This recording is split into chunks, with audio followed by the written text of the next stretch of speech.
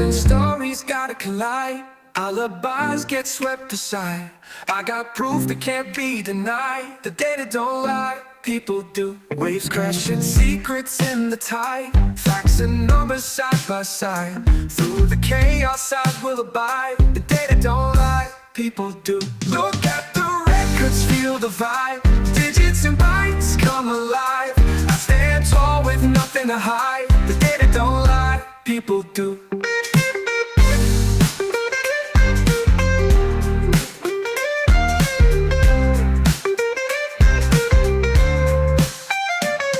May twist and tongues may tie. Plausible tales shape the sky. In the end you can verify. The data don't lie, people do. It's in the matrix beyond the eye.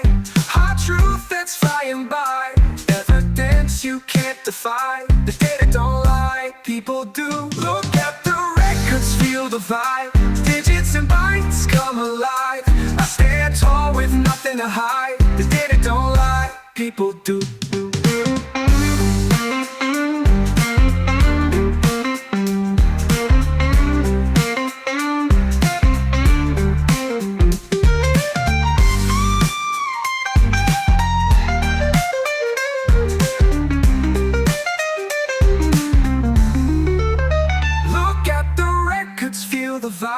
Digits and bytes come alive. I stand tall with nothing to hide. The data don't lie, people do.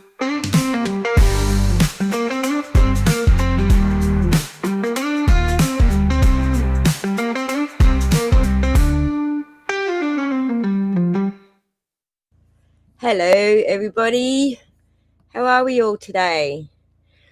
Doing well, enjoying the music. We were jamming a little bit. I see that. Everyone likes my little tune. Full disclosure, that is AI.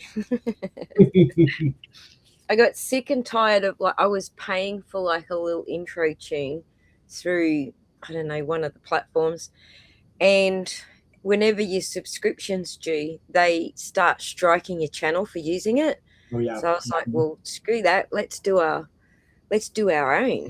I made a whole video of trying to make my own song and layering on all these, just me, and it was yeah, I don't think it turned out very well. I do not have the skills, so I've been like, will somebody please make an actual decent, somebody with real musical talent make a song for me? It would be great. I mean, it's still brave of you to do it. Yeah, I tried. I absolutely will not sing in public. It takes a lot of tequila to get me to do karaoke. Me too. In fact, none at all, because I won't do it, but I won't sing in public either. But I like to play the guitar a little bit, but I'm very much a try-hard, so I couldn't even strum a tune like like smoothly to get an intro. So I just went with AI, and everyone loves it. So AI did a good job this time, everybody. So fair warning to you all. When I booked a stream, I got an email from the power company saying that they've turned my power off for 2 days. So we're on generator right now. If I happen to disappear, we have a technical malfunction with the machinery and the Pun King will take over. I don't know how long you will get on the stream after I leave as the admin, but you'll get at least 5 or 10 minutes. I know, at least I've tested at least 5 or 10 minutes worth before. And my audience is actually very used to the Starlink kidnapping me or something going on at my end, because I live in the bush and there's always something going on. So it's just the newer Reckless Ben audience that probably wouldn't be used to it. So shout out to the mods for joining us today. And what I thought we'd do today is a little bit different. I don't want to put you guys under the spotlight like you have been lately. We are satisfied that you guys are being transparent just from our study of your photographs and stuff. So the first thing we want to do is probably get your reaction to what we found in your photographs, because I'm pretty sure Chris was like gobsmacked, and Ben too. And then we'll go through the main exercise for today is working out which room the photos were taken in, so we can do a little 3D model creation just for something fun. That'll be That'll really be cool. fun, That considering will be my fun. lack of I any know, sort like of I'll be going. any sort of depth perception or sense of directional awareness. Yes, that will be Right, fun. me too. Me too. So it'll be interesting to see how it all maps out in the rooms. But what we want to do is compare that with where Bam says that the things were when they photographed them, so we can see what the shuffles were that were happening. So Yeah, let as me far just as our reactions, I mean, it blew me away. And it's funny because I was always saying to her, you should turn off the video capture. It chews up a huge amount of memory on your phone. And so I always turned that function off. I had no idea that it recorded sound. So when Neither you did I. discovered something in the sound, that was just wild to me. That was so cool because throughout this whole thing, the more evidence we find, the better, because we're telling the truth. Like we're trying to provide as much honest evidence as possible. And so you finding more was very helpful. That's all right. It was my pleasure. And I've been doing this on my channel for quite some time, looking at different cases and where the data is catching people out and teaching people what they can see in the data, like rather than just imagining they can see things, which is very, very common with visual stuff. If you're looking at pictures or you're looking at video, it's very easy to see things that actually aren't there, or for your brain to trick you that you're seeing things that aren't there. So that's kind of like my main sort of mission on my channel, is just teaching people the tech and wrapping their heads around how you can actually dig into the tech to find out what, if you see something, then you can generally find something in the binary bits and bytes that matches sort of that area of the video or whatever. So that's kind of where I've been going lately. What was the first question? I want to get this question out of the way because it's burning everybody. So when we went through your pictures, we saw the minifigs in the little sandwich bags. Yeah. Are they the uninventoried minifigs that everyone's been raving on about? No, they are not. Oh, No, they were inventoried. they were inventoried. So Right. you can see They were duplicates. Yeah, they were ones that just we didn't have space in the minifigure case for yet. They Right. were either duplicates or we just didn't have room for them. So in those pictures, you can see the white tags. If Yep. the minifigure had that white tag on it, it was inventory, because my process was identify the figure, check all the parts, price it on Bricklink, put the tag on it. So the tag going on it was like the last step of the inventory process.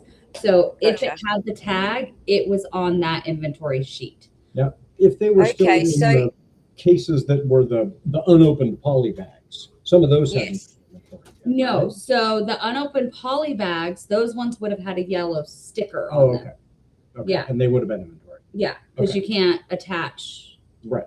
the White string. tag to Yeah. something that's still So in the if bag. it had a yellow sticker or a white tag, it was in the inventory. So there's two different things that people are like, two distinct things that people are talking about when they talk about the uninventoried, like the bags and minifigures. There was the 300 and something, I have the number written down somewhere, 340 something figures that I returned to Brian in January. Those ones, I handed those back to him in the original bag, that like they were in the original little minifigure bags that his dad had put them in, with his tag on it with the cost and the figure and that. And then those little bags were put into larger like Ziploc freezer bags. I had separated them out by basically by like theme, not by theme, but like, Clone Wars, or here's all the Clone Troopers, here's all the original trilogy, here's like separated them out so I could go through very easily if we were running out in the case, because they were duplicates. Those ones were never inventoried. That's why they were with me when they took over the store and not in the store. Nice. And that means he got them back. So he got them, yeah, because it was really, really difficult to work on inventorying those figures when I was at work. because you'd have to sit behind the counter with my computer and go through those individually.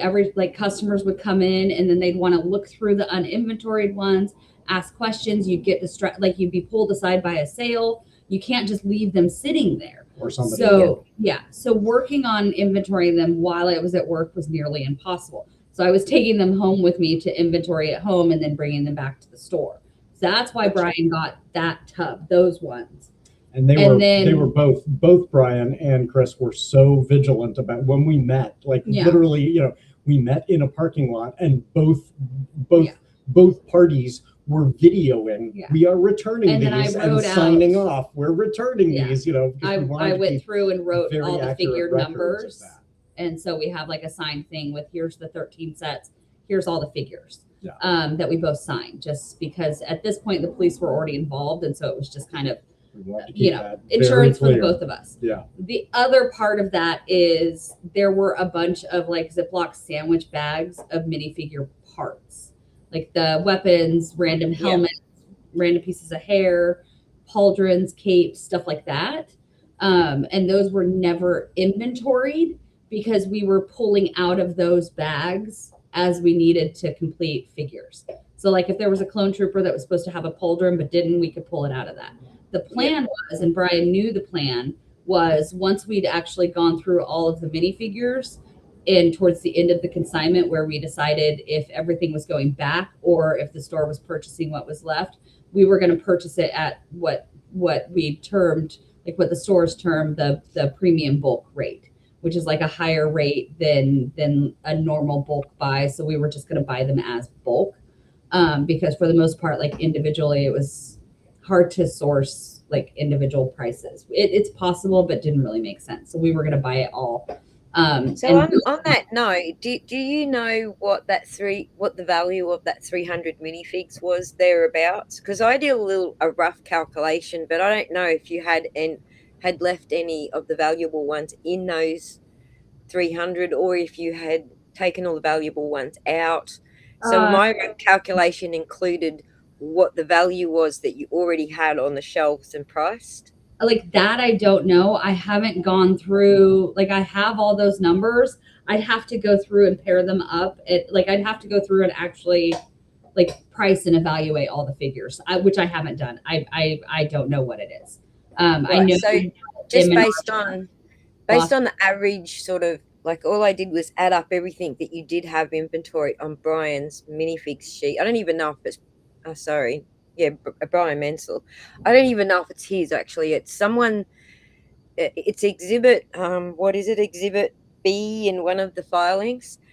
Is that Brian Mansell's spreadsheet with the POS in the farthest right column? That I don't know. It's in. I don't know which filing it is, to be honest, because when I got them, they weren't connected to which cases they were meant to be. Is it a filing or was it from CoffeeZilla's thing? Because CoffeeZilla did. No, it's a filing. It's either the RICO case or your case. It was an exhibit. Remember, did we include that in our? I don't think we've included that initial, in ours. I don't believe so. So it must have been Brian's because I don't think we've included that in our initial. Well, I'm not sure if BAM created it or if it is. That I don't know. Because it's got POS. It's got POS values in the rightmost columns. POS value that was BAM created because mine did not have that column, and the POS value was what they claim the sales reports. And I can't verify that because I don't know whether it was actually Brian's Star Wars tickets that they were pulling or just Star Wars from the store in general, and those are two different inventory things. So if it has that, I'm thinking that they were BAM's. BAM's spreadsheet as well because it's got the POS on it. Yeah, so I don't trust. It would be theirs. I just confirmed it is Exhibit B on the BAM versus Reckless Ben. Okay. It's labeled sold sets, Mansell investigation, and then the date. Yeah. Thank you. And so I'm not trusting it to be the full inventory, even though I don't want to diss CoffeeZilla's work. Like he did a great job, and I feel like for what he was given, then that's the numbers. But if he's only given that and not actually a copy of Brian's own spreadsheet or even your spreadsheet, He then was given a copy of ours. a copy of yours, Yeah. which is the Which same is copy that's you and right. Brian shared. Yeah. Yeah. I wouldn't mind if you One of my emailed me. frustrations, I mean, CopyZilla did a wonderful job, but one of my frustrations was one of the things he cut out, and I understand he has to cut things out for time, but Yeah. he didn't include us saying part of the challenge is that BAM never completed a complete line-by-line inventory when they took the store, which they were legally obligated to create by their contract. And so he Right. was creating all of this, doing this incredible amount of work. And I wish more people in the public understood he's making it, I mean, making it up. He's doing, the best he can with fragmentary information Where because we should BAM have. did not do a proper inventory. Well, and one of the Right. things that And that's that was in your contract, wasn't it? That he would do that inventory. And they confirmed it the night of over the phone. Oh yeah, we'll provide you with a complete inventory. And they never have. Well, and one of the things that he leaves out in his evaluation, in the final total was the minifigures. And so that confused people because he was looking at the sets. And I shouldn't say they never completed an inventory. Maybe they did. They've never provided it to us. Yeah. They said they would provide it to Reckless Ben and never did. They said they would provide it to Brian and never did. So if they have it, show it. And if they don't have it, they should admit it. Right. Well, I mean, I certainly hope they have it because they told the Kaiser Police Department they have it. Right. But never showed it to them either. So. Well, here's the thing. I've been saying all this time, surely that's not legal. And then I looked it all up to work out what is and isn't legal. But I also had Rose's help leading me to the American regulations versus Australia's regulations. In Australia, we call what they're doing Phoenix activity. And it's highly illegal in Australia, and we have federal regulatory bodies attached to the Treasury Department and the Tax Department that oversee that. As soon as they get a complaint, they'll investigate. I mean, that's how it's supposed to work, but who knows? Once you've got this many eyes on it publicly, they will investigate. But you guys haven't even got to the point of triggering that, even though it's in everybody's mouths. Right.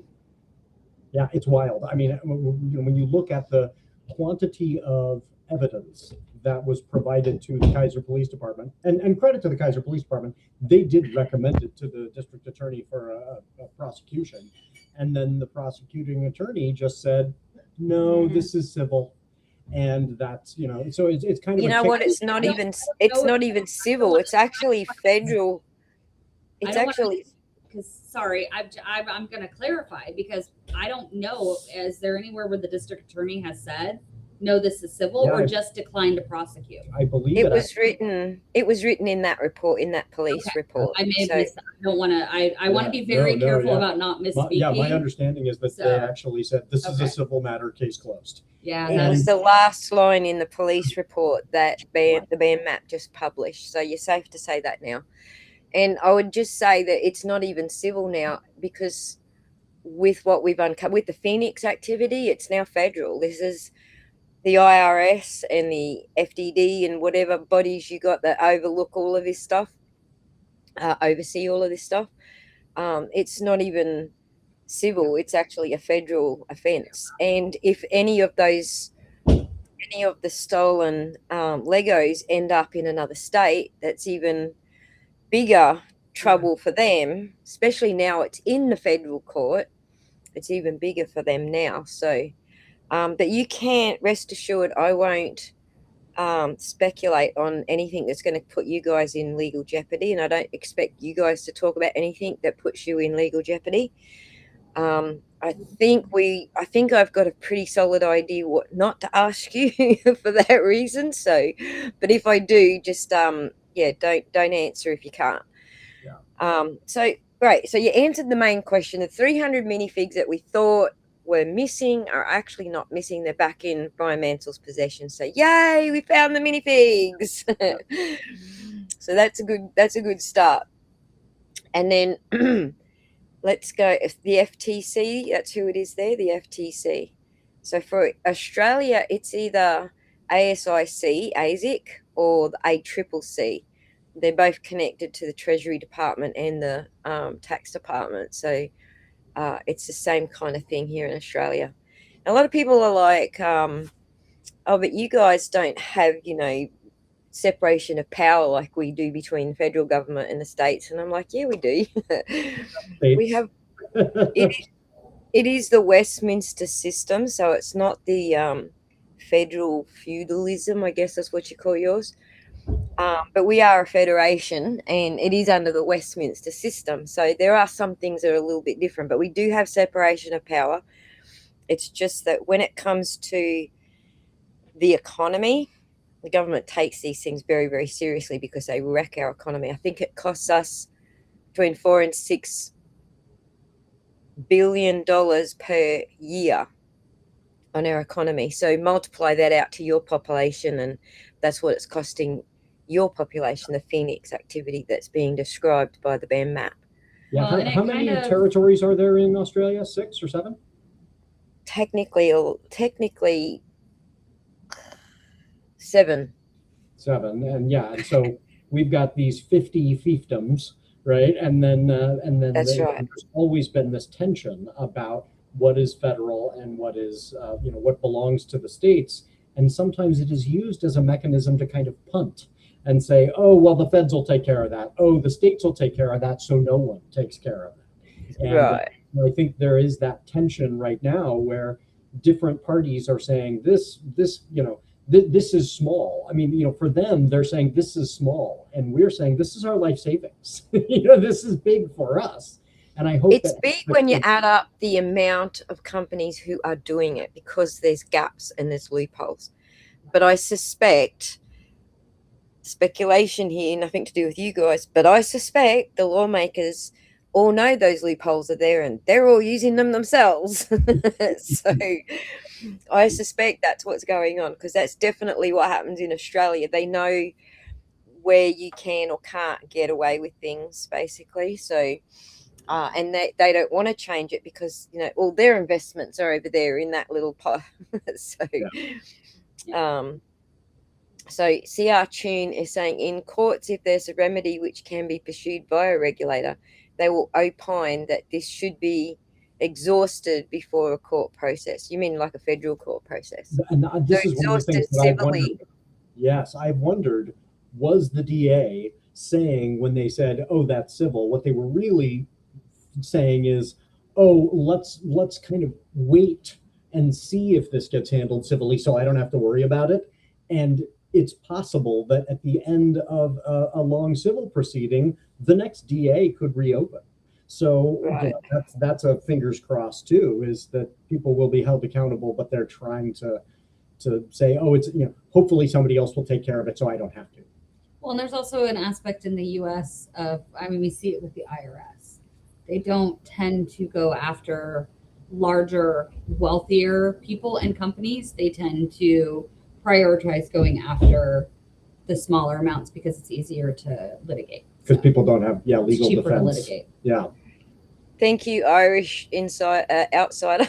That's why I said technically 7, because we actually have a state within a state, and we also have a whole bunch of islands around the outside that are also considered part of the states. So it's 10 actually, if you want to be really technical. But 7 that you can see on the map, if that makes sense. So. Okay. What was I going to point out? Yes, Rose, thank you for the super chat. I suspect the same. I suspect the same, because that's where all their money's tied up in, right? Ben sounds a little muffled. I can still make it out. Would you like me to bump the volume up on? I can do that. Let me just bump the volume up on you guys. There we go. Bear in mind, the more I make it louder, the more we can hear you breathing and all sorts of things. But you guys are further away from your mics than we are. So did you have any questions for Ben and Chris before we go into what rooms everything was in? I think all of mine are generally on the individual pictures. The only comment that I have on this is just since we mentioned the CoffeeZilla video, I'm still stuck up on the way he did the layaway, and that's a lot of my questions will be along those lines because I feel like he thought that they teleported out of the store, and that doesn't make any sense to me. So I am just coming at that from ignorance. So I'll probably ask questions that way. One of the things I did notice about the layaway is that their statement was something along the lines was nearly everything was on layaway. And then we look at your photos and we see like barely, I don't know, maybe 15 sets with a sticker on them. Sorry, a sticky note on them. So let's do it. Let's do that. And then you can ask them as we come across them, hun. Yep. All right. So we got a little box here to type what rooms everything was in. Now, this is in time order. Oh, actually, that's probably, let me do, I'm just trying to decide whether we should do that or not. I have another video. I put all of Chris's little segments together into one video, and it comes to about 2 minutes, I think, and 15, let me look, about 2 minutes and 15 seconds. When you string them all together. But I'll do it later so that, because that's where the audio is sort of put together and you can tell us what you were conversing about during that little snippet. So I think it's 3 in a row where we caught some of the conversation. It's been a year and a half, so I will try my best. Well, I think it's to do with what you said just a little earlier, where you were discussing that they would inventory and see what's what and so on. So that's what I think that discussion was, but you can confirm that when we get to it. So let me get to the right tab here. All right, so guys, while I'm on the different tab, I can't see your comments, so I'll come back every now and again to this tab, and if you've got questions for Chris or Ben, I will read them out, but just give me a few moments to switch between tabs. All right, so Ben, these are your camera. So the Samsung S22 are in the teal. So let's have a look which picture we're looking at. This is obviously the glass counter, right? Up front. Front. We'll just call that front. Front counter, we'll call it. So this will be the very front of the store. If you you can see in the, I just realized you can't see where I'm pointing. If you look in the upper right hand corner of that picture, you can see the like the reflection there, and then the windows. But so that's a reflection. But if you see right where your cursor is, those are tiny little alligators. So this case itself is shaped like an L. So it's the animals go this way, and then okay, there's another one that way. Yep. To the other side. So that's that part of it right there faces the front window of the store. And then the part where you can see like that part faces out to the store. So this is the very first case. It's shaped like an L. Tattle's cage. Do you see the like that shoebox type thing that's on that shelf? Right there. So we would have customers put something on hold that they were just like, it wasn't on layaway, but it was like, can you hold this and I'll come back tomorrow? We would just like a few things there. Right to the right hand side of that was where Tattle's cage was. So is that a mirror? Is that a mirror there? That's a reflection of, I'm trying to look close enough, and I can't, like, I don't remember. Yeah, it's the mirrored back of the door of that case, which is open. No, I know what that is. That is, there was like a dowel strung across with a brick printed like sheet on it to block kids from gumming behind the counter. And this colored sheet. Well, the reflection, I'm asking about the reflection though. That's reflecting from this side. No, seeing that's through to the. that's inside the case. Yeah, you're It's seeing just like through it's a into the little bit next part blurry. of the L case. Yeah. Oh, I get it. I'm oriented now. That is the Yeah. back of the case, and the door is open. Yes. Mhm. Yeah. Yeah. Gotcha. You can see where that shoebox is. Just a tiny little bit of the black sheet, the black cage cover that covered Tattle's Right. cage.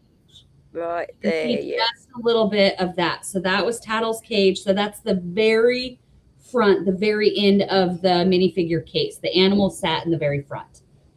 We'll have to go Awesome. through this for all this. That's great. Now we've got that orientation, and that mirrored bloody door threw everything off too. So It looks like it's a mirror, but I don't know why, because it's not a mirror. it's It is- glass. Yeah, because you can see that those are alligators on that top shelf, and so you can see that the tail is, or the sharks. So you can see the tail, so it's not a mirrored reflection. Yeah, So that counter is actually there. That's a glass. Yeah. it thing just through weirdly glass. weirdly looks like a reflection, but it's not. I think it's just like the camera itself. I don't know. Gotcha. Oh, it's because you have a crappy camera on yours, and mine was better. Yeah, on that note, just so you know, Ben, you're right that your camera will take a lot of room to store these, but Crystal's camera has this new generation of a couple of things, storage space and the way the pictures are made up, that she's probably storing that 2 seconds of video in the same amount of space that you're storing a single photo, because she's got the Snapdragon Gen 8 on her S23, which was new for that model. Just so you know that. Yeah. Is that still the phone that I have? Yeah. Yeah. All right, so here's your next photo, and this is the same thing again. So that's front counter. Front. Oh, is this whose picture is this? Mine. I just was It's going a- down mine. It's the same picture, and it's only a few seconds later. So if you look at the time on it, Slightly over. Yeah. Oh, I see. I was like, where did the sharks go? Okay, I see. I just shifted slightly. 11. Just slightly over. Yeah, because you can see them in the very back. Yeah, okay, I see. Right, you can just see a tail right up the back there. Yeah. Okay. So that's front counter, and I'm guessing this is going to be front counter and a different You angle. can see that L. Yeah. And there's the sharks. That's the L shape that you're talking about. Yeah. So this faces the windows, and this is inside the shop. Yes. Yes, that's Yeah. correct. Okay. Yeah. All right. Now we go. What do we got? 4316. Come on, Paige. Be nice to me. And then this is 43. So this is seconds later. This is Crystal's first little video snippet. Where are we? Hang on. Let me play it. As you can see, we were running around madly doing this at the same time. So she was in a different room. As I was in the front, she was in the back. So when I added up all the timestamps, and it's actually for the 14th, it actually ends up being 19 minutes and 35 seconds they gave you before they kicked you out. That sounds about right. Well, that's how much we had when we realized, like when we finally realized they're not going to let us stay and do an inventory. Now we need to frantically get as many pictures as possible, because we spent time on the phone with Kai McAllister trying to work it out. And then it was finally like, there's no way, we don't have time.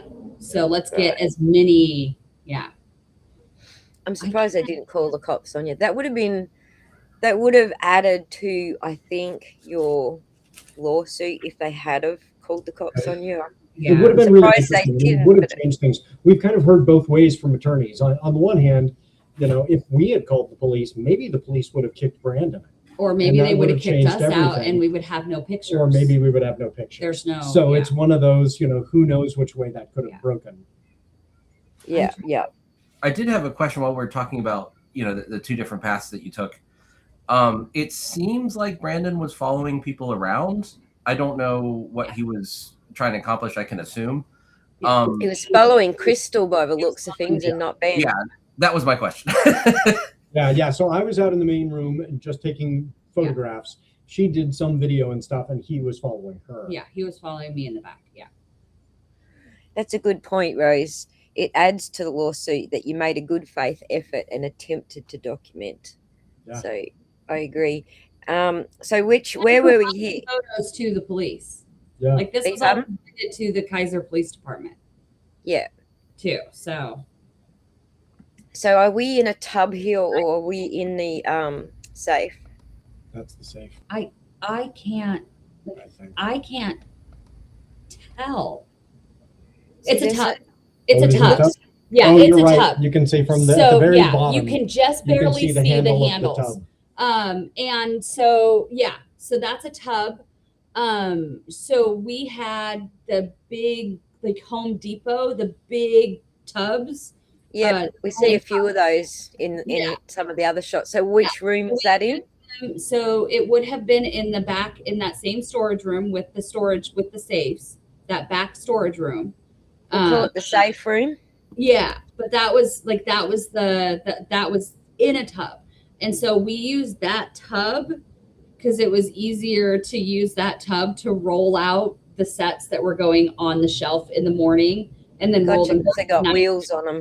Carry multiple armfuls of sets. Right. Gotcha. All right. So, oops, let's go to the next one. This is Crystal again. And this looks like a tote just because I can see your legs and the thing. Same room, safe room. But wait, those aren't my. Are those Brandon's legs? Those aren't my legs. That actually, you're behind the camera. Yeah. Well, is that mine or Ben? No, that's I your don't know. picture. That's Brandon's Play. legs. Is that my? Look, he's almost on top of you. Because if that's my camera, those aren't my legs. Yeah, I think those are Brandon's legs. Yeah. And so you can see those two were not part of Brian's collection. Those two were certified sets. So they were open, but we went through and made sure all the pieces were there. So they've got that little sticker on it. And that's just like we certify that all the parts are here. So this is still in the safe room? Yes. Okay. It's still a tote. Yeah. Yeah, inside the tote. Yeah, all of those were questions I had when seeing this one was, could we identify who was standing there? And I've seen a lot of boxes that look similar, but some of them are more beat up than others. So this actually might answer those questions. Well, and that's the certified one that's, often beat up. Sometimes it comes in partially built. It comes in, the bags are still okay, but the box is open. And so that's why, like, you can literally even see my initials. You can read that tag. That's the you can literally read all bags sealed and my initials on that top tag right there. And I'm almost certain, I'm not going to swear to it, I'm almost certain that's an Ewok Village set. Right. Tiger, that's funny. Reckless Ben should slackline over being corporate. So that's actually one of the things that caught my attention to this. Is it seemed like there was an Ewok village that wasn't beat up and one that was. The one that wasn't was on layaway for Walker, and there's even a stick like that. He was one of my regular customers, one of my favorite customers. Is why, like, he sticks in my head. But I remember that certified set coming in on a trade. It's not part of the Mansell collection. Not part of the Mansell collection. No. What does certified mean for someone who doesn't collect Lego? Certified means it means that, like, we have the instruction booklet, all the stickers, all the minifigures, and all the parts to the set are all in good condition. So we can guarantee all of the pieces are there. Sometimes sets would come in and it would be like partially built, or a set would come in and it would be like unbuilt, disassembled, but all together with the instructions. And so sometimes you would see certified sets in their original box like this. Yeah. We would put them in a white box. And so as we go on, you'll see some certified sets that were in white boxes because it didn't come in with the box. It just meant that you could sell it for a little bit more than you could sell a built set for, because we could guarantee all the pieces are here. Yeah. Thank you for the super chat, Night Squire. Ben and Chris answered that question back at the start. So just rewind, because I'd rather you hear their explanation and we don't have to make them repeat themselves, but they did answer that question directly. That was one of the first questions we asked them. All right, so the next picture is... I do have a small question on that one, and I think this will come up with other pictures. It looks like just next to the UPC, you can see item numbers. Is that the set number? Where am I? Up top? Yeah, just above the barcode. It's not the set number. It's, item. yeah, it's not the set number, and it's not like the barcode number, because like Lego sets they're not that many numbers. I genuinely, like, I don't know. I think it's batches. So It might well be.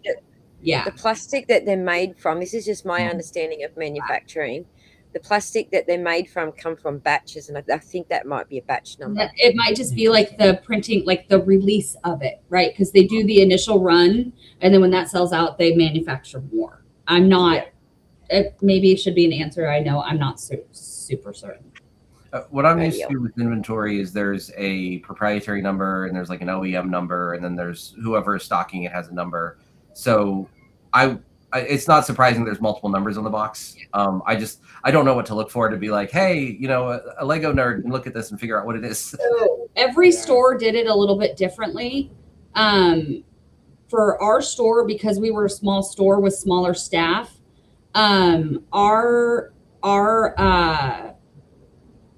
only our new in box, like from Toy House or from like Chower and Toys or Big Kid Bricks, anything that we were ordering new would have an inventory, like an actual, like the barcode would be in it and would have its own individual inventory number.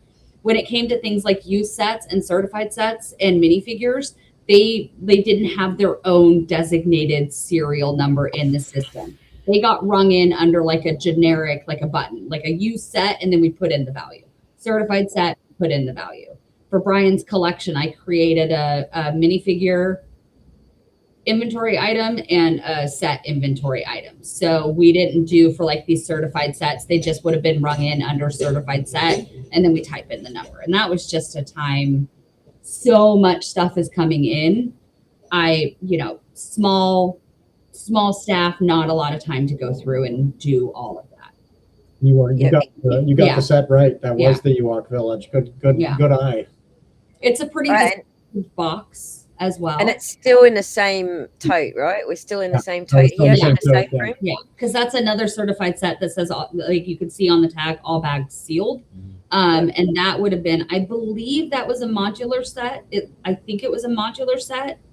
I can't tell which one. 10232. Somebody in the comments is going to pull out what set that is. I'm almost certain that was a modular set, but I'm not. Is that your little monogram on there?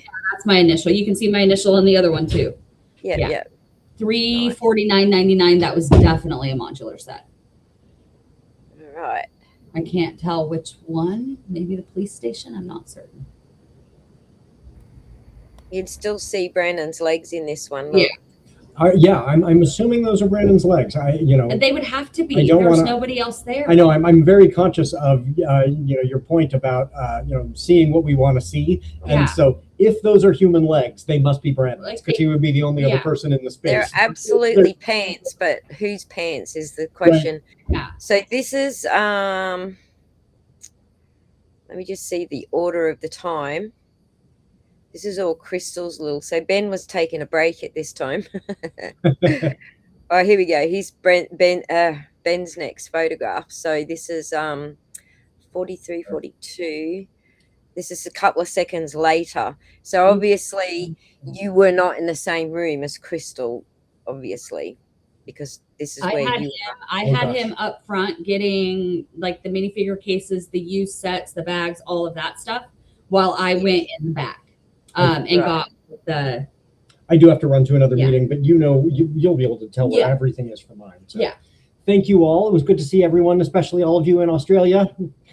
Thanks for joining us. Sorry I couldn't make it earlier. I got so many things going on, including power outage. So a writer I admire is doing a reading, and I get to meet with a bunch of other authors. So this was prior engagement, but she knows where everything is.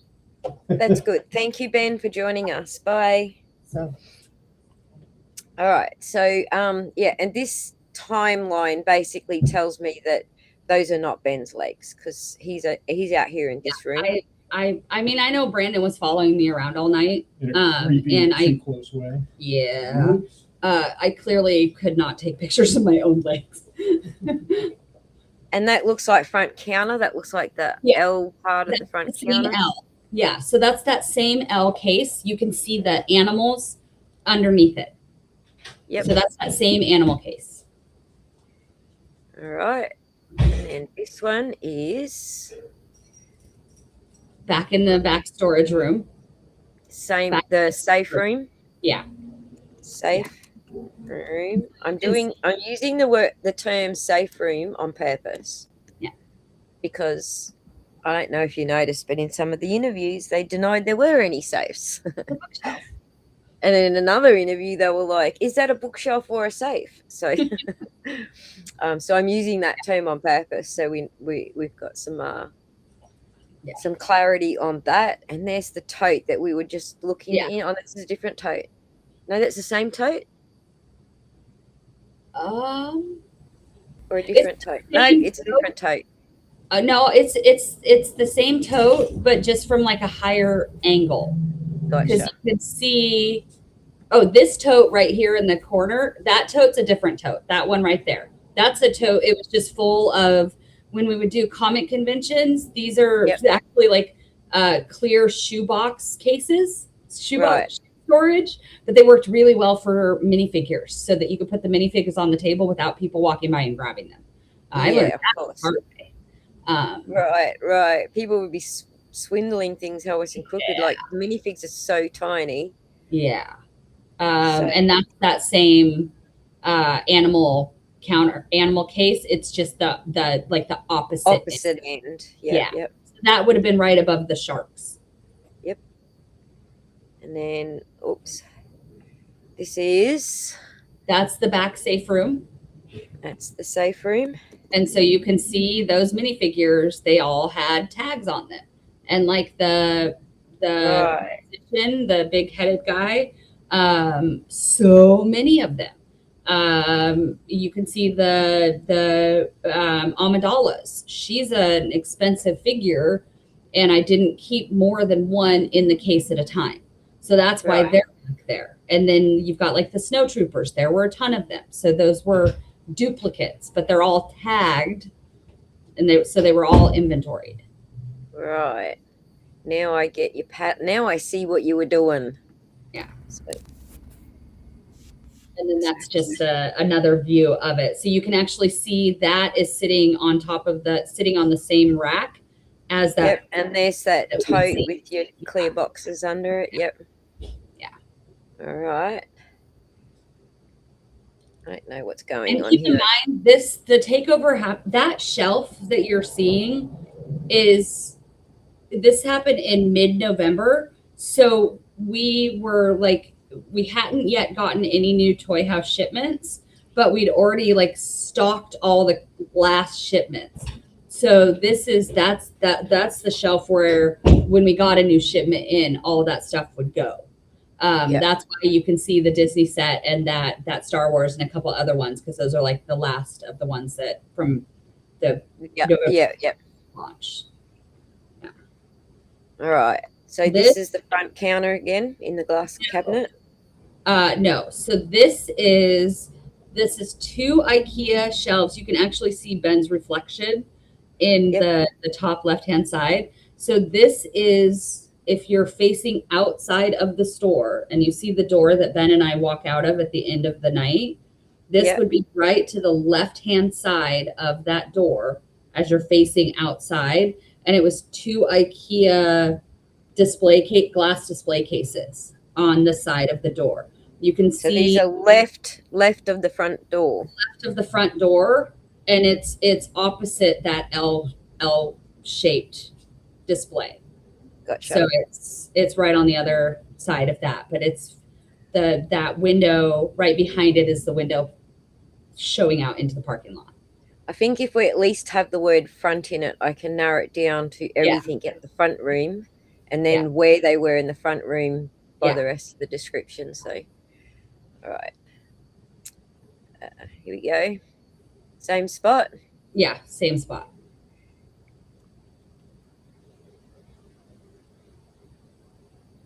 Oh, you can actually see my car through the window, my license plate. Can you? Oh, is that what that is? Yeah, Your right car.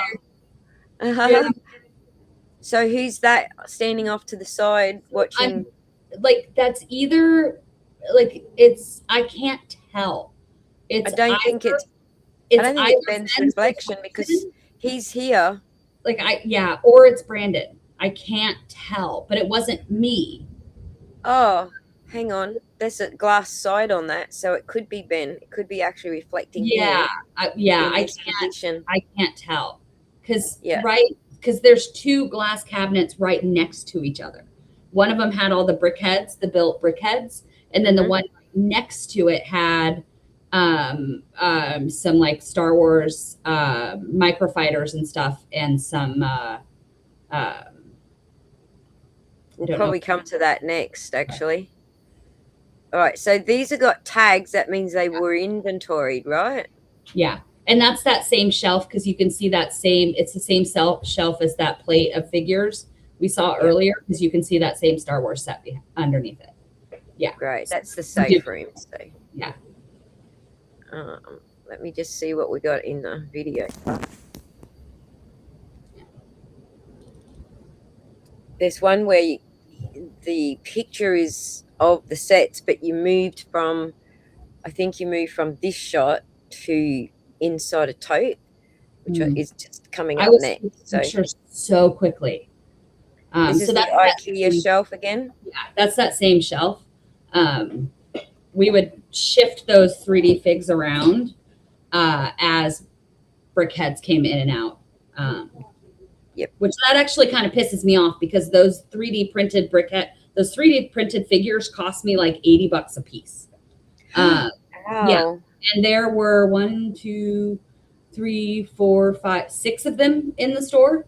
Wow. I ordered them from Europe. So these are not Ben's. These are not Brian's inventory. No. I guess that's something we haven't tagged. Oh shit! I don't have room for it. Yeah. Hang on. Let me just go back here and do a little X on what is Brian's inventory. There's a mixture of we're trying to because it wasn't just Brian's inventory. It was your inventory as well. All of it. Yeah. Yeah. So none of those are Brian's. That's yeah, all just your front counter. Yeah. None of those. It's all just your front counter. Yeah. These I don't believe, no sticker. Yeah, I don't believe so. You can't. Yeah, I don't think any of those had that sticker on it. Yeah, because those weren't certified. Yeah, those weren't. No. None of that. None of that. Neither of those. Okay. None of that. Those were. All right. I'm just going to put an X in the box so we know which is which. None of that. None of that. Those were.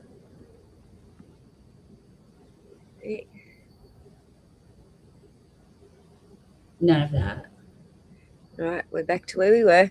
This could take a while. Now, if you want to go to bed at any stage because you're getting tired, you just say so and we can continue this another day. Because remember, there's 231 of these and we're going through it very slowly at the moment. I mean, it's only 6 o'clock here, so. Okay, cool. No, you're fine.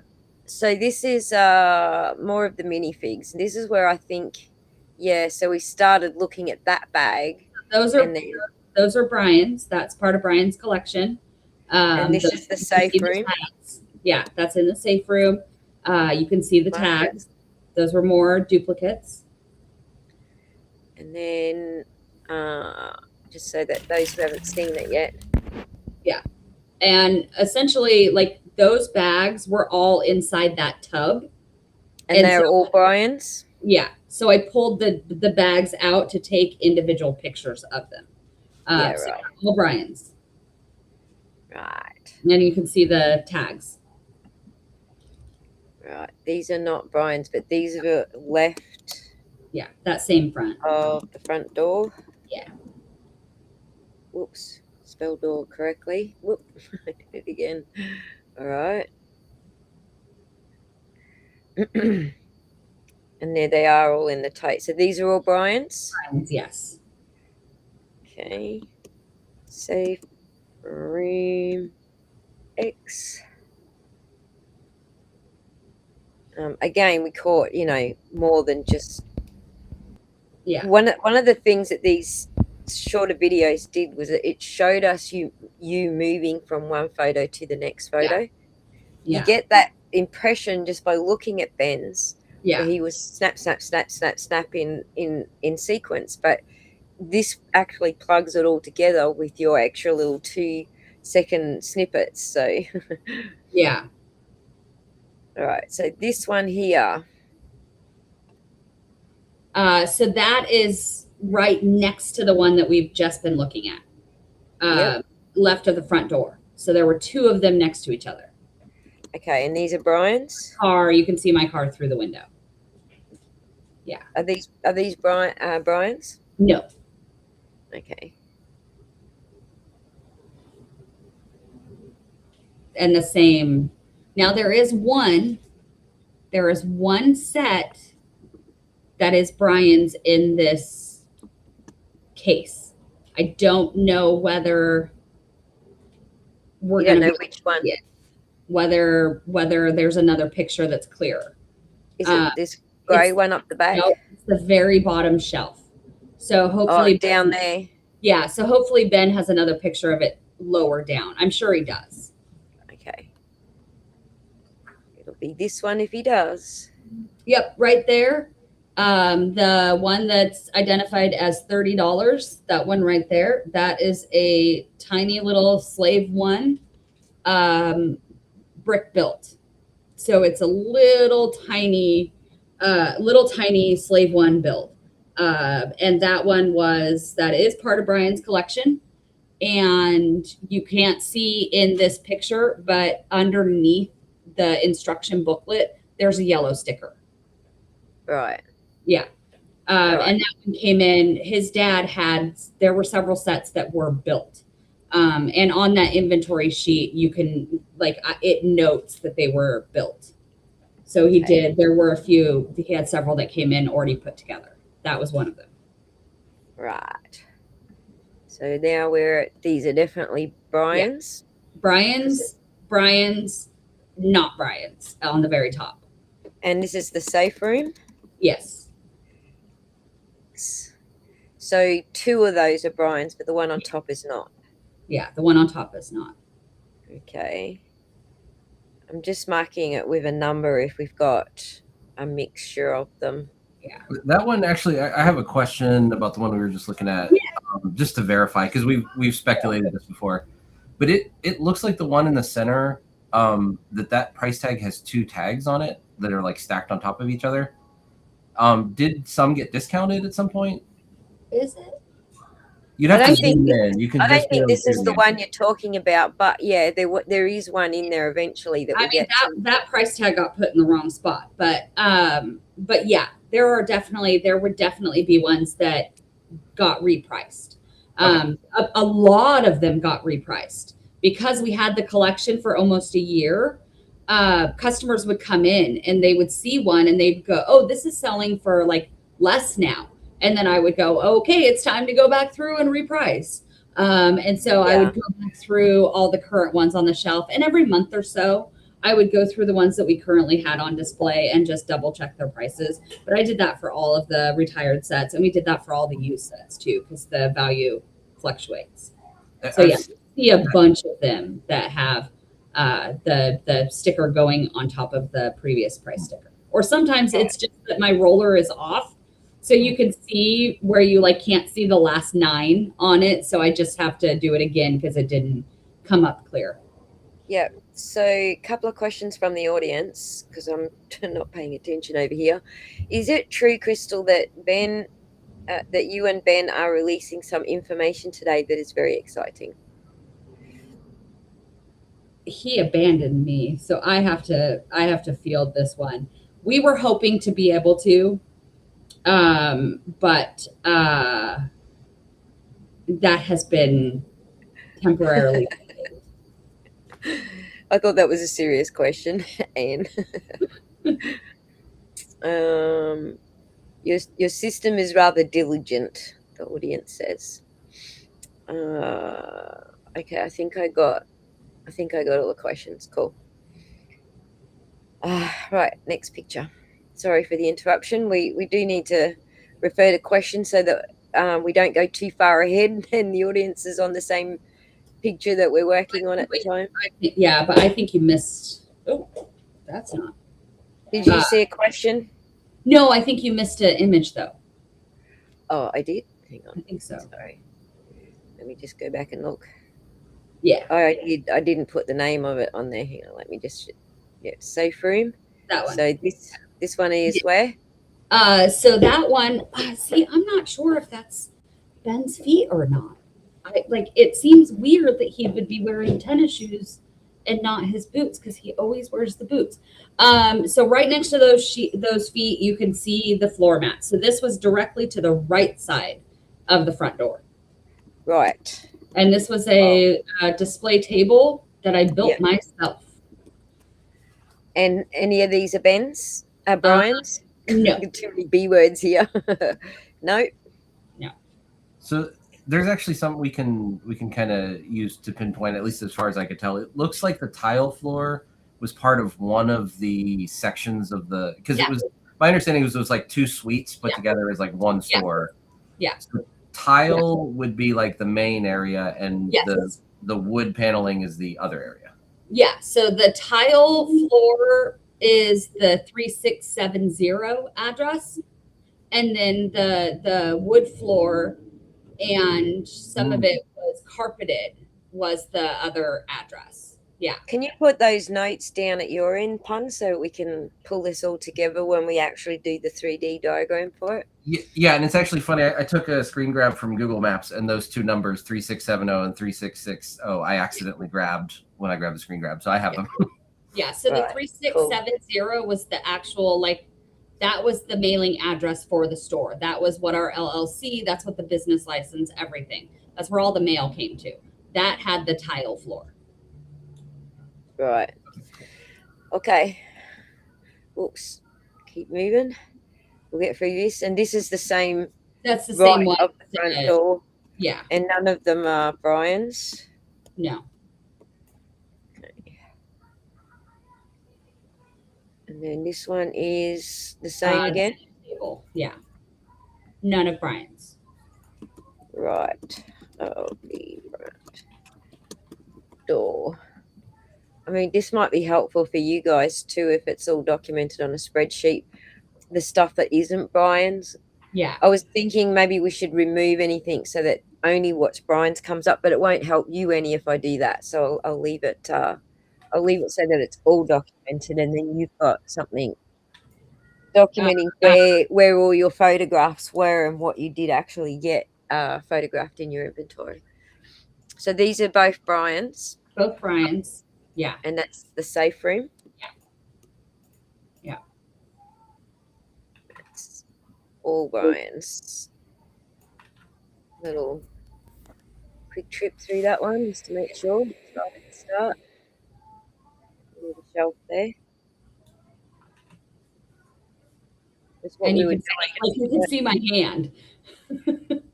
That was what we were doing to see if anything else was in the picture. Like you've got your main picture of whatever item it was that you were photographing, but then we got other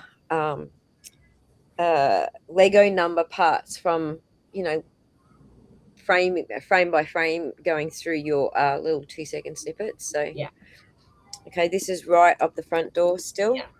Yeah. Same table. Ben was very, very thorough when I told, because he really didn't know what to take pictures of. And he took which is good. But I kind of left him in the main part of the store while I went back to the storage room. Get everything. Yeah, he really did.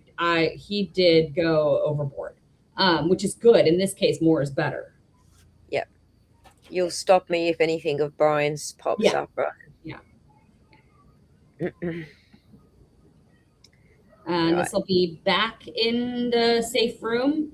And then we have Brian's, not Brian's. That one there. Yeah, right in the middle. So 3 of them are his. Yeah. Gotcha. Quickly run through that. We'll get to the conversation ones in a minute. All right. And Both then Brian's. What about this one up the back here? I'm trying to read. Let me play a little video so you can get some more. I'm trying to read what the post-it said. Post-it. I can zoom in on that post-it for you. Yeah, little post-it note. PARLBL something. It's a name. Let's not. I'm not going to say that out loud. It's a customer name that was on hold. I'm not sure if that was Brian's or not.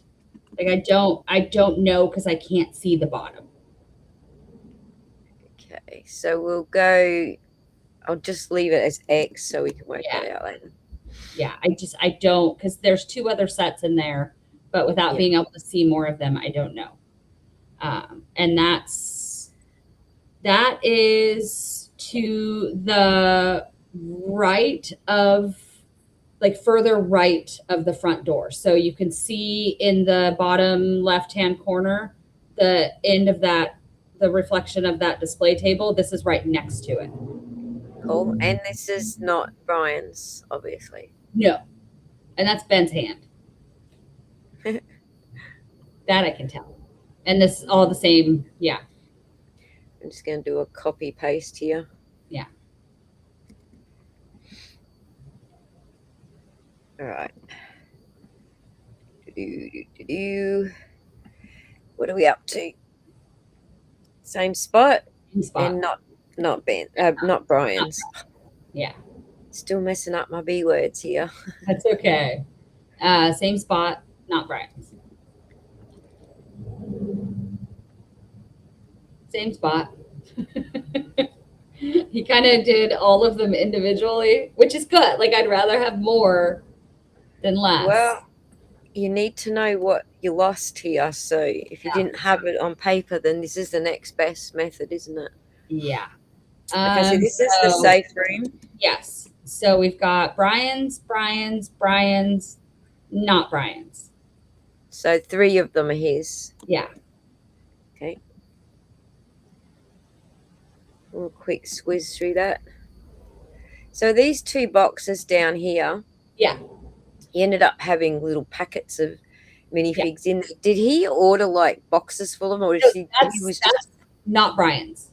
So those are poly bags from Toy House. So those are not Brian's. Gotcha. That was a sealed package that we hadn't opened yet, and a box that we had opened. Those were individual, like $5 poly bags, not Brian's. Right. I think you got a close up of those poly bags too. Yeah. I got a close up so you could actually see the set number. Yeah. And so then, these are both Brian's. Safe room. All Brian's. There was a few on the bottom there. Yeah.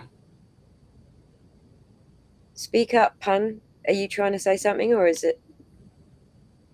No. I'm actually following along on the side here. I've got some of the videos here, so I'm going back. Yeah, so that's that box of poly bags under it. Yeah, you can see right in that corner. Yeah. All right, we are still in the same spot, aren't we? Yeah, back at the front. And not Brian's. Not Brian's. All right. Let's go. These are both Brian's. Yeah. I'm not sure about the one on the top or the one on the bottom because I can't see. Hang on, let's do a little video play and see if we can see more. because there's one on the shelf right above and then one on the shelf underneath. I don't think the one on the top shelf is, but I'm not like, I'm not. Doesn't look like Star Wars to me, It although is Star Wars. it is there. Of course it is. Ultra Droid, it might have been, because I was a retired one, so it may well have been, but I'm not, without being able to see that bottom, I'm not certain. Okay, this is safe room X. Right. Same thing again for Ben's Yeah. and not Brian's. No sticker on it. Oh, wow. And this There's is a lot going on here. back in the safe room. Those are all Brian's. All Brian's. Wow. All Brian's. Yeah. That's awesome. Well, someone can count those. That was a rolling cart that we put the battle packs and microfighters on, and then it would get rolled out onto the sales floor. Yep. Because there were so many of them. 1, 2, 3, 4, 5, 6, 7, 8, 9, 10, 11, 12, 13, 14, 15, 28.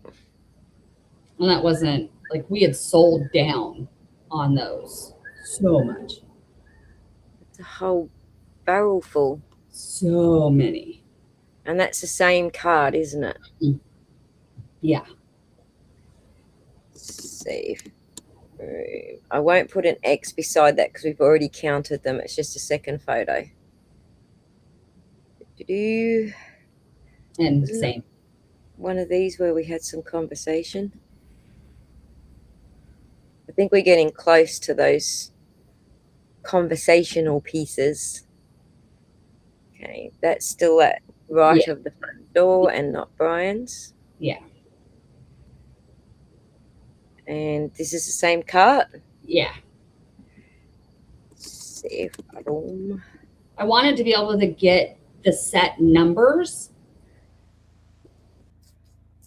I mean, with all of the pictures, was to be able to see all the set numbers. That was my next mission, was to go. Once we knew what they were, we'll put the set numbers in the rooms rather than the photographs. When we build our little 3D rendition of all of this, that's the same cart. Same cart, yeah. Safe room. Okay. And you can see there's carpet underneath. That's part of the other side of the building, the second address. Right. You're taking note of that, Pun? Yes. So I was thinking that if you were oriented at the entrance. Hold on. Hold on. I have to lay it out in my head before I say that. Her orientation partner has left the room. That is the second address, not the 3670. Yes. So my understanding is you would walk along the counter. To the left would be that birthday party room, and then behind that is where these offices are. Yes, and okay.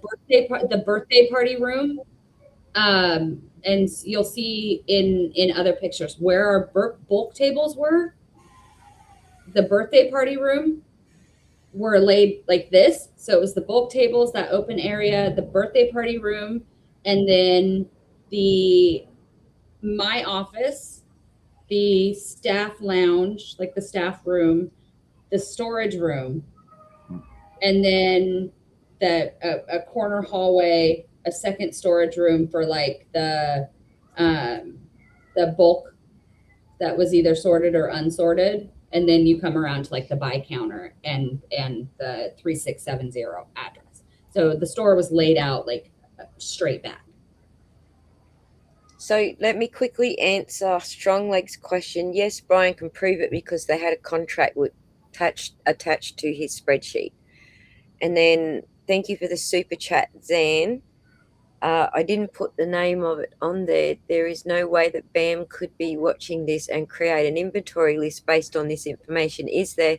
And the answer is depends what they want to do, because they've already entered this in their inventory list into evidence. So Mhm. It's already, I mean, these videos have been out since the CoffeeZilla one. I would challenge them to provide, if they were going to do that, to provide, when was any inventory created, date it. You can't create any document. There's no document that you can create that doesn't have some sort of data on it.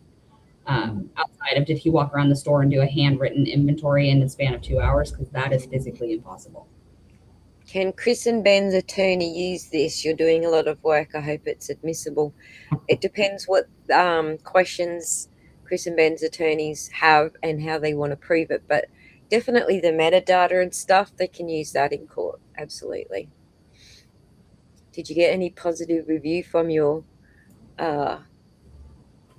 lawyer about your metadata? I mean, we haven't gone into, we're still so early in trying to like push them to do mediation. So we haven't gotten. Really? You're gonna mediate? I'd be suing their asses. I'd just. I mean, we have filed a lawsuit.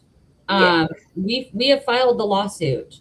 They But have, you do have to do the mediation as part of the lawsuit.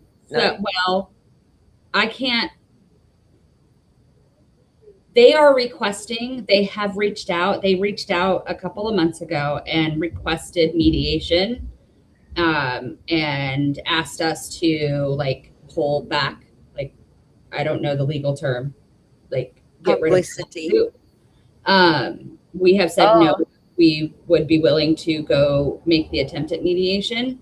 And then communication went silent a month ago. So our lawsuit is still there. We are hoping there will be some information coming out in the next couple weeks. Right. While we're on this picture, and I may have just missed this comment. So from what I can tell, there's 2 safes visible. Is that accurate? Visible in this picture, yes. There were 3 in the room. 3 in the room. Okay. I thought there were 3, but I've been trying to orient the room enough to tell where they would be. So I mean, if you go back up, so there's one there, one there, and then one there, right? Yeah. So if you go back up, it's a little clearer on the right here. So you can see, here. So you can see the door in the very top left hand corner. You can just barely see the other side, the door handle. So in this one here, that's the safe and that's the door open. The left hand, the white space on the top left. Yeah, that other side. Oh, the top left here, yeah. That white space. See that little silver thing right there? I can't point to it because right there. That's the door handle leading into that room. Gotcha.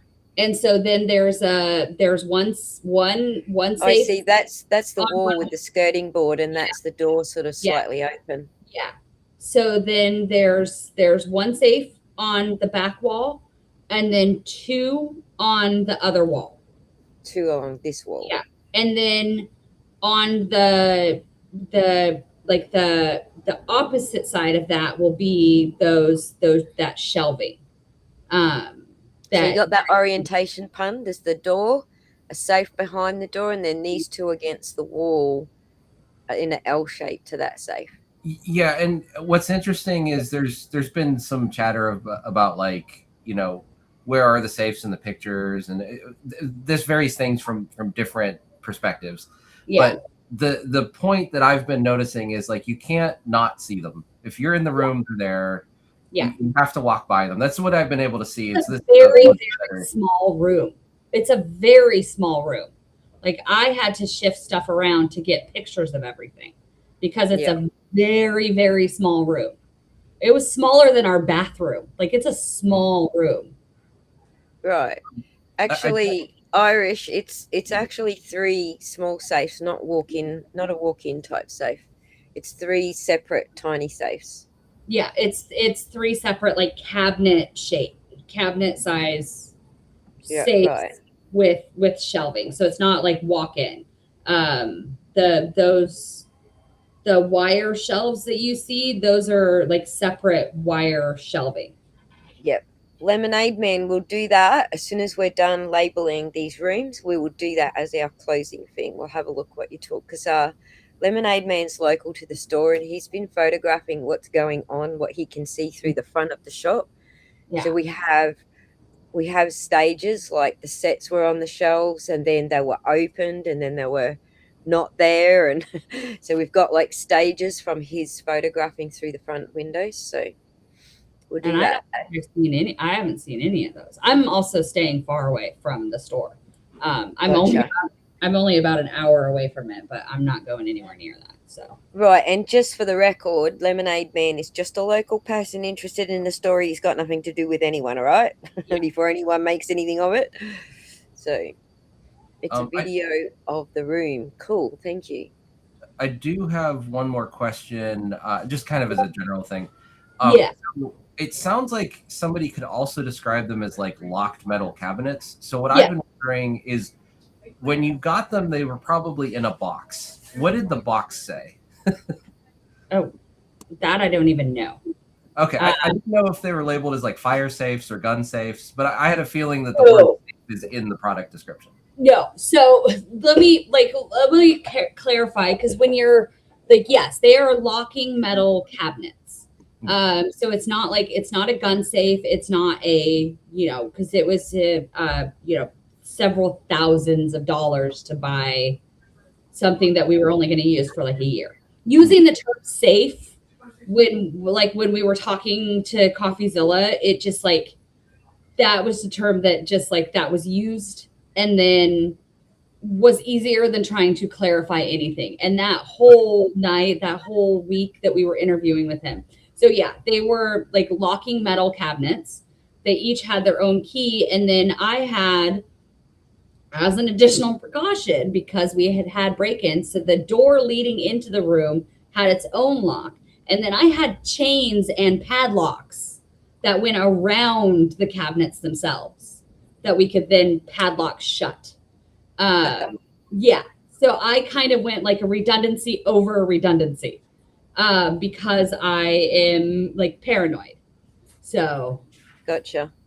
Thank you for the $5 super chat, Alex the Fiction, but I can't read those questions out on this stream. I'm sorry.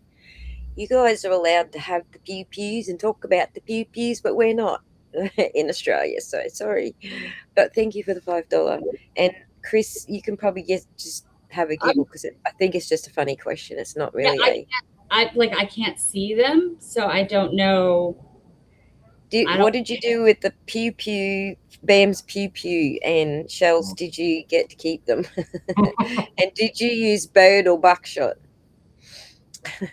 I think they're just being funny. Or brick shot. Well said, Lemonade.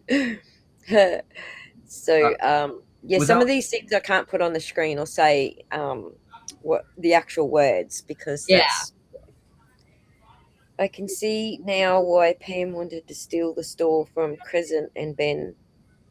From Crescent? I would love to have shopped there when you owned it.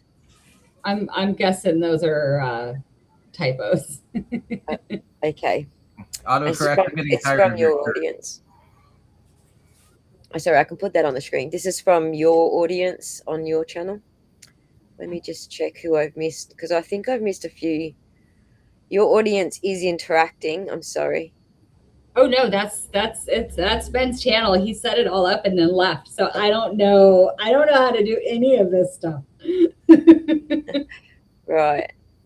I finally made it. So I'm really sorry if I'm not responding to anything that anybody is putting in any of the chats, because I can't see any of it. Yeah, and I also apologize if I'm missing stuff, because I'm on a completely different tab in the browser, so I'm not totally watching the chat. Yeah. But if you want to interrupt me and tell me I should put a question or something up there, please do, because we are kind of stealing the sound bites here on you. But interrupt. I can keep an eye on it. Yes, thank you. the one thing I was kind of wondering about at a certain point, we don't have to jump to the picture, but there is a picture in Brandon's photos of a padlock sitting next to something that's the picture's being taken of, and I've always been wondering, well, what was padlocks? Yeah. Right. What was the padlock for? If the safes are got their own locks on them, what was the padlock for? Extra. Literally just extra. Just in going case. out of their way for extra. Like literally just in case, because every time that we had a break-in, there's no police response. It was your extra. I thought you were saying it was mine. Bambi an No, extra. No, I get you now. No, I put chains and padlocks around each of them as like an extra. Somebody's going to either have to drag those heavy ass things out there before the cops show up. They're going to have to try to break that. They're not like, I did everything that I could to keep those as secure as possible. So yeah, I went and got like chain link and padlocks. Right. All right, let's move along now. Okay, this is the same. Yeah. Ben's still in the same place at the front door. It's got a lot on it. Stop me if any of these are Brian's. You win. All right, looks like we are back in the safe room. Oh, this is you. I forgot the color. And so some of those figures are Brian's, but not all of them. So you can see, you can see the Commander Fox with the red arms in the front with the sticker. You can see the Utapau troopers with the white tags. You can see I want to say Geonosian, but I might be wrong. And the pre-66 clone troopers. But then you can also see there's an Utapau without, and then you've got the troopers in the back with the yellow helmets without. So some and some. Some of those were his, some of them were not. More were his than not, right? Well, and look at the Commander Fox, for instance, on that $60 on the you can see the tags on them. Yeah. So that would have been his, but the one behind it wasn't. Mm-hmm. And so that was back in that room because one of our break-ins, they came in and cleared out half of the figures in our cases.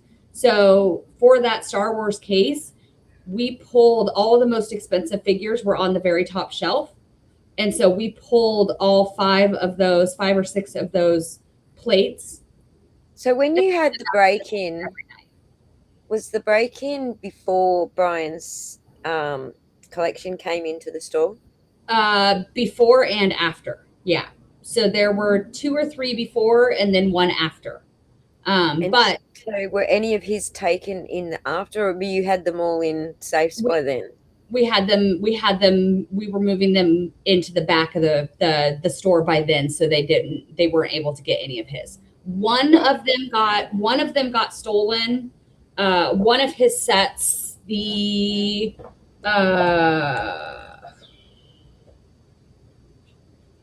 Jabba's Palace, but one of not the big Jabba's Palace, the smaller one. Somebody grabbed it off of the table and ran out the door when we were open. Oh my God. Yeah, really? That was, yeah. He grabbed 4 or 5 sets and ran. But yeah, not for any of the break-ins. Okay, so a lot of people ask questions about insurance, and this is my understanding of the insurance. Just correct me if I'm wrong, but it's the store or the LLC that the insurance is actually written for. If the store burns down or someone steals something from the store or whatever, not you personally, right? Yes, me as a representative of the LLC, me as the owner of the LLC. So we had insurance. Yeah. The LLC had insurance. Everything from the insurance company was inside the store. Do you think that's what BAM expected you to do? Was it's gone now, I've got to claim it on insurance? I don't know. I genuinely don't know. That night, all the insurance stuff was coming through the email, or it was paper mail in my back office. And it did not occur to me that night to grab any of that stuff. So I didn't have account number. I didn't have any information. And it genuinely had never occurred to me to file an insurance claim because of like the circumstances of it. It wasn't it wasn't a fire. It wasn't a natural disaster. It was like, we are finding a lawyer and going through this process. And so like filing an insurance claim wasn't anything. And when we found the first lawyer, there was no like conversation about filing an insurance claim. Right. Can I ask you a question on that note? Yeah. What would you advise anybody who is considering taking on a contract and opening a franchise store for under BAM? What would your advice be? Like the two things that I thought of was get your own POS system, independent POS system, and get your own. Like you can't. It's against the franchise agreement. You can't do that. You have to use their approved at the time. This is exactly why. So they can just turn you off and you can't get access to anything. Yeah. You have to use BAM approved email, their card processing, their point of sale system. You don't have a choice. And so your bank account's tied to it as well.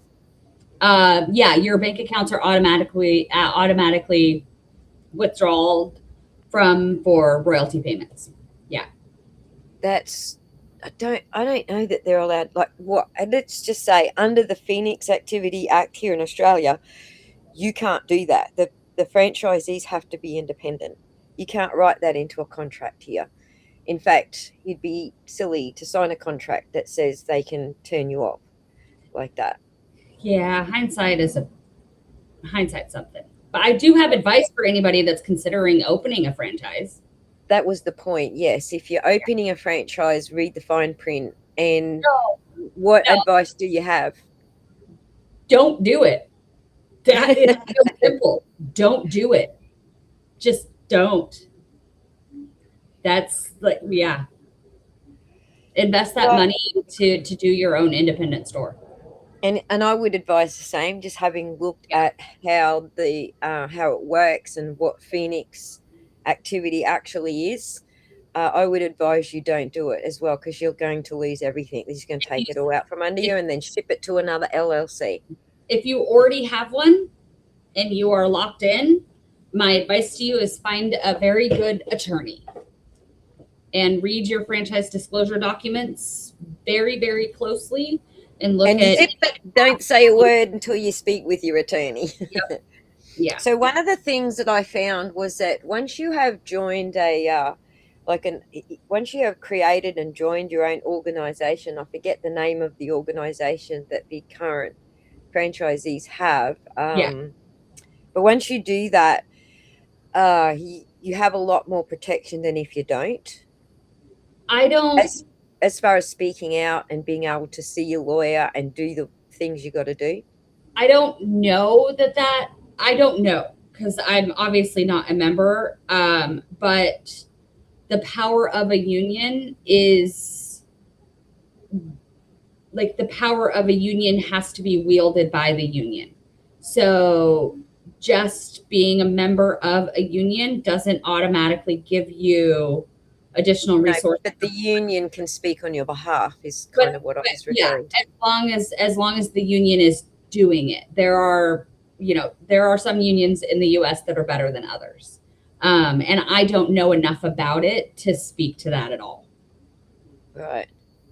But also corporate would have to recognize that union to do any kind of collective bargaining.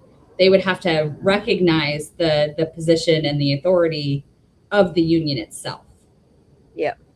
So I'd have to look a little further into what the stopgaps are for you guys as far as independence goes, because I think we have actually different types of franchises here.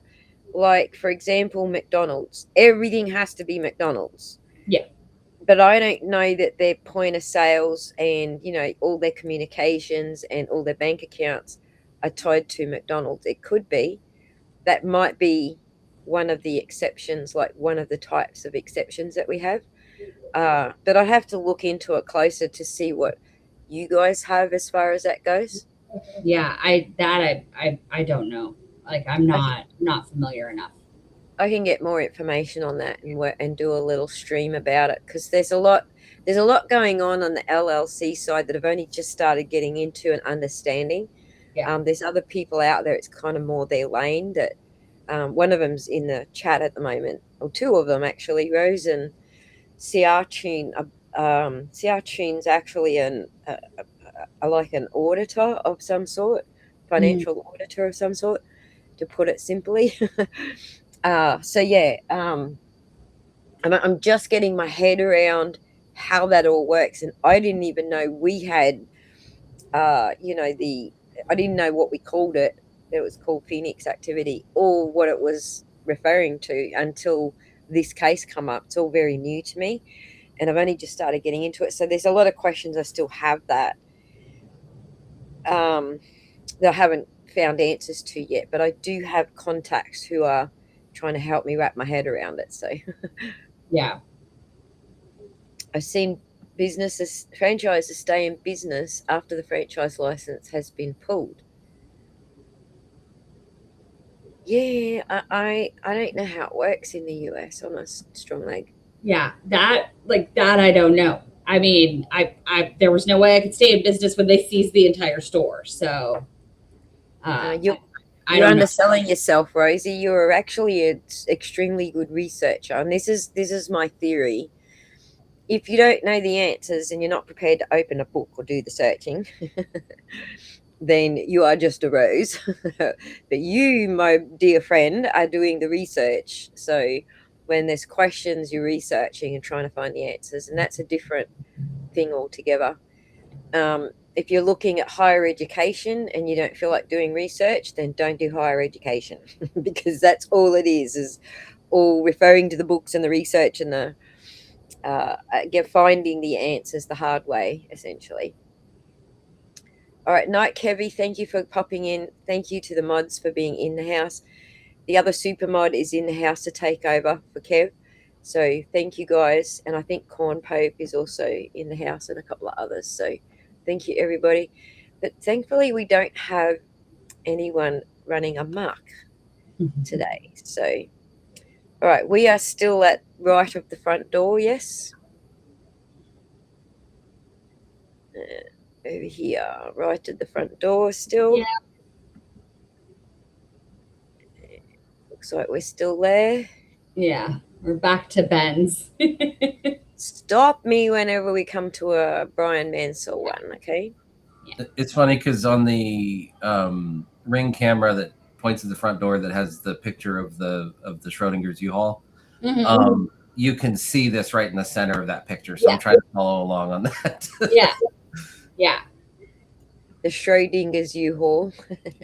So there were, when you go through, so the doors that you see with the U-Haul behind them, those were the entrance doors to that second address.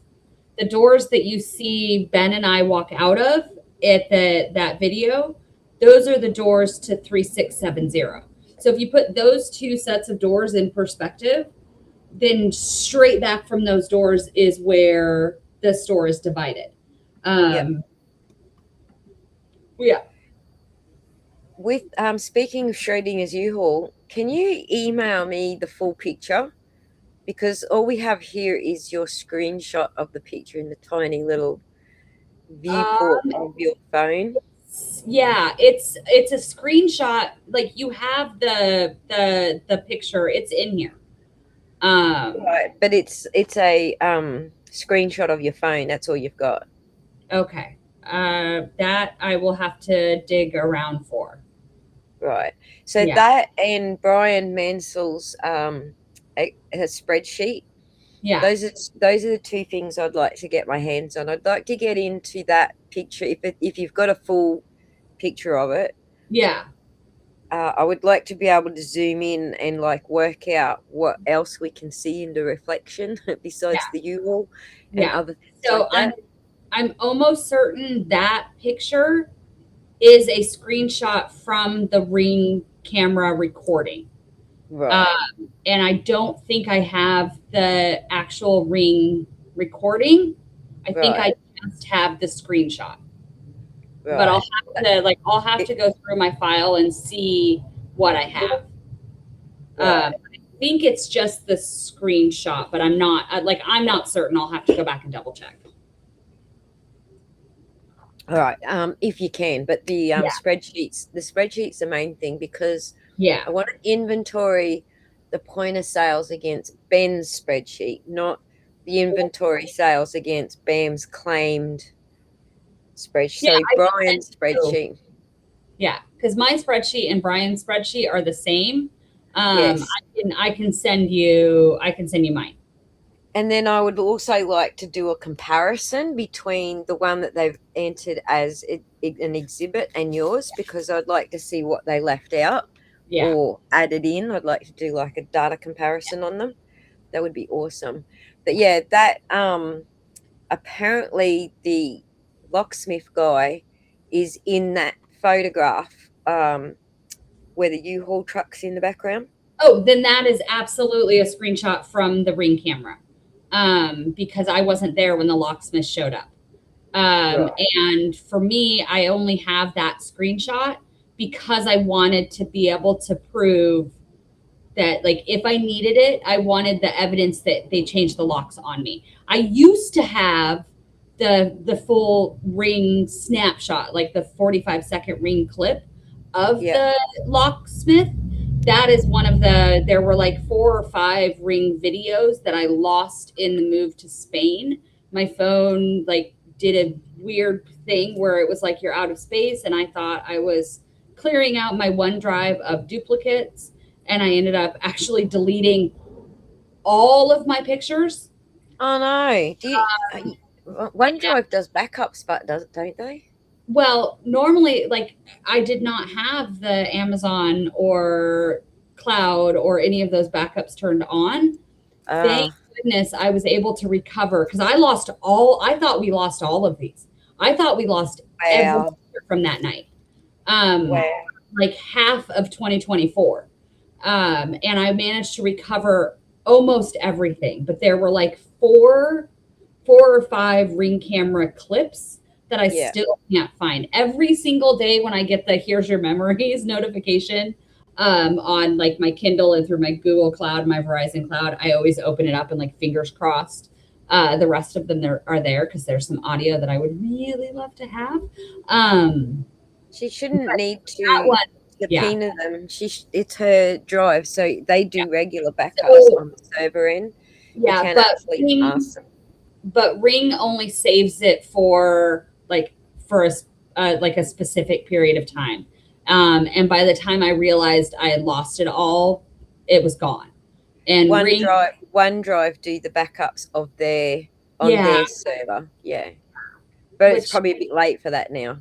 I genuinely don't know if there's anybody out there that knows tech well enough to figure out how to recover stuff that I deleted off of. I don't even know, because it deleted out of my like Samsung gallery also. See, with OneDrive, I would be I think it's a bit late now, because it would have done more backups since then on their server. But I would have contacted OneDrive and said, look, I accidentally deleted stuff. Can you restore my last backup from your server? And then they would have done that, and you would have had them back again. But I think it's too late to do that now. I didn't even think about. I panicked and thought I lost everything. I was just glad to get what I got back. What it ended up being is I didn't download the Ring snapshot clips until the next day, because Ben and I didn't get home until like 9 o'clock at night, and you're in a state of panic. It wasn't until the next day, like the Ring cameras were already down, but I went through, it was able to let me go through and download from those motion settings. So I managed to recover everything from the 14th, but nothing from the 15th. Like on, there's an entire chunk of November and December that's just missing from all of my photo stuff. I don't know what I did. Now I have like backup on backup on backup on backup. Yeah, it makes you doubly careful. And if it makes you feel any Or better, I'm full other tech and I things. do it myself. Yeah. Sometimes Yeah. accidentally delete everything. What the hell did I Yeah. just do? All right. Let's go. Like So this even is still seeing the some of safe. these figures now just makes me sad. Like looking at some of these, it just makes me sad because these were awesome figures. It actually like makes me sad seeing them. Right, and I can't appreciate because I'm not in the Lego collecting sort of Yeah. world. I can't appreciate it. But my cousin's husband flipped the lid when he said, "What? Someone said Lego," and then I think he's catching up with the whole story and what we're talking about right now as we speak. So he's not a collector, but he understands that, especially Lego. He's a Lego fan and understands the whole collecting side of Lego. So I'm not completely oblivious to it. Yeah. I do know that they have reduced the value of the Lego by unboxing it. Yeah. But I think they did that on purpose to be able to hide can't, it. I'm not going to speculate on any of that. That's right. I think, Yeah. not Crystal thinks. But that's the only reason I can think of that you would unbox, because in the box in its original packaging is worth way more than So unpackaging.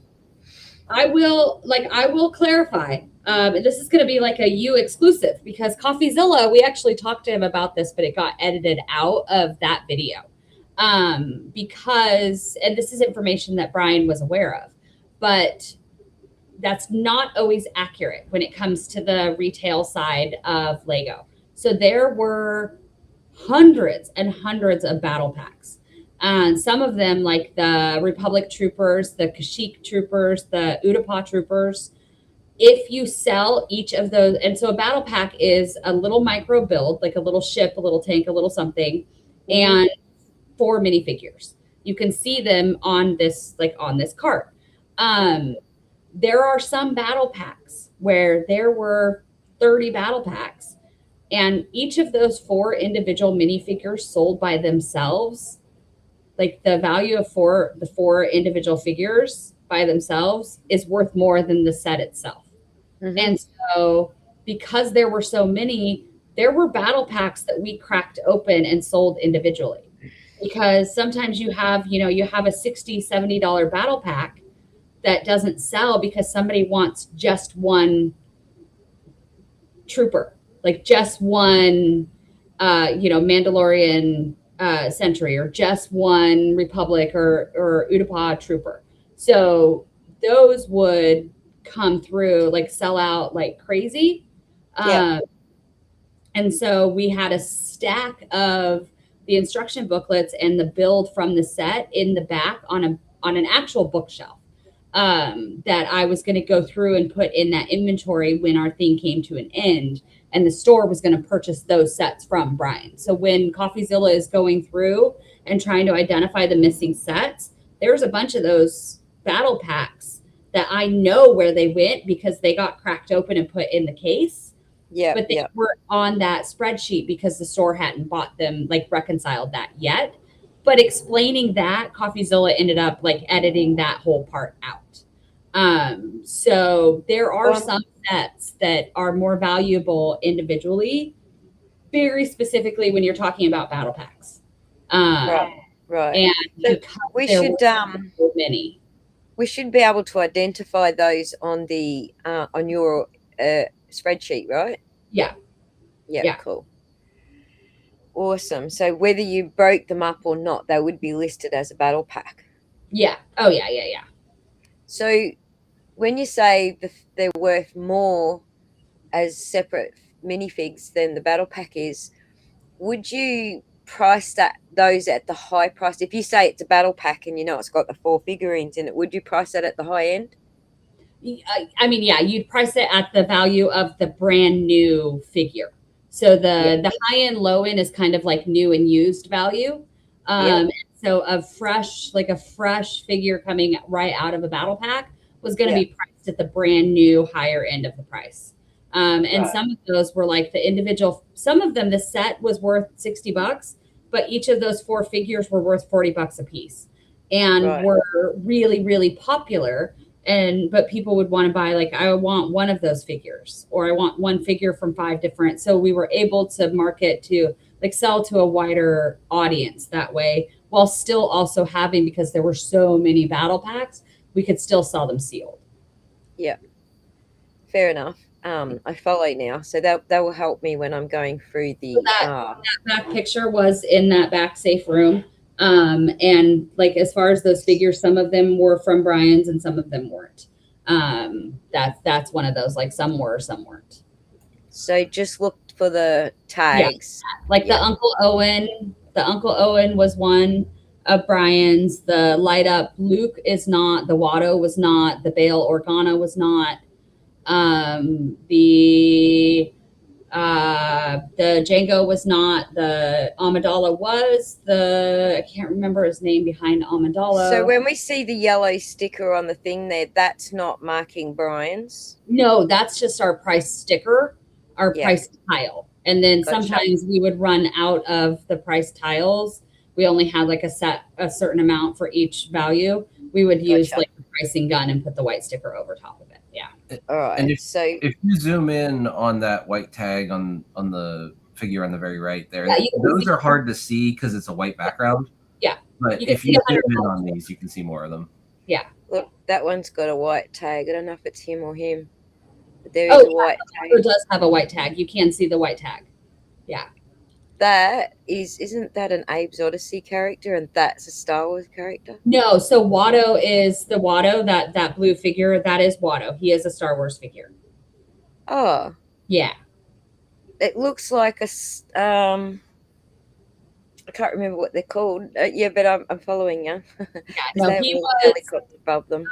I'm not even going to try to. I don't remember which episode. But he was exclusive. The reason why his value is so expensive, he was exclusive to one set. And so that's why that mold, that figure itself, was exclusive to one set. Was like a very valuable figure. Like the Uncle Owen in the back, the figure with the gray hair.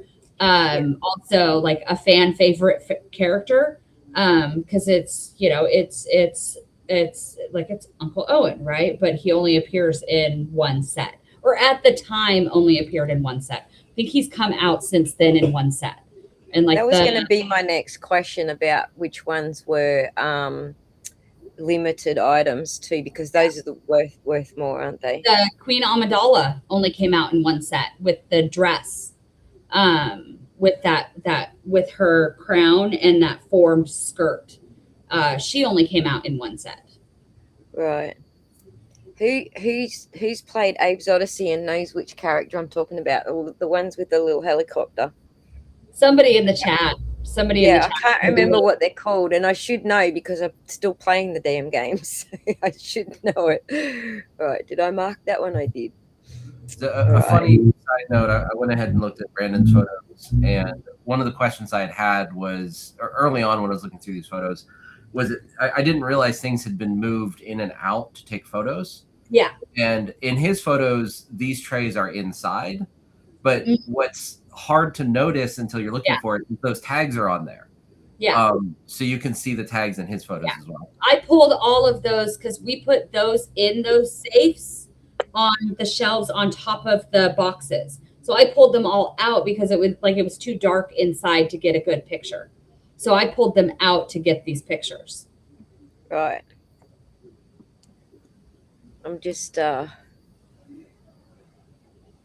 going by memory here, but that's the safe room, and the ones that are tagged are Brian's, right? Yeah. Some of them Brian, some of them not. Yeah. And then back up to it's so interesting it's so funny going from the $5 city truck to the $250 star, like back and forth between these images.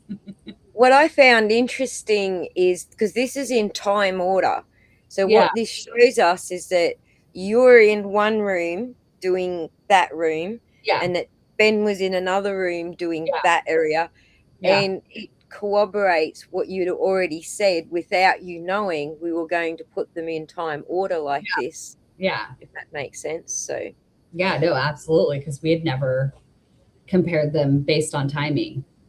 Yeah. There was a lot of corroboration with things that you had previously said Yeah. to the way that they were laid out, and that Brandon Brandon was actually following you around the store, like that was something you'd said in another interview. Yeah. And this basically proved all of that. So yeah. So this is back in the safe room, and this is inside the safe. Like you can see the shelf of it, and you can see the like the side behind it. So yeah. So this is inside that cabinet. And then I mean you can also see like the ones that have the tags. Some of them are from Brian's collection, some of them aren't. Rightio. Well, we'll count whatever we can find with a tag on it for those. Well, and if there's a tag on it, it'll match up to the inventory. And I'm sure there are people that can do that, like they can identify so that figure. That number on the box there, that's what you were putting on the tags, right? No. Yeah. So those are two different things. So that 75058, that is a set number. What was going on the tag was the figure number. So if you go onto Bricklink, each figure is identified with its own unique number. And so is that a Lego issued number? Yes. Yeah. So every Lego piece has a part number. Every single Lego brick has, with the exception of some really old, has a designated part number. Individual minifigure parts have their own identifying number. All of the Star Wars figures, it will start with SW, and then first one starts at 0001A, which is a battle droid, and then 001B, which is also a battle droid, and then just goes from there. Gotcha. So what was on those stickers was the minifigure number themselves. So this is again back in the safe. You can see the set. I tilted it like up this way so that I could fit those and get all those pictures. And then that's again, some of those were from his collection. Some of like the Rancor wasn't. The Dubek in the back wasn't. Some of those were from his collection. Some of them weren't. Right. Yeah. You can see like either the tag behind them or the string around the neck. Yeah. Like the Jedi Bob, the brown hooded guy right in the front was not part of his collection. This guy. With the right in the middle, the $120 one. Like Jedi Bob, not part of the collection. The snow Boba Fett, the white Boba Fett that came in the book, part of his collection, but only two of them. One of them wasn't. The Sabine, part of the collection. The Zeb, part of the collection. The Slave Leia. The what's the blue guy's name? Oh, I don't know their names. You're gonna have to. Someone else is gonna have to fill that in for us. I cannot believe I'm forgetting. They're not too far behind us. I've actually put them on low latency, so someone will tell you who the blue guy is in a second. Somebody in there. He was exclusive to one set until the newest. Actually, I don't know if that's still accurate because so he's sits within the Rebels universe, the Ahsoka universe, and so he's one of the villains. One of his villain art is highly intelligent. It's gonna bug us all until we know, until we remember. No one's come up with the name of the little character I thought the other blue guy was. So I must be the only Abe's Odyssey player in the room. It's right on. The entire Ahsoka centered around him as the villain. I want to say, that is back to this front room, the right of the front door. Yeah. So this is where the bulk. Yeah. So this is where the bulk tables are. Yep. And so it's on the other side of that window where you will eventually see the U-Haul truck. So there were, oh Lord, I don't even remember how many bulk tables we had now. 1, 2, 3, 4, 5. I think like 6 bulk tables in like an L facing the windows and then coming this way. So yeah, you can actually see like a little tiny corner of that U-Haul in that last picture. So how do you stock those? Are they just from Lego itself or No, secondhand parts? that would people would bring in just loose Lego bricks, just selling like loose bricks. If you go back up a little bit, this will help you with spacing. That one right there. Sorry, down one more. So they go from there, and then there's one beside that, and sort of But in the a next row. down, you can see the lock right there. That was the entrance door for the second address. Okay, so this is what I think. Yeah. This is what I think the U-Haul photo has is the locksmith by changing that lock. Yeah. And so if it was the U-Haul photo, it was definitely the ring footage. And I don't think I have the footage itself. I just have the screenshot of the footage. Right.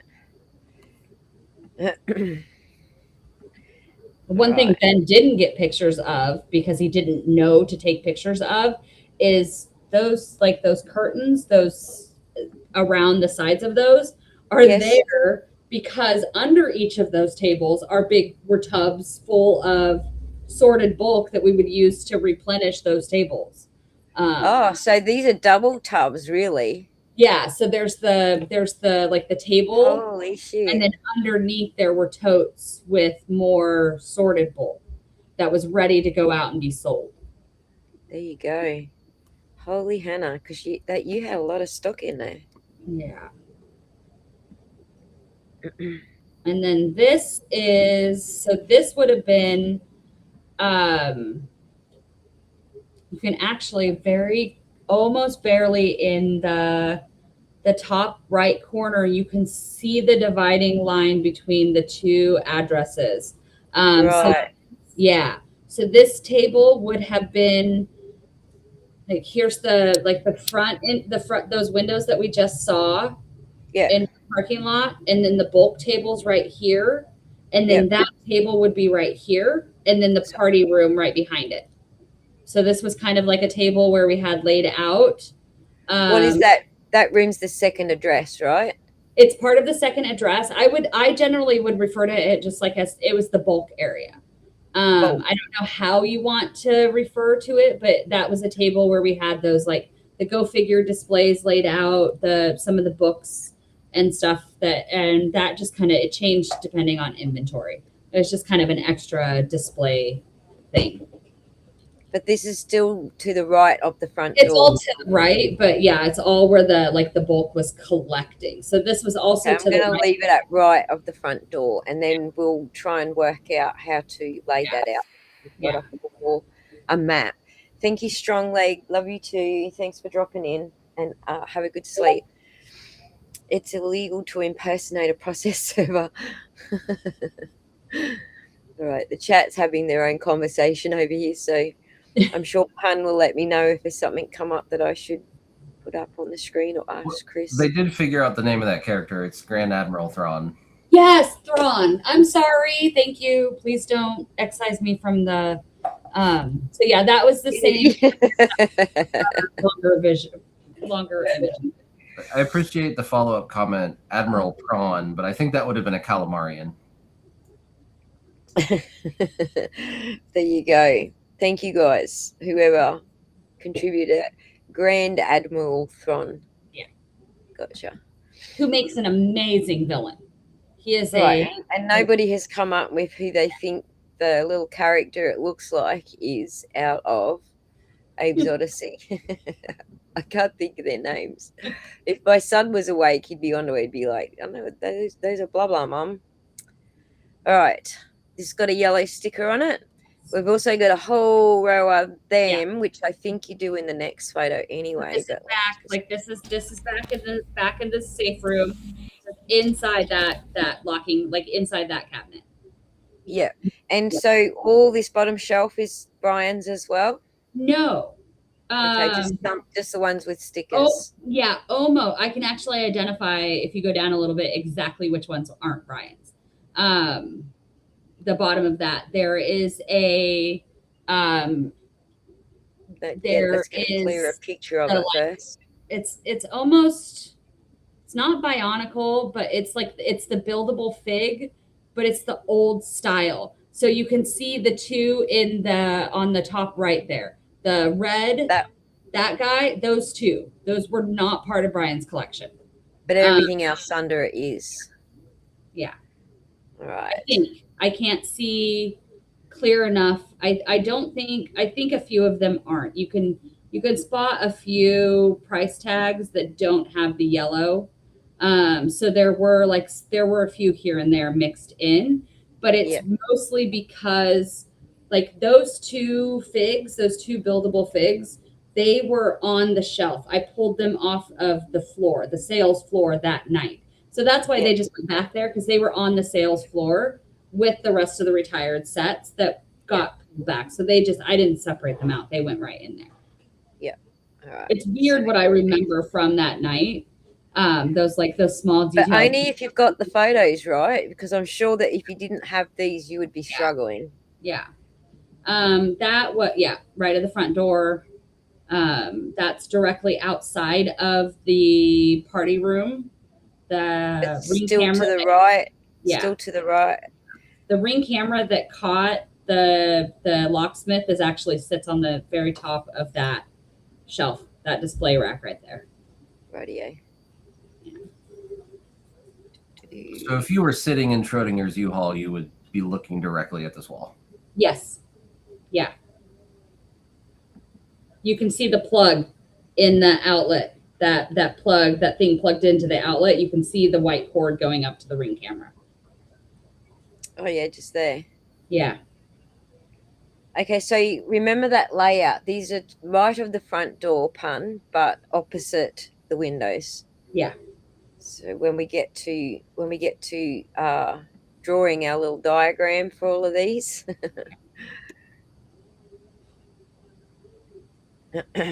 I'm trying to keep each of the names similar to each other so we can group them later. So we have that lot goes in that room and that lot goes in that room. So if I name them all differently, it's going to be too hard to group them.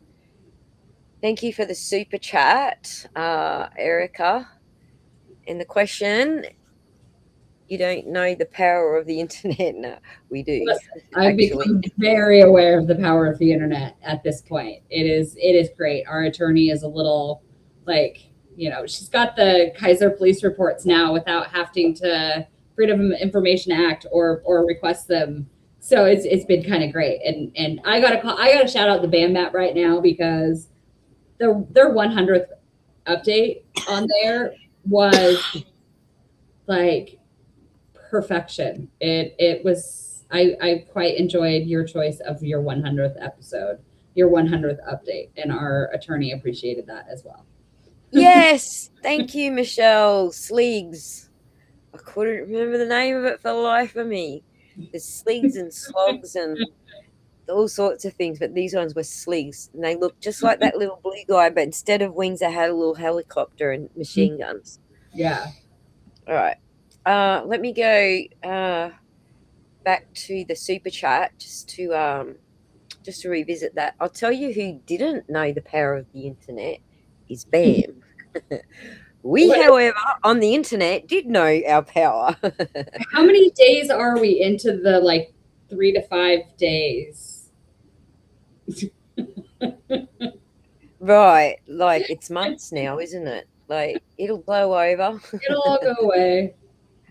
No, and the thing that I think they didn't count on is that everyone's looking for this little project to sink their teeth into. And like I said previously, we've all got our own lanes. Mine's data, Rosie's is research, and people on her team or that she works with on the BandMap are also statisticians and lawyers or studying lawyers. And then you've got the true crime community who just like to investigate stuff. I mean, they just didn't realize they were up against the whole freaking world at You that brought point. you brought the Lego fandom, and I've said this before, the Lego fandom and the Star Wars fandom together, but then you also brought in like, oh, let's True- like bring True down crime. corruption, Yep. and police corruption. So like you Yep. could not have created a better Venn diagram of how to make something go viral. If How to make something last 4 to 5 days and Yeah. have the whole world investigate you. Is this a good time to take a quick? I know we're live, but I also desperately need to take a quick restroom break. I do too. So we're gonna Okay, goodness. throw it to Pun with the comments and stuff for 5 seconds. So good thinking, Chris. I am so sorry. I'm gonna because it's been I right before this I was recording a different podcast, and so then it was like a quick break. Clearly not long enough because I forgot to use the restroom in between that time. So That's all right. I'm drinking coffee, so I got to do the same thing. So I've been drinking water all day because I'm talking all day, and it's caught up on me. So I will be back momentarily.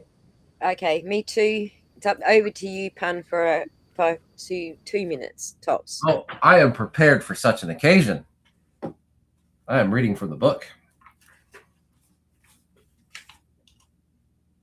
I thought about going on an all almond diet, but that's just nuts.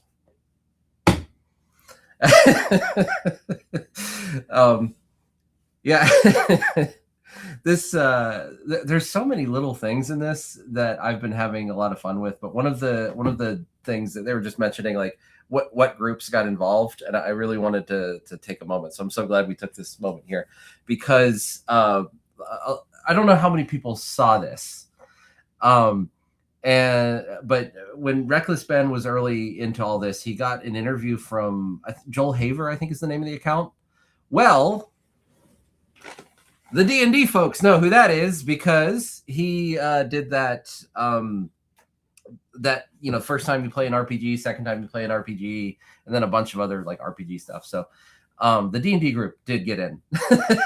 Not as big as the Lego group, or not as heavily as the Lego collectors, but we did get in. But we're here.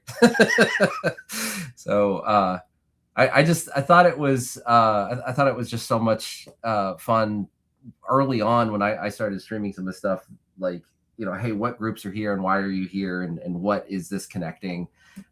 So anyway, I'm so glad I got to take this portion here. I'm gonna find another joke.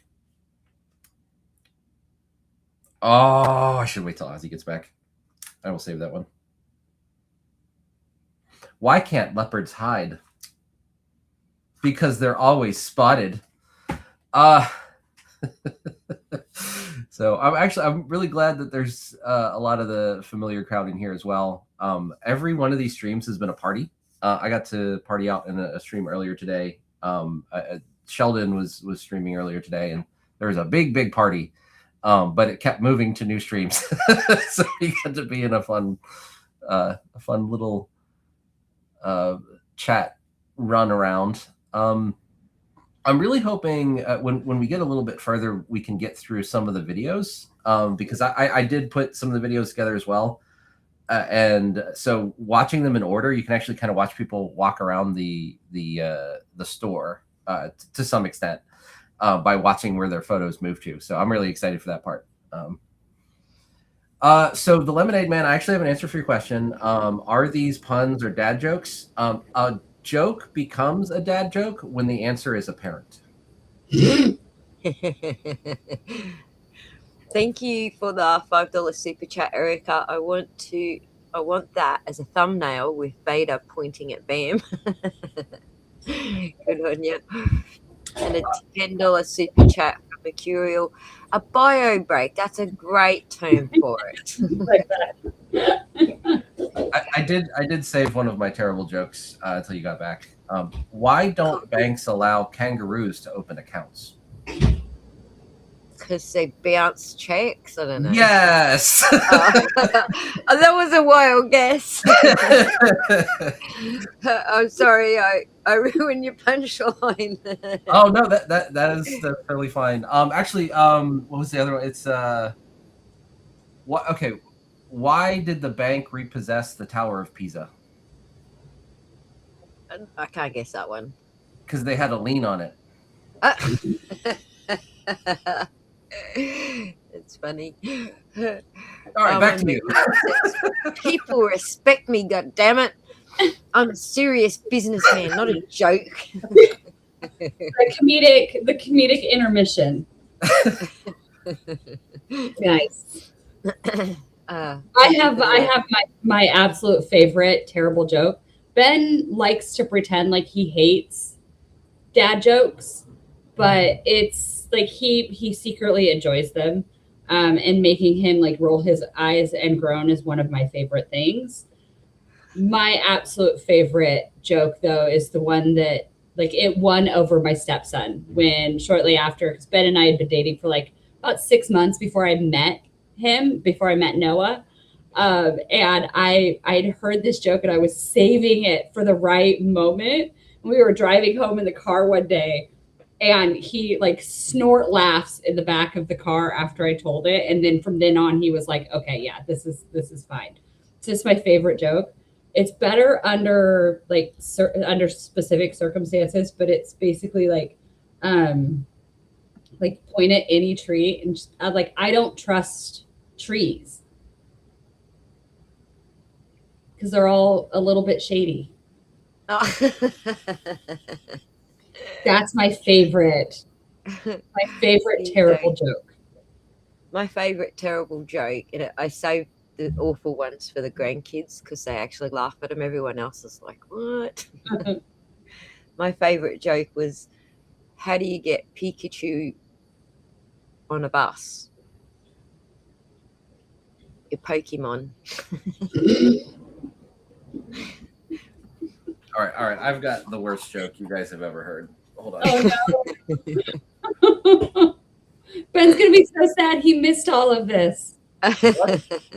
What does Popeye eat for breakfast? Spinach? No. Eggs. Hey.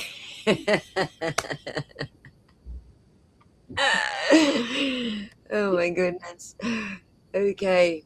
For those who didn't get the Not a Joke LLC, Ben's publishing, is it his book or his publishing company? It's called Not a Pipe, right? Not a Pipe. Yeah, our publishing company, Not a Pipe. Yeah. Right. For those who don't know. So also yeah. He's always pleased when people understand the reference, which is it's not a lot. Not a lot of people are, Magritte art fans that understand the reference to it. So tell me the reference. There's a painting by an artist named Magritte, and it's a painting of like a pipe, a wooden pipe. And under it says, this is not a pipe, like in French. But, and so the whole thing is like, the thing is not the thing, it's the representation of the thing. So Ben's whole, like, we're not the book, we are the representation of the book. Right. So how do you say that in French, Stan? Oh my God, it's been... No, Stan's got it. He's in Paris right now. He'll tell us. Stan, what's... in un pipe. My French is very rusty. Say it again. Ceci n'est pas un pipe. My French pronunciation is rough. I studied it back in college, and it's very bad. Okay, well, I'm going to take your word for it because the only French I speak is swear words, which I don't think are French. They do have some pretty good, like French does have some pretty quality swear words. Yeah. There you go. All right, let's get back to, now we've had our little giggle, let's get back to documenting what we've got here. Hope I'm not boring everyone by doing this, but there is a method to our madness, and you're going to like the madness part. I really just, the methods. it's kind of insane to see how many actual pictures I had taken, because that night, like it really, like it did not feel like enough. It you know, did not feel like I was getting enough of the pictures. And now going back and seeing them, it's really just kind of insane, the sheer volume of them. Yeah, that's it. This is not a pipe. Yeah. Thank you, Stan. Whoops. Yeah. All right, so we are in this one. I think we hear noises. No, we're not yet, but we're getting close to where we hear noises. But these two here are obviously Brian's, but Yeah. this whole bottom shelf, that's what we were just looking at in the previous one, right? Now I'm not certain. It's Let me go very, back to the previous one. yeah. I don't know if it's the same. Bottom shelf here. Okay. I was just like, I'm not sure if it was like, if it's the same cabinet or if it's a different one. And I can't. Looking how that one's packed. Oh yeah, okay. You do see the red. You can just barely see the Republic trooper. Yeah. Yeah, that looks like it's the bottom shelf. The shadow trooper. Shadow trooper. You had moved some of the top shelf around to take photographs of them. Yeah. Yeah. Come on. Come on. Here we go.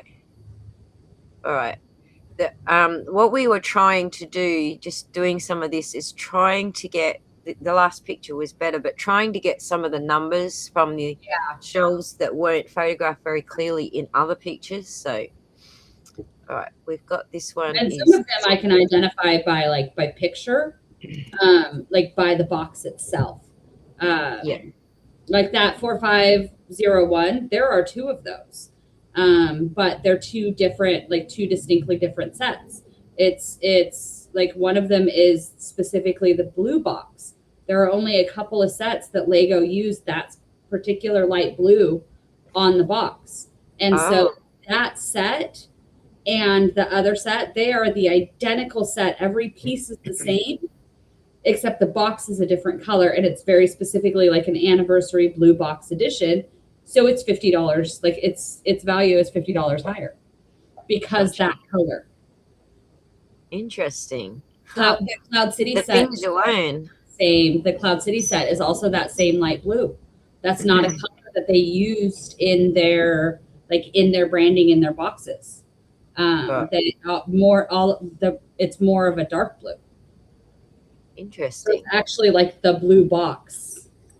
So when they did special editions like anniversaries and stuff like that, they did give you some sort of visual reference to understand that they were different too. Yeah. Usually, yes. Usually they'll be like it'll have like a 50th anniversary or whatever anniversary.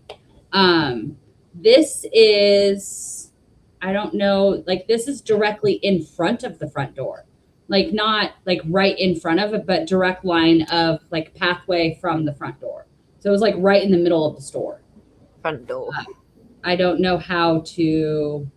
No, front door will do, as long as it's got the word front in it, then we know it's that area. So yeah. All right.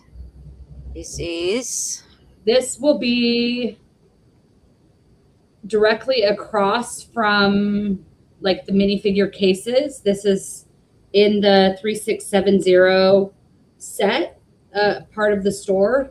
So you've got the U set wall, the minifigure cases on one side to the left of the front door, and then you've got the new in box shelving to the right of the front door.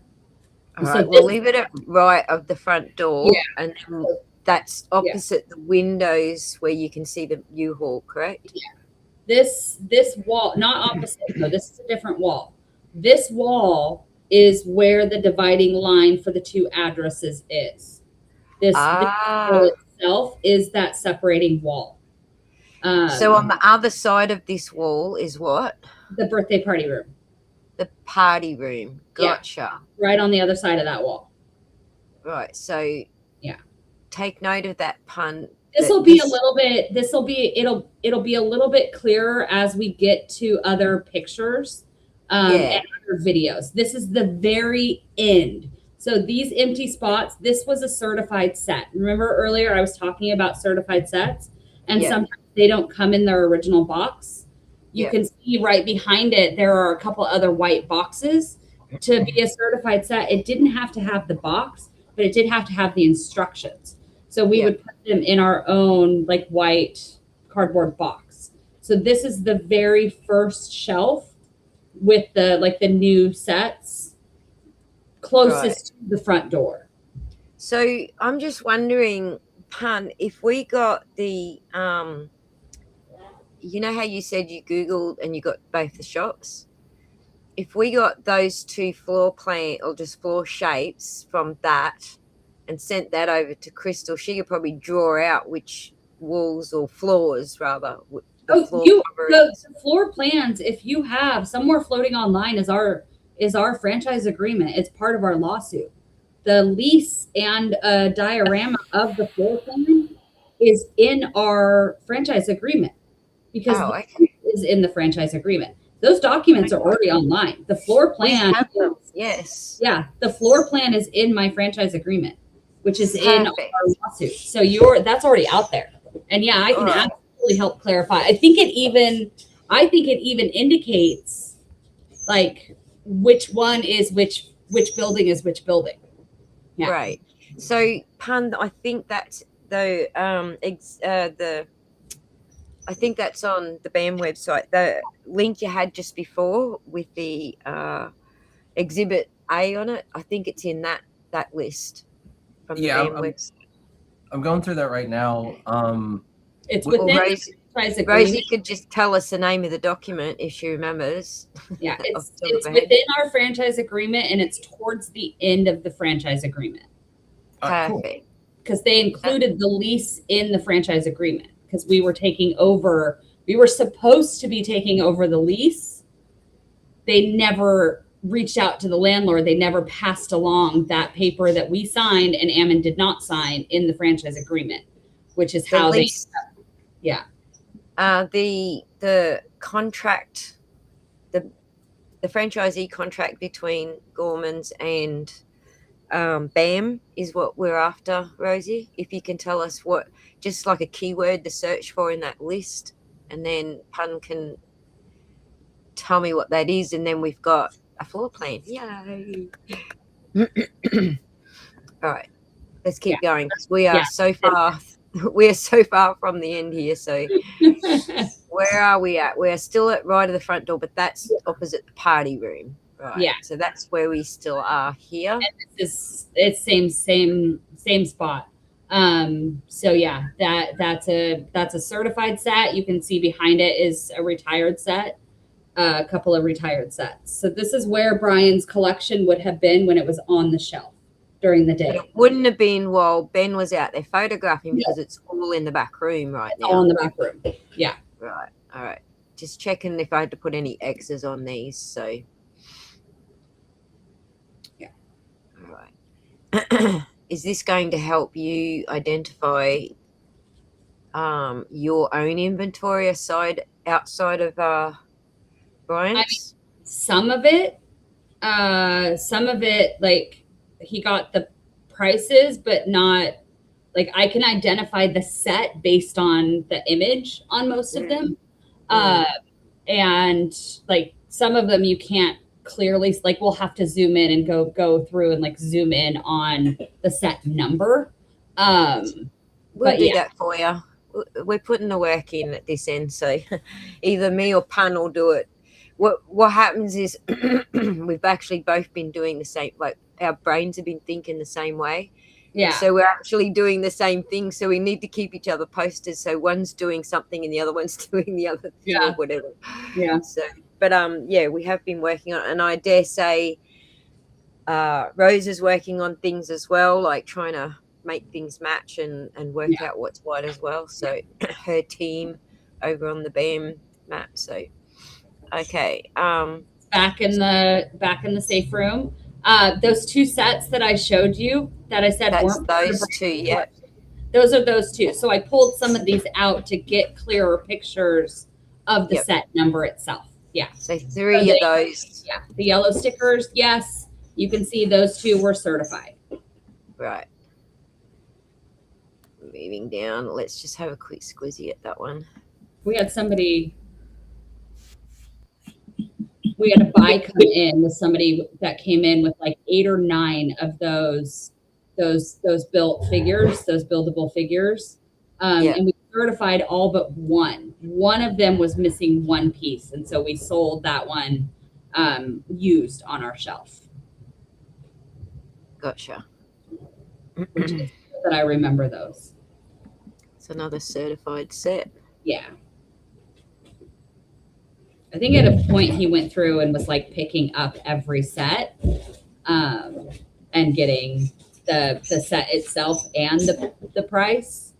I can actually hear Brandon scolding him in one of your 2-second snippets, going like, "Move it along now." Wow. Hey, stop. Mary, no. Look, we're nearly at the end. We are almost there. I know this is the same room because I can see the thumbnails, but you guys might not be able to. But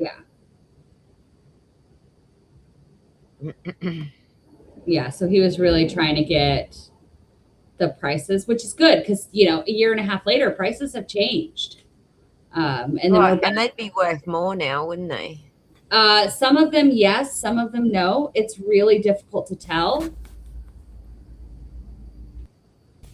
It really just depends on if anything, any new set has come out that's similar to it, or how popular the set was. Like the DeLorean would be worth more now.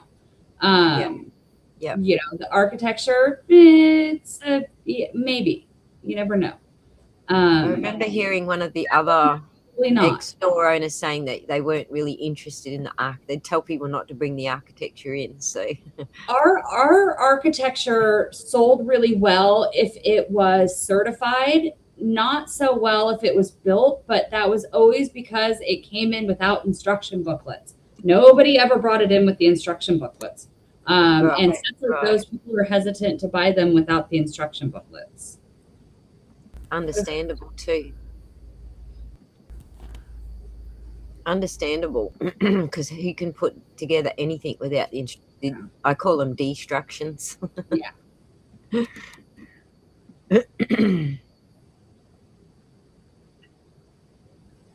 Right. So you've got quite a few certified sets. And that was really just like sometimes the entire week would be spent, or 2 weeks would be spent just certifying sets, because we'd have way too many used sets and no room to display them. So sometimes a used set would sit on the shelf for months and not sell. So I would spend a week, we'd pull them down, certify them, and then they'd sell. Yep. Do you miss it, Chris? Yeah. Yeah. You going to do it again? No. Like not with that company, but are you going to do a store again? No. I think I've been a little soured on business ownership for a while. Me too.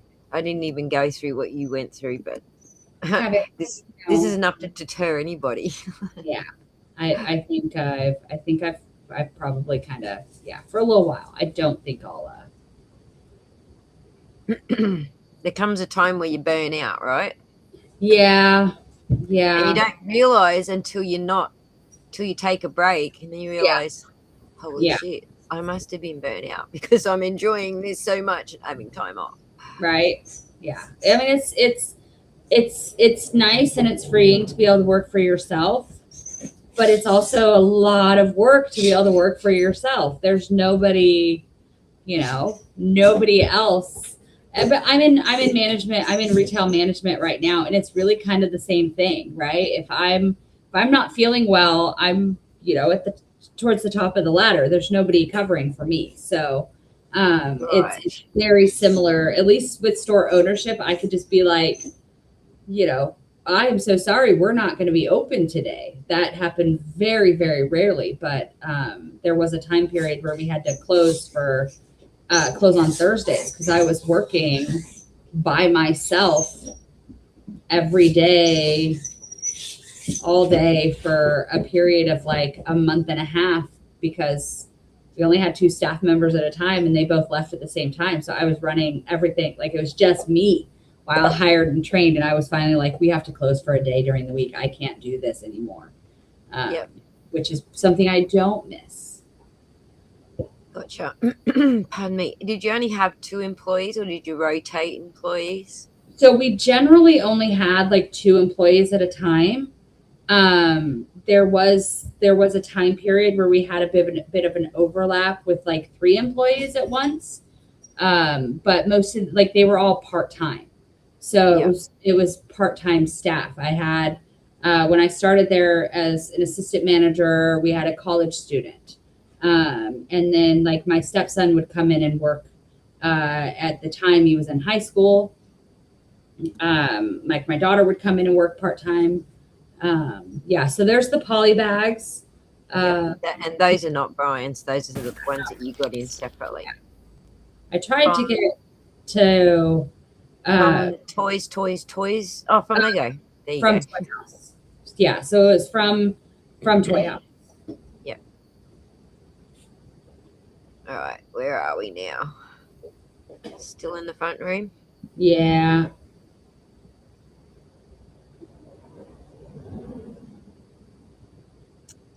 Yeah. I tried to get the pictures. We had a ton of the poly bags. That was when I realized it was you operating this camera. Yeah. So, we're almost there, guys, and then we can let Chris go to bed. I'm pretty sure these are just copy paste now, aren't they? We'll just make sure. There's no other rooms we haven't done yet, is there? No, there's the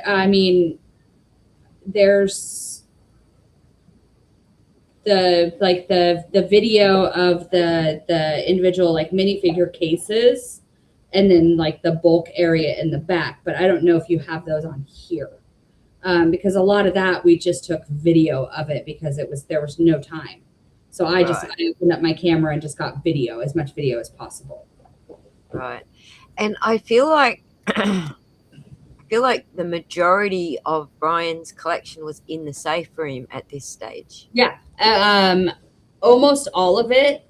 There were some of his minifigures that were still in the minifigure case.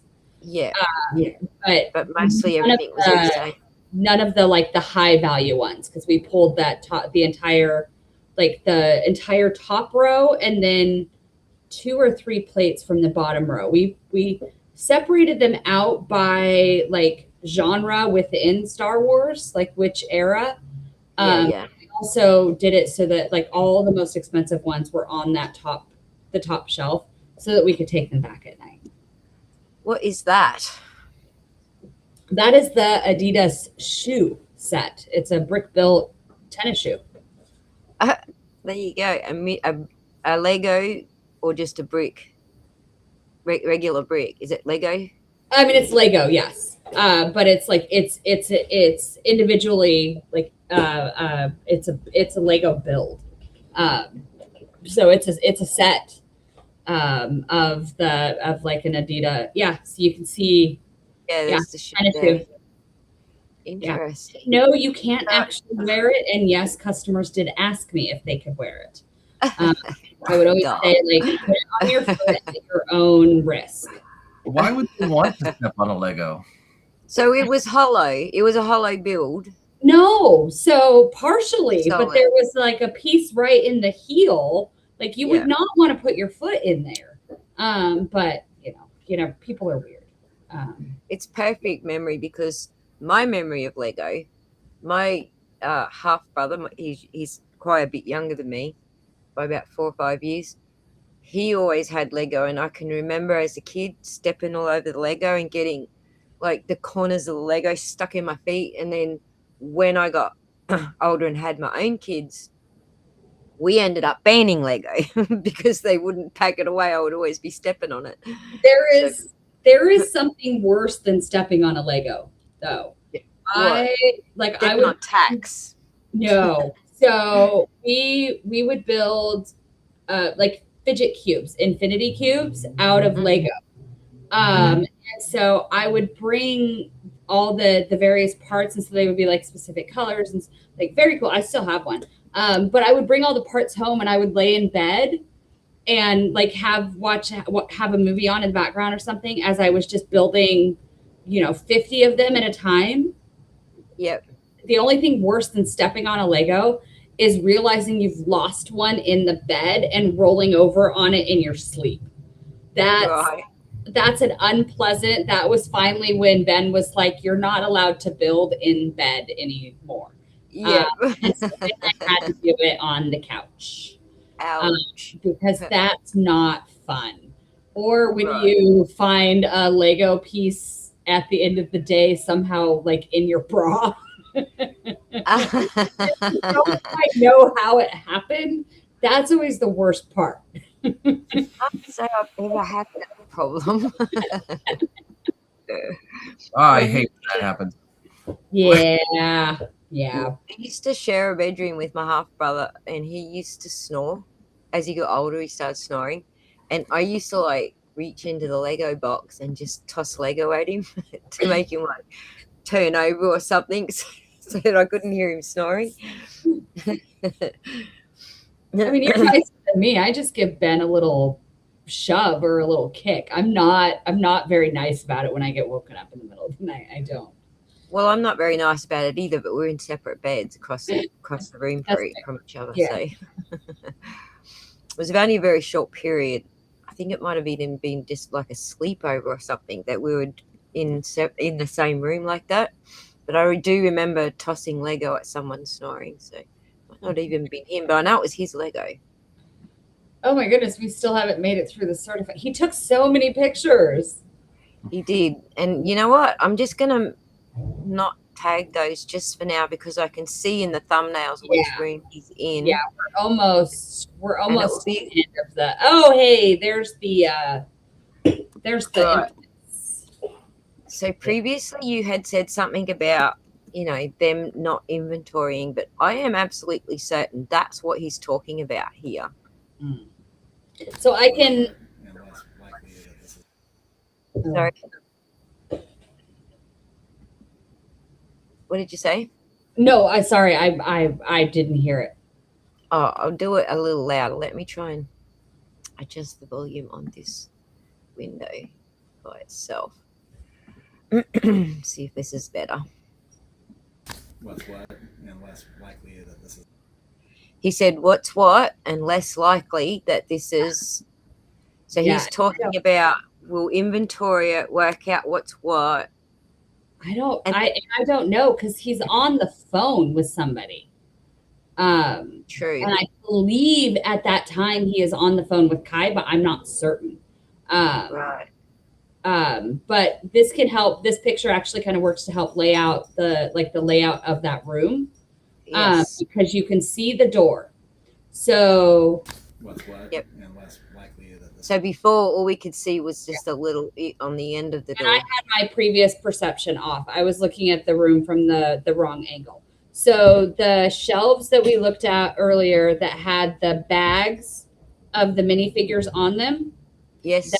That shelf would have been directly to Brandon's left. On this side, yep. Yeah. And then I am standing like opposite. So the safes are here as well? No. So there would have been that wire shelf that had those bags of figures on them to his left. Right behind me, so you can see this it's kind of white. I've seen it. You can see this kind of white on there. That's the other corner of the room. That's the opposite wall that meets with the Tan Republic next door. So on that side of the wall, that's where we saw the shelf that had those poly bags. Yep, those are called French cleats. Those shelf types are called French cleats. You can clip a shelf into it. Yeah. Yeah. So then there was that shelf where we saw the box of poly bags, and then right next to that, one of the safes, And that's then behind you is the other two. That's on the wall that's attached to the Tan Republic. On the other wall behind me that faces River Road, that's on the street side, those are the other safes on that wall. Yeah. So that's how that room was oriented. You following that orientation, Pun?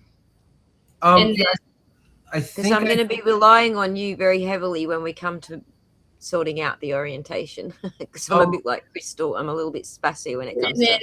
right under his arm in the background, that's my office. You can see inside my office. Yep. It's directly across from the staff room. Yeah. That's what I was about to ask about. If you could zoom in there, that kind of looks like the security monitor.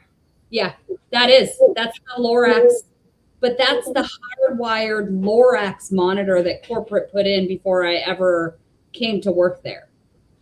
Yeah. Lorax, eh? Yeah. It's a the one that corporate had access to. That didn't have sound? No sound, no audio, just video. I thought the Lorax speaks through the trees. Not that I don't know if it, I mean, I understand the reference. I don't know if it actually has the capability to do audio. I know in Oregon, there's very specific laws around when and how you can record audio. I don't know if the Lorax, like the system couldn't or corporate decided not to. I put up those Ring cameras that did record audio, but I also had to put a sign on the door indicating you are under audio recording for the law. And then I had to inform new staff members, just so you are aware, there is audio. I'm not going to be a creeper and come in and like listen to you, but I have to inform you legally that I do have the ability to. Right. So I got a couple of super chats to catch up with. Okay. And this one is, well, bad news. Seems like you and Ben are about to become Corp BAM. The only thing I don't want to do any more than own my own store again is be in charge of 300 stores. Oh my God, wouldn't that suck? No, it would become like that situation. I think the ideal outcome for all the BAM stores out there is to become like what's essentially like an employee owned, basically. It's a cooperative that they all share ownership in. Right. Mercurial says Chris knows the difference between sets on the fly during a live stream, while BAM and management with more time and not live either can't identify or properly value them, or if they can, they lowball the customer. Yep. And then another question that Lemonade Man asked is, why would BAM remove Star Wars sets from the shelves after closing down between May and August? Who picked up the ladder off the floor? Was it Josh or Brendan? That I don't know. I have no idea what you're talking about, to be honest. But I can tell you, so 2 of those sets are Brian's, but the Ray Speeder in the middle was not. Okay. Yeah. I mean, you can tell yellow stickers, but also that freaking Ray Speeder junk set. Just utter, not a good set. Not a good figure, not a good build. It just everything about it. Yeah. So the 75099 is not a Brian set. No. We would actually, that would come in used all the time, and it would go into its own bag and be sold as like a $5 vehicle because it was just a constant return. We're back out. Yeah, the little keychains. We are almost done. There's a couple at the bottom that aren't your images. They were just ones that I used to show the audience how a bad metadata scrape would look. I don't know if you hung around for that long in the video, but no, it's oftentimes I'm popping in right before or right after work, so I can only watch like a little bit of it. But usually I'll come in and just like leave a comment because I want the algorithm to add that engagement for everybody that's doing so much work for this. So we appreciate that. I'll show you quickly before we close out. If we just hope we're almost there. So, what a bad metadata scrape. So someone who's trying to hide their footprints or their fingerprints, their digital fingerprints, this is what it would look like on the original photographs or videos. And the two examples I pull are actually videos. So you generally get a lot more metadata from a video than you do from a photograph. So at the time, I did not realize how much you can scrape. Did you realize that there was audio? Like, you knew that you were using motion photo, but did you realize? I don't know. Like, that's one of those that, like, I don't know. I don't actually know if I know. It might have been one of those things where, like, I knew and then I forgot that I knew, because I don't like. So when you do it on your phone now, can you hear the audio through the gallery? Yes, but in order to play the audio, you have to hit the little speaker button. It doesn't by default play audio. And it's muted by default. Yeah. So I won't often, like, I think there you can hear a car drive by. Like, I keep my motion, like, my phone is always on motion photo. Ever since I discovered motion photo existed, that's its default. Because I like it, because sometimes, like, when your phone captures a picture, it doesn't actually capture the best one, like the best moment. But if you're doing a motion picture, you can go through frame by frame and then motion capture that frame. And sometimes that gets you a better, I think I discovered it one time. I was trying to take a picture of, like, a sunset or something, and it wasn't working just like my camera. And so I was like, what is this? And I tried it, and then I was like, oh, that's a crisper, like, that's a better picture. And then let's keep that one. Yeah. They're actually described by the people who invented the idea as context clips, which is basically, if it's a birthday party and someone's blowing out the candles, you get 2 seconds of context rather than just the person blowing out the candles. Yeah. I didn't even know about it until I was actually studying this. So that one there is not Bryant's? No, I don't know. I actually think it is, but it's the wrong, it's not the bottom of the box. It's the side of the box. Right. So if that number shows up in the list, we can tick it off. Yeah. Like, I'm not certain. I can't say for sure. Is that going to be the best way to do this, to check the number on the box, whether it exists in the list or not? Yeah, most likely it's going to be very, very rare that there will be one that we also have. It's not impossible. There were some that we had ones as well, but that would be a good indicator of whether it was one and I just didn't get the number or not. Right. Just can you take over the thingy for a second? My dog's barking. I think I got a delivery guy. Yeah. Actually, I have a question. I'm just that's why I'm, like, glued to this screen over here. Yeah. It looks like one of the office rooms may have been the window was the exterior wall, or were those, like, blocked off? Yes. So 2 of them. Are you talking about, like, the wall facing River Road? Yes. Yes, those big windows. Yes. So the safe room, this room, was one of those. Okay. So the 3 safes going this way, like, in a row, the window was behind that. But then we had blinds closed. So that is the far corner. So if you're looking at those, there's that building, like that room, the safe room. And then right next to it is where we stored our used bulk that had either been sorted or unsorted. Those 2. Yeah. What's crazy that I'm looking at, I didn't notice before, is you can see into the rooms a little bit from the Google Street View.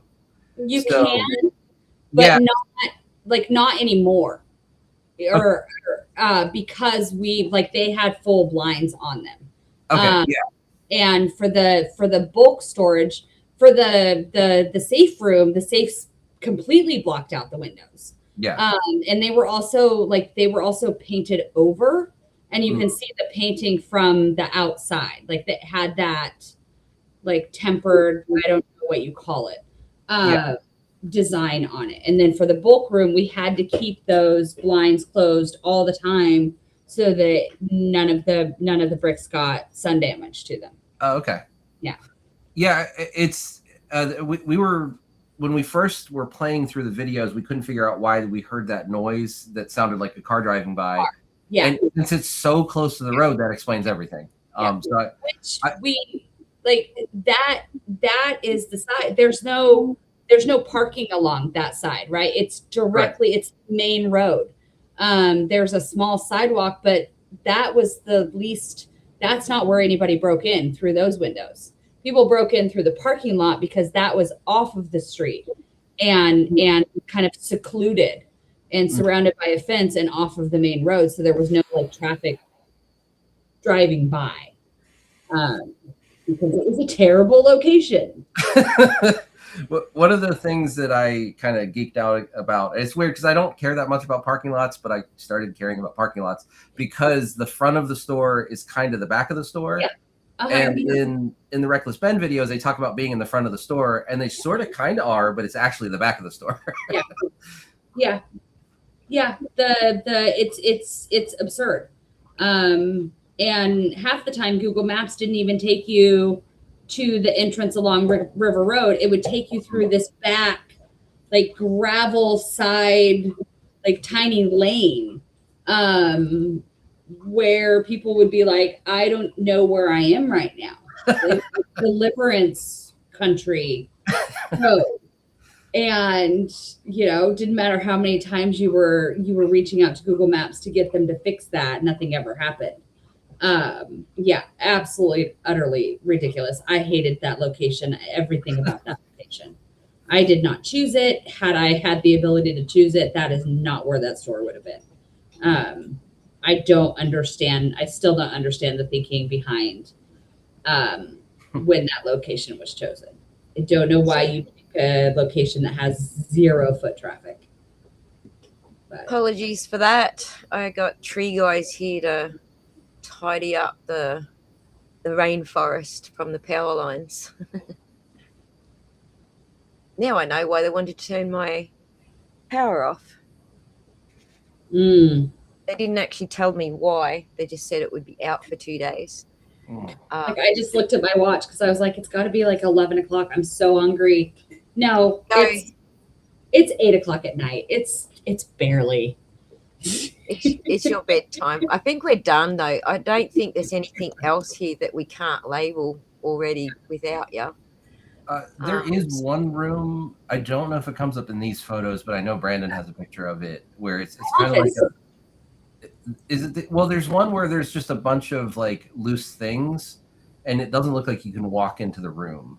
That I'm not. It's got like totes. It's got like totes and a lot of boxes of loose things and stuff. Just like tubs. That would be. I should have pictures of that too. That would be the room that's right next to the safe room, the bulk storage room. Okay, bulk storage room, which is the one that touches the window. Yeah, and that was only for like unsorted bulk, and then we would have like the totes would be like the tubs would be identified whether it had been sorted or unsorted because there was so much bulk that came in. It was absurd. And you can see the vertical blinds, so that makes sense.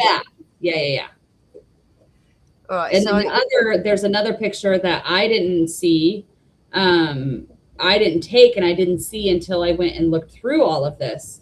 And what that was, you can see he took a picture in my office because you can see my purse and my sweater sitting on the back of the chair. So that, like, I can place that in time. That picture was taken while I was still there.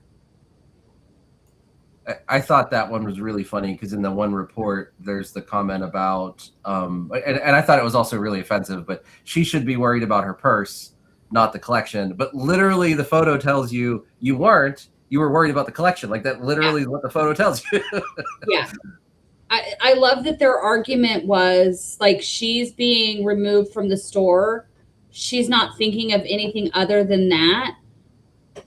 Holy projection, Batman. Like, Exactly. That's what I was thinking too when he did that. I'm the same kind of, I can't say what I want to say right now, but I don't generally operate under a selfish motivation of only thinking about myself. Yeah, all I could think about with that was like, projection much? Especially considering the context of the fact that they knew I was walking around taking all those pictures that night. Right, exactly. Why lie about something that is so easily proven false? I know why, because they thought I was going to quietly go away and none of this stuff was going to make it to the light of day. It's actually projection, and it's very common with abusers. Yeah. It's Darvo tactics. It's the Darvo, right, and it's the projection in the Darvo of reversing the victim and the offender. If this is what I was doing, I'm going to project that onto you. It's kind of fascinating. It's kind of funny because the podcast that I recorded earlier today, like part today and part yesterday, because she also had, like, they had storm issues and she had electronic issues. But it's very different. It's not a Lego content creator at all. And so a lot of what we were talking about was like things like narcissistic relationships and stuff like Darvo and all of that. So it was really interesting. I'm really excited for it. Like, it was kind of a nice change to talk about other, other stuff within the context of, and then come on and do that. And so, I think that's what attracted me to this case, because we were following this similar pattern with the people that were at the house where Officer John O'Keefe was killed. They all used this Darvo technique to like project everything and turn it backwards. Like, this is what Karen Reed must have been doing because, that's their way of getting away with it. Yeah. And that's what caught my eye was not just the BAM corporate doing it, but also the police were doing it. Yeah. And I thought, this is a very interesting interaction here, because I've only just sort of started putting these Darvo things together and realizing how connected they are. And for some reason, it's nearly every case that I cover, there's this Darvo aspect to it. So I started out, I think, very early with the Johnny Depp versus Amber Heard case. Mm. And that was where I sort of first learned about the Darvo and how that works in a intimate relationship.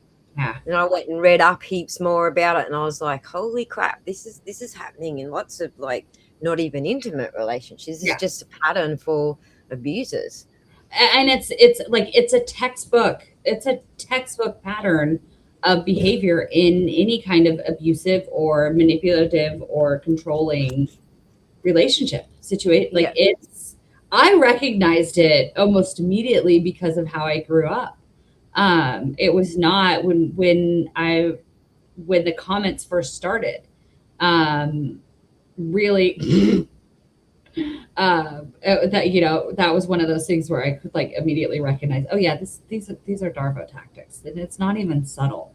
Right. It's not even like good tactics. So this little thing I got on the screen here, see how I got, only timestamp I've got is a outside creation date and modified date. These are standard items that are attached when you download it onto your file. But see, all the other times are 0. Okay.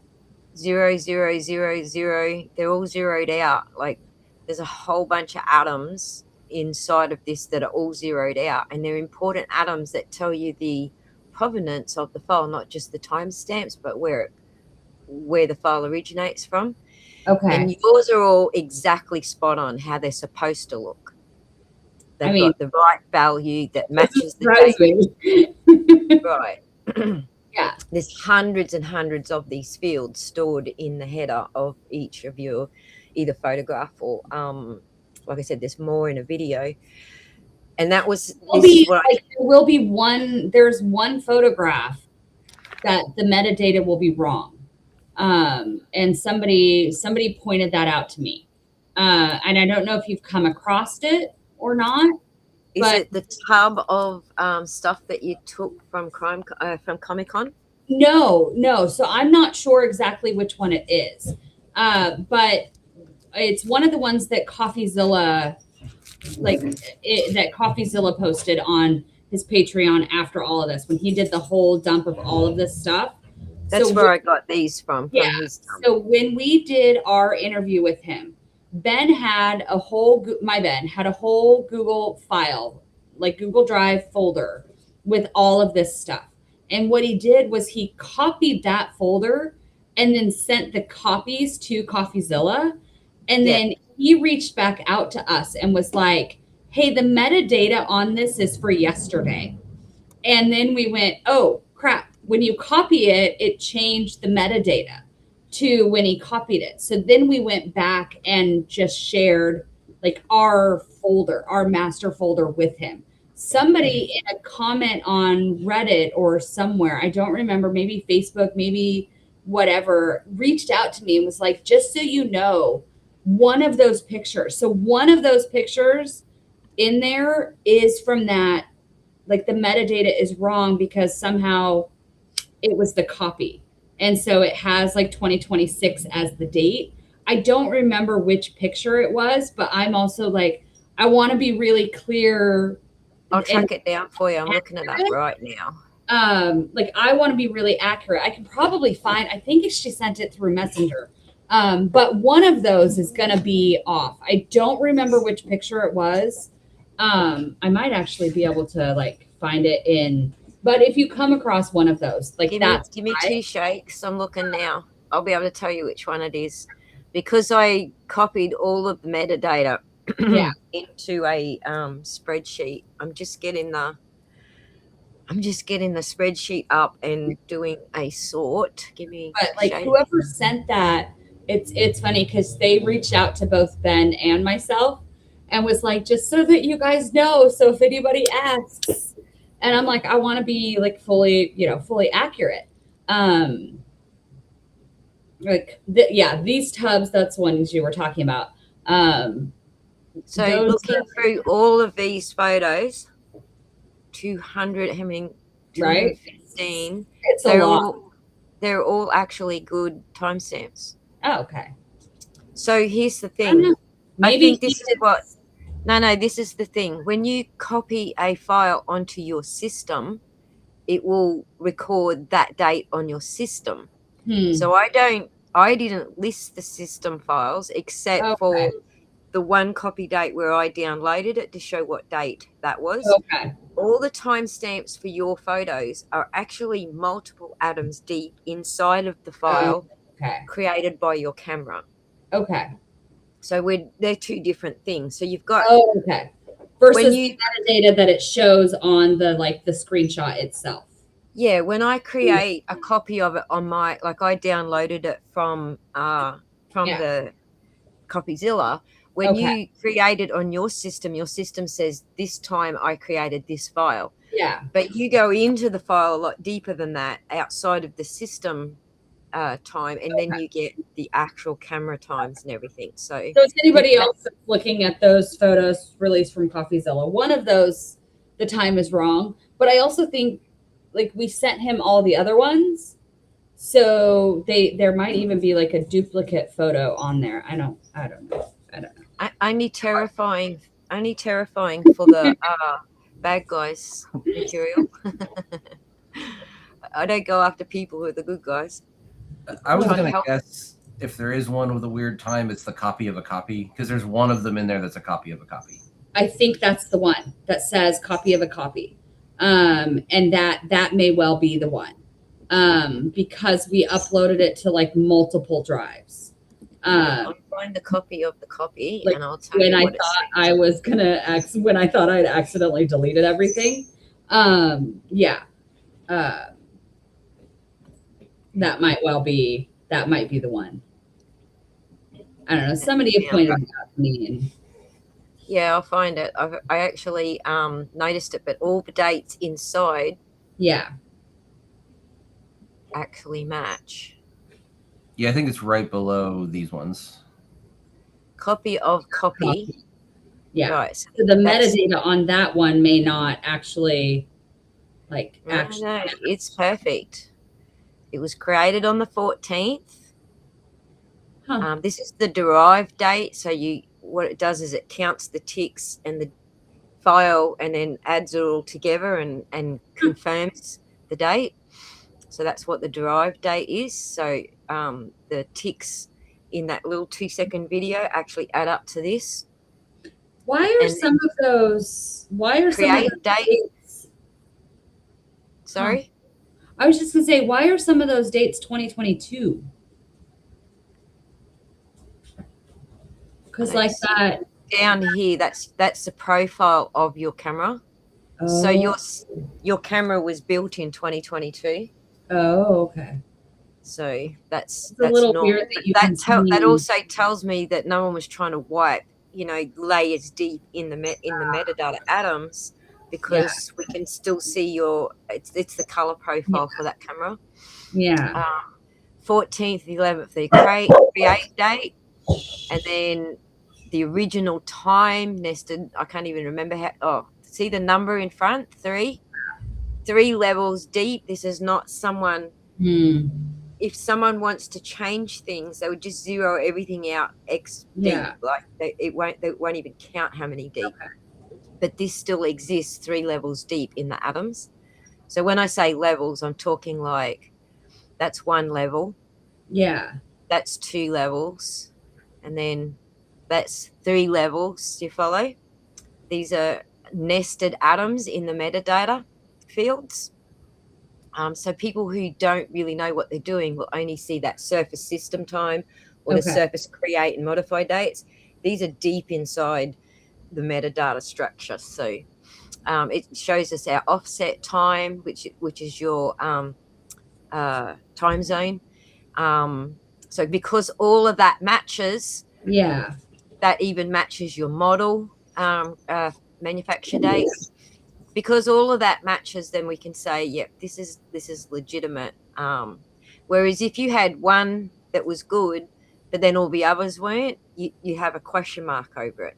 But all of your time fields and codes all match exactly.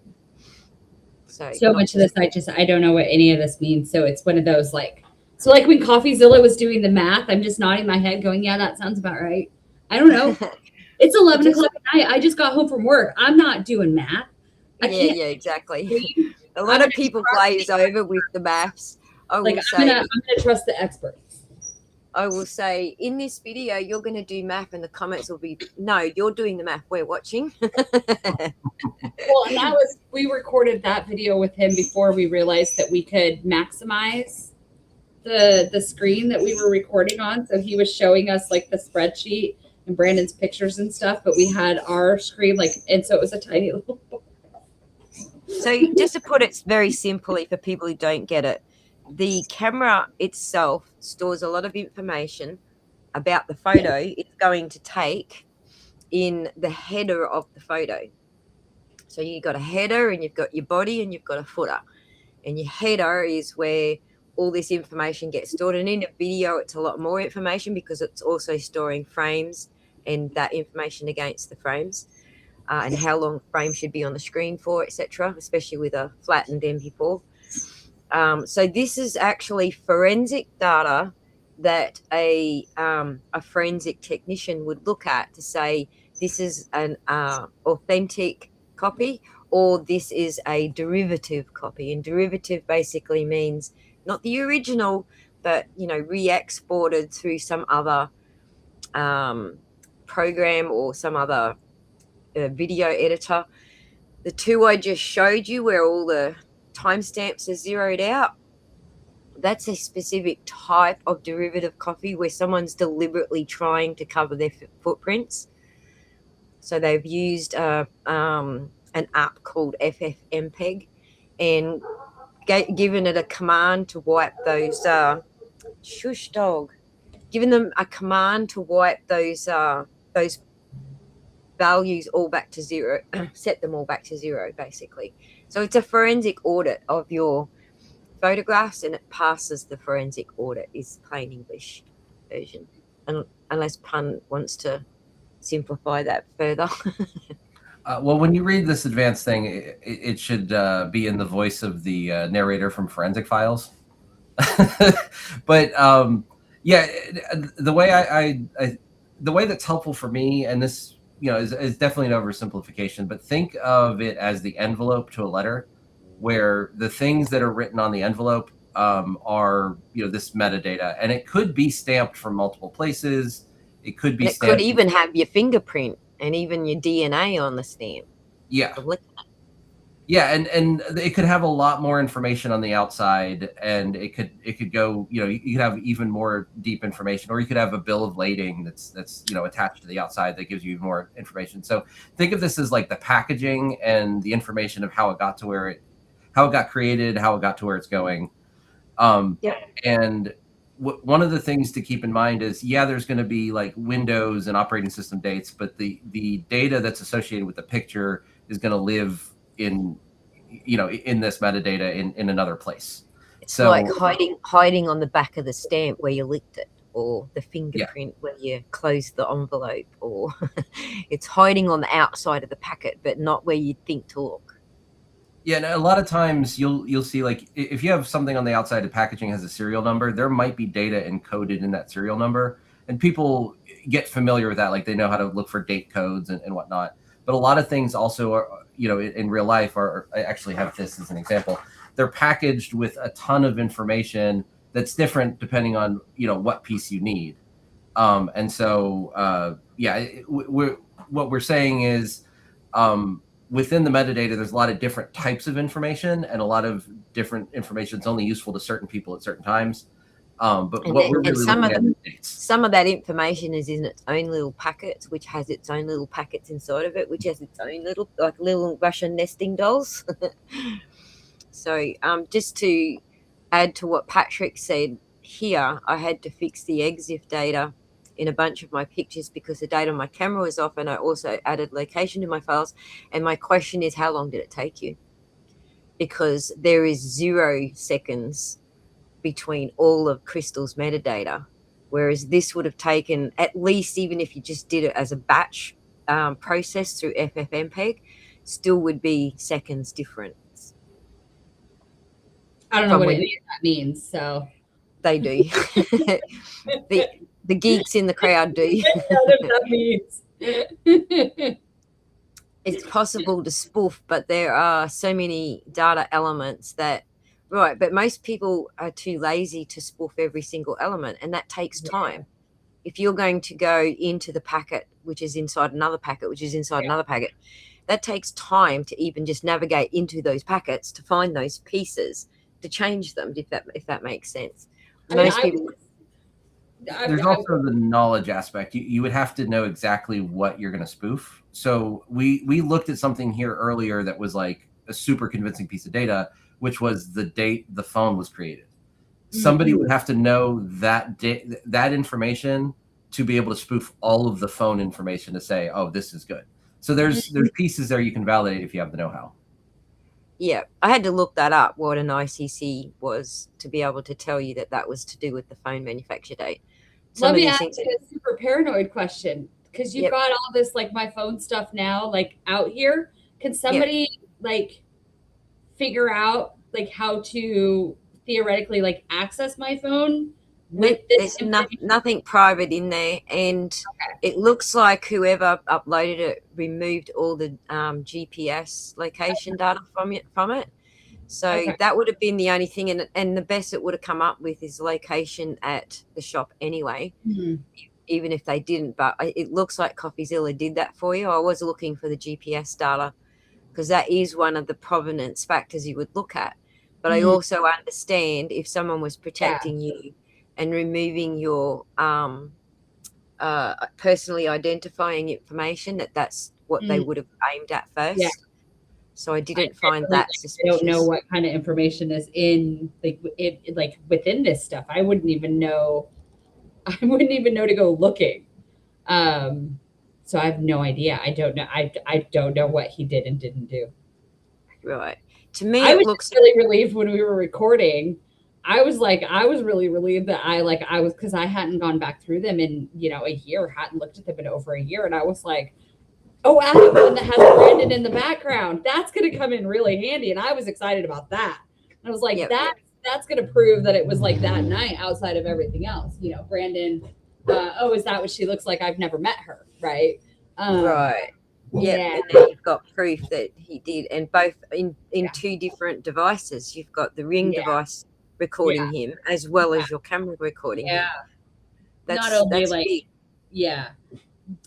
This Photos, but particular also video. Yeah. this particular file, I can actually export all of this into a document for your lawyers if they feel like there's going to be a moment where your transparency and honesty is going to be in question. I'm sure. This is what they'll want if someone's going to raise that question in a court context. Yeah. So if you want to ask them if they want that, let me know and what format they want it in. They probably just want it in a PDF, maybe a spreadsheet in a PDF or something. But Yeah. if they want it, let me know in emails, and I will get it together for you so that you've got a copy of it yourself. It might save us from, there's a lot of I'm learning a lot of new words like forensic auditor and forensic accountant. And some of them I'm like, I know what each individual word is. I don't actually know what you do for a living. But I'm learning how much some of those people get paid. I don't do forensic auditing for a living. I'm kind of crash coursing it because I have a degree in software engineering. So I kind of get how it works. It's just not something that we come across in everyday work kind of environment. I'm definitely learning. Yeah. I am definitely learning new things. So a digital forensic auditor is basically looking at the bits and bytes and looking at, there's certain patterns that appear with people who are messing with the metadata, like we just went through. There's certain patterns that appear in the bytes, like one of the videos that I pulled apart for the Karen Reed case actually has fingerprints where packets are stored equally 800, 800, 800, 800, let's say bytes for the sake of the argument, because I don't want to confuse everyone, but let's say it's nice and even like that. One of the files from that exact same Ring camera comes out at 1600 and 1600 and 1600 and 0 instead of even 800, 800, 800. And then inside of those 1600 zeros, there's these odd packets, which are not 1600 zero. They're like 1580 something and then 8 bytes on the other side, or, things like that. So that tells us this file has been cropped or cut and pieced together from another part of video.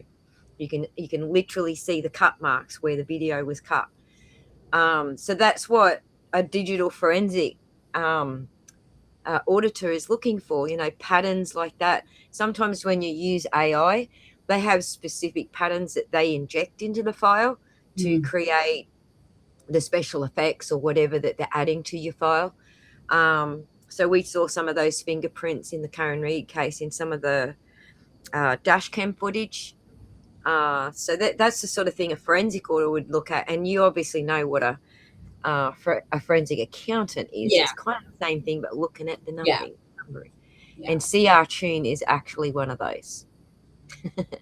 So, looking at the Phoenix activity that we were talking about earlier. Yeah. So there's definitely fingerprints in the financial accounting, the FDD, I think they are called, financial accounting, that have forensic activity plastered all over them. So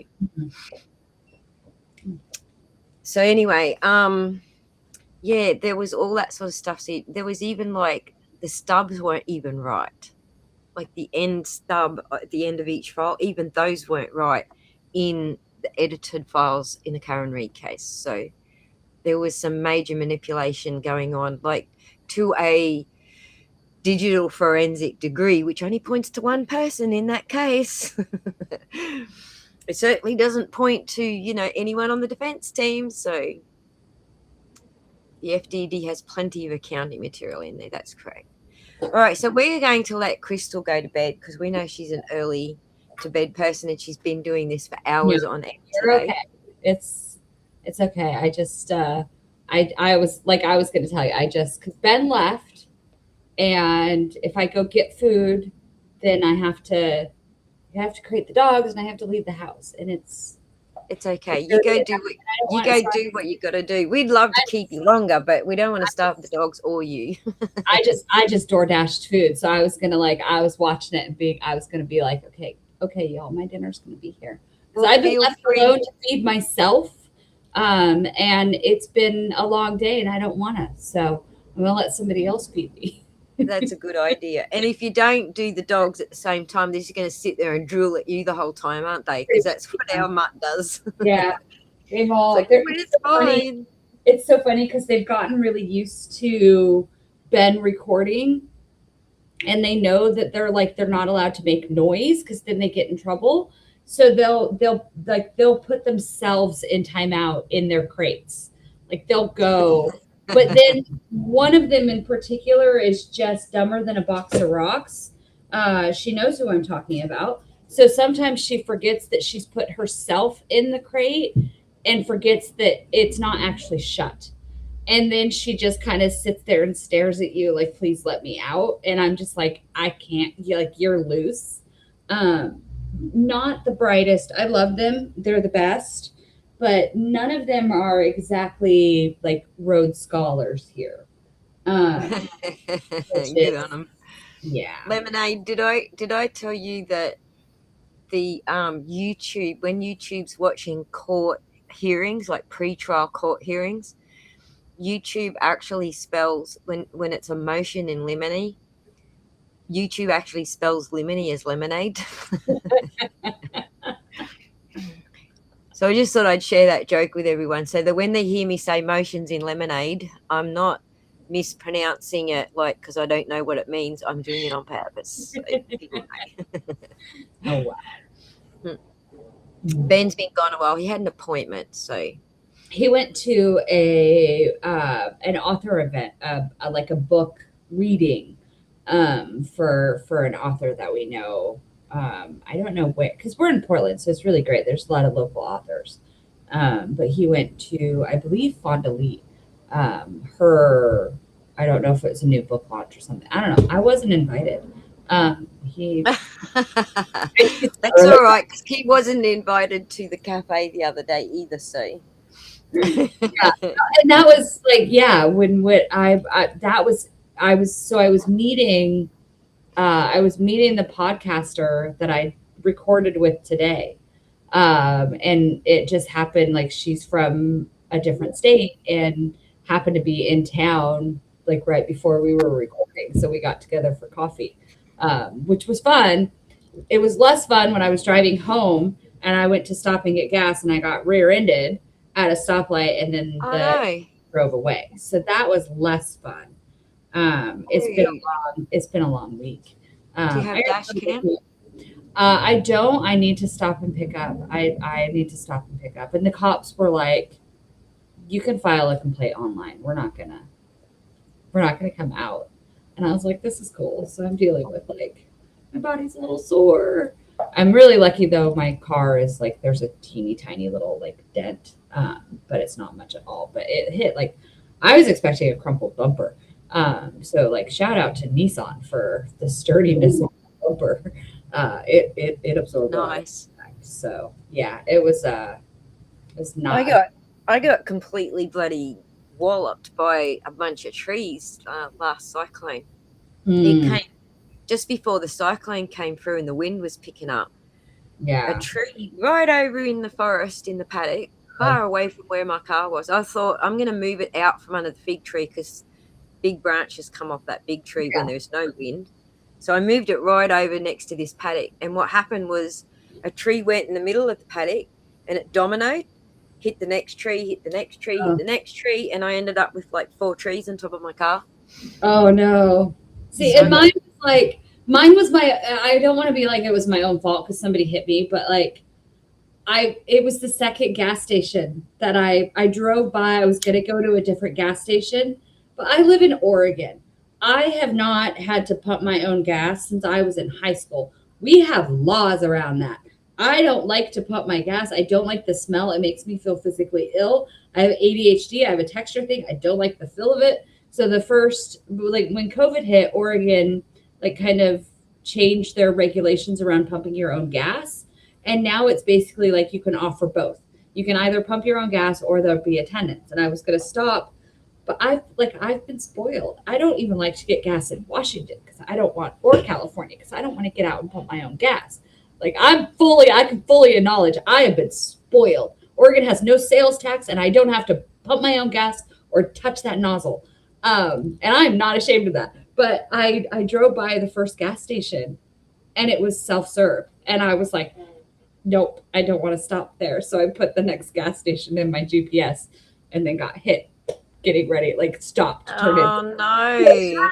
Well, there's a bit of karma.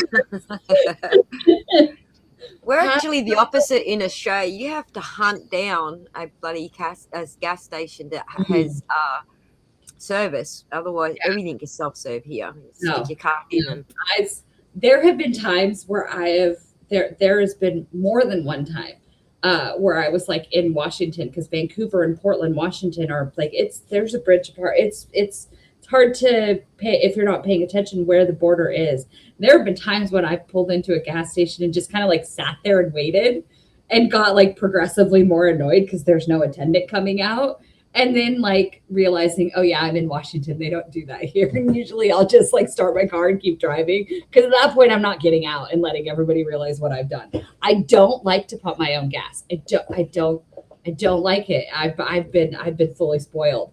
I don't like the smell of it. I don't like the touch of it. I don't like the taste of it. Because when you pump it, you can taste it in your mouth. Yeah, it is horrible. I actually hate to fill the can and put it in the car for the generator. Yeah, I just don't.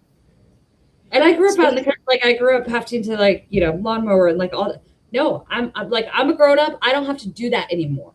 I'm like, I don't want to do that. I even worked at a gas station and briefly pumped gas in high school.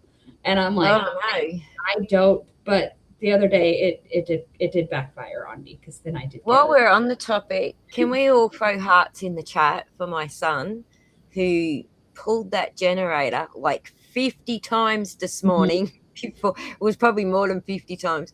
He must have done like 10 strokes and then stopped and had a rest like at least 5 times before the damn thing started up. But appreciation in the chat for the for my son Causa for pulling that Jenny started today so that we could do this live stream and collecting the can of fuel because I didn't want to do the same thing as Chris and taste the smell of taste and smell the fuel. I feel like this week might be a bit of like I might be a bit of Murphy's Law because like you're having issues, the other podcaster was having like they lost power, so we had to cut it short, and then the car accident, and then it's just kind of fun. It's been an odd week. I actually have not had a guest live stream except for Pun in probably the whole of 2026 where there hasn't been a power out. Every time I book a live stream, it's a freaking power out and it's driving me nuts. It's like they know. There was one day I had just connected with my guest and bing, power went out. I was like, get out of here. I've done lives on YouTube, on TikTok, because that's fairly easy. But Ben has been playing around on his YouTube, and I just recently like set up I think it's Streamlabs. I don't know, whatever. We're gonna see if I can figure it out. I don't know. At some point, I might be brave enough to try it. I don't Look, know yet. Streamlabs is the baby. It's the easiest one to learn. You got a That's really what I've easy. That's Yeah. what I've been told. You'll enjoy the Streamlabs.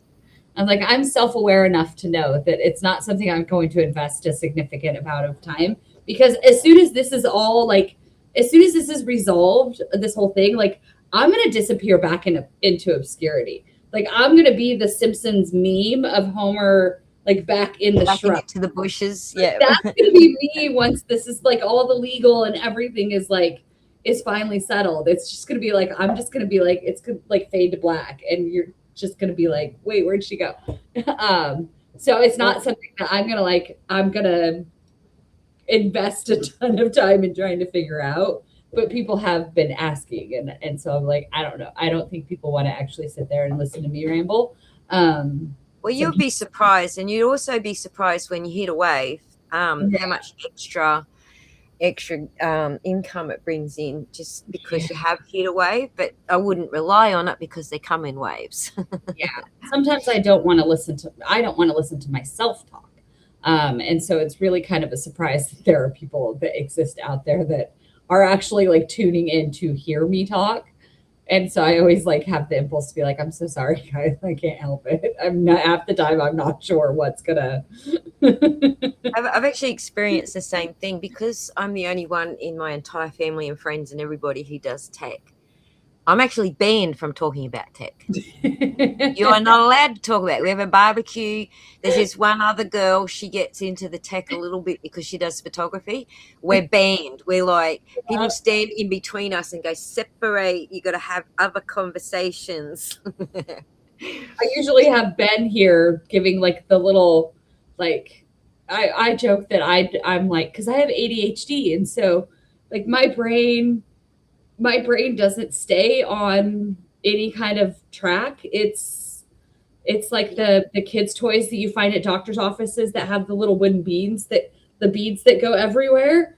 Like that's how my brain operates. Well, we did very well to keep you on track tonight, didn't we? I usually joke that I need Ben, like I need somebody like they have in the theater with the little like the little shepherd's crook that like drags you off stage when your comedic act is over.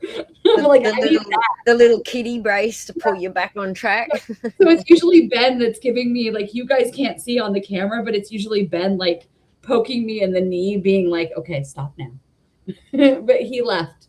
So I'm a little afraid to do the whole live thing like by myself, because you do get used to it though. Talking to yourself is probably the hardest thing to get used to when you're just on the stream by yourself. Yeah. But then when you've actually got people in the chat, you're kind of conversing with them more than by yourself. But how do you keep a train of thought? I don't turn the camera on. That's why I don't have the camera on. If you want me to talk and think in a straight line and linearly, and like in order that people can understand, turn the camera off. Like you can see my eyes shift because I'm like, I forget that I'm supposed to look at the camera and I'm looking at myself instead. And so like constantly all the time, and Ben's like, look at the camera, and I'm like, I can't, it's a bright shiny light and it hurts my eyes. And then I forget that I'm supposed to be like looking straight ahead. But no, mine is always, the first, when we did the live with Making Law Simple, I kept trying, we were building, which was a lot of fun in theory, but I kept trying to read the comments and it turns out you can't talk, listen, read, and build Lego all at the same time. And so my poor little Wicket has 3 toes. That's it. Yep. Because I haven't had a break from work. So I'm like, I need to go back on their show so that I can finish building. That was the Lore and Libations. Yeah. Channel. Yeah. They're actually part of our staple Lore Tube.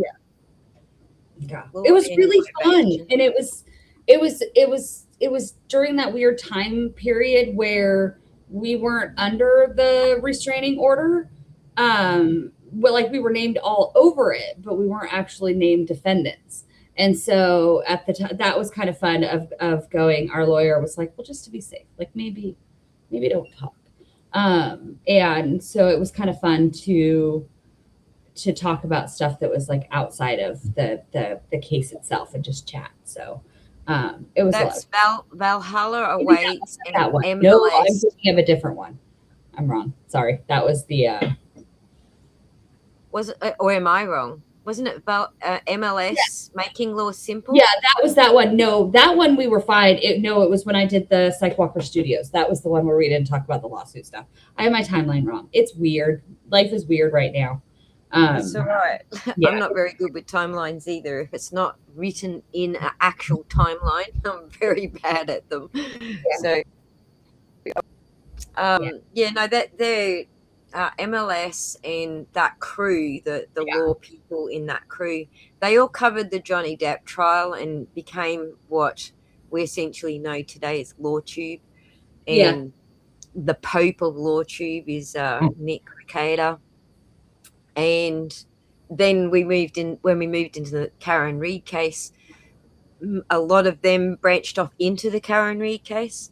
Nick came into it a little bit later, but so they were actually my best view videos on the channel, was the mashups of all the LawTubers talking about the case, and because there was just so much. The Commonwealth had so much wrong and screwed up, and things didn't match, and the judge was doing shit, and it was just so much going on with that case.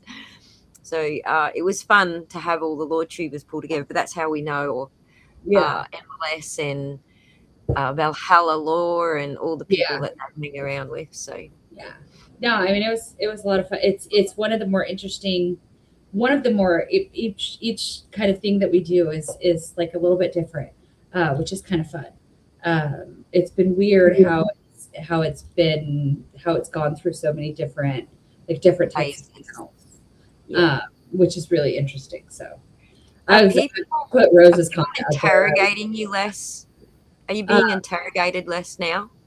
I think it takes a while for like corrections to make their rounds. And then outside of like new people coming to it from, whatever source their first source, wherever they're coming to it from. And now there's so many people that have had those inaccuracies corrected, they're able to then comment, and there's not so much like I don't have to go in and yell like all caps that I'm not Amanda, which I had to do for a month. Took a while for people to catch up. So as the video previously, she was like, is there anything like any information out there that you want to like set the record straight or correct on? And I'm like, right now I don't think so. I think everyone's caught up finally. Yeah, everyone's caught up. I don't really think there's anything right now. Now, who knows if that's going to change, because it is, it feels like there's something new coming out every day. But they've also got their own little team of haters out there spreading rumors that we've got to knock and SWAT every now and again, which I don't mind doing. Yeah. And I hope that the last couple of streams that I have done have contributed to that, because people were asking questions about the provenance of your photos and your transparency, and why didn't you have the POS system printed out and all that sort of stuff. And so we've been able to iron some of those things out, which I'll do more of. So many of those questions can be answered by like they came in with no notice and kicked me out with no notice whatsoever. It can just a lot of that could be answered just by reading the contract, because in the contract, as you say, it says you don't have control of the POS and you don't have control of your own bank accounts. Yeah. All those questions would have been answered right there with just that part of your contract. If people bothered reading, which they don't. They need a talking bobblehead on the screen to tell them rather than reading. So, but we're happy to do that because, as I said, Pun had probably more questions about the whole thing than I did. I don't even I just dove into the data because it's what I do. It's not, and it was a question everyone was asking. Yeah. It really isn't because I was suspicious of anything, and I don't think Pun was, but he was trying to sit in the middle and go, well, I probably should let him speak for himself where he was prior, but I think he's ironed out a lot of questions now. And you did answer. I had a bunch of questions that got answered like the first 5 minutes when we looked at the data, like why are the images out of order? And we knew like immediately, oh, it's two separate phones. Okay, well, that's why they look out of order. Yeah. And a bunch of things on like I thought that the party room had steps leading up. Eventually we figured that out. We figured out a bunch of things on like what was in a tote and what was in the safe. That was a big question I had because it was hard to tell. So yeah, I had a million questions, but mostly just because like I don't know, I just got curious, like the parking lot thing. Like I'm not obsessed with parking lots. I'm just curious. Yeah, it's really, you know, and I've said this before. I don't ever have a problem with like good faith criticism or questions. I why would I? Like it's pretty, like when you're transparent and you've got nothing to hide, you have no problems answering the questions. like I have no problem. But this is the second time today I've mentioned this. It's very important to me that I you know, articulate and specify good faith criticism and questions. It has to be in those situations. It has to be done in good faith. If you're not, I no longer have the urge to debate and justify with myself with people that are never going to change their mind. And that's even outside of this. That's in other things. I have used the phrase like, is anything I'm going to say going to make you change your opinion? If the answer to that is no, and we are disagreeing on something like a fundamental human right, then I don't need to expend my energy to that. There are people in the comments, and there are a few people in particular that it seems like they're looking for the thing that they can criticize. And it's fine, but that's on you. Like that's not a reflection of me. That's a reflection of you. That's right. And so you'll know none of my audience is doing that because my mods would have kicked them out as soon as they started. we look after our guests over here. I don't begrudge anybody that's doing that. I don't want anybody directing any hate towards them. Like that's on you. As long as it's a good faith question, as you say, it needs to be good faith. Yeah, but there are some people that it's become increasingly clear to me that they want to find fault. And that's not a reflection of me. That's a reflection of them. And so like if you're coming at me with good faith questions, Les does it. Some people in Les's chat, like they've done it. Toy Bounty, like a bunch of them have done it, and I'm going to answer it to the best of my ability. If you're doing it, they were also polite about the way they were asking. It was in good faith. Like I don't think he would have let anyone come at you sideways. Yeah, it really it has to be good faith. But if every answer that I'm giving, you're then finding something to criticize in every answer, that starts veering away from good faith, and that's when I'm going to stop engaging. Because you know how it is. You can't engage with all the content. And I'm gonna save my energy and my emotional bandwidth and mental bandwidth to engage with people that are actually like acting. Can you just quickly explain to me what Xiaotun is saying here? Having debit authority is a major red flag. What's he talking about? I believe they're talking about the like BAM's authority to like automatically debit out of your bank account. Because that's what they could do. They could come out. They could come and automatically pull their royalty payments out.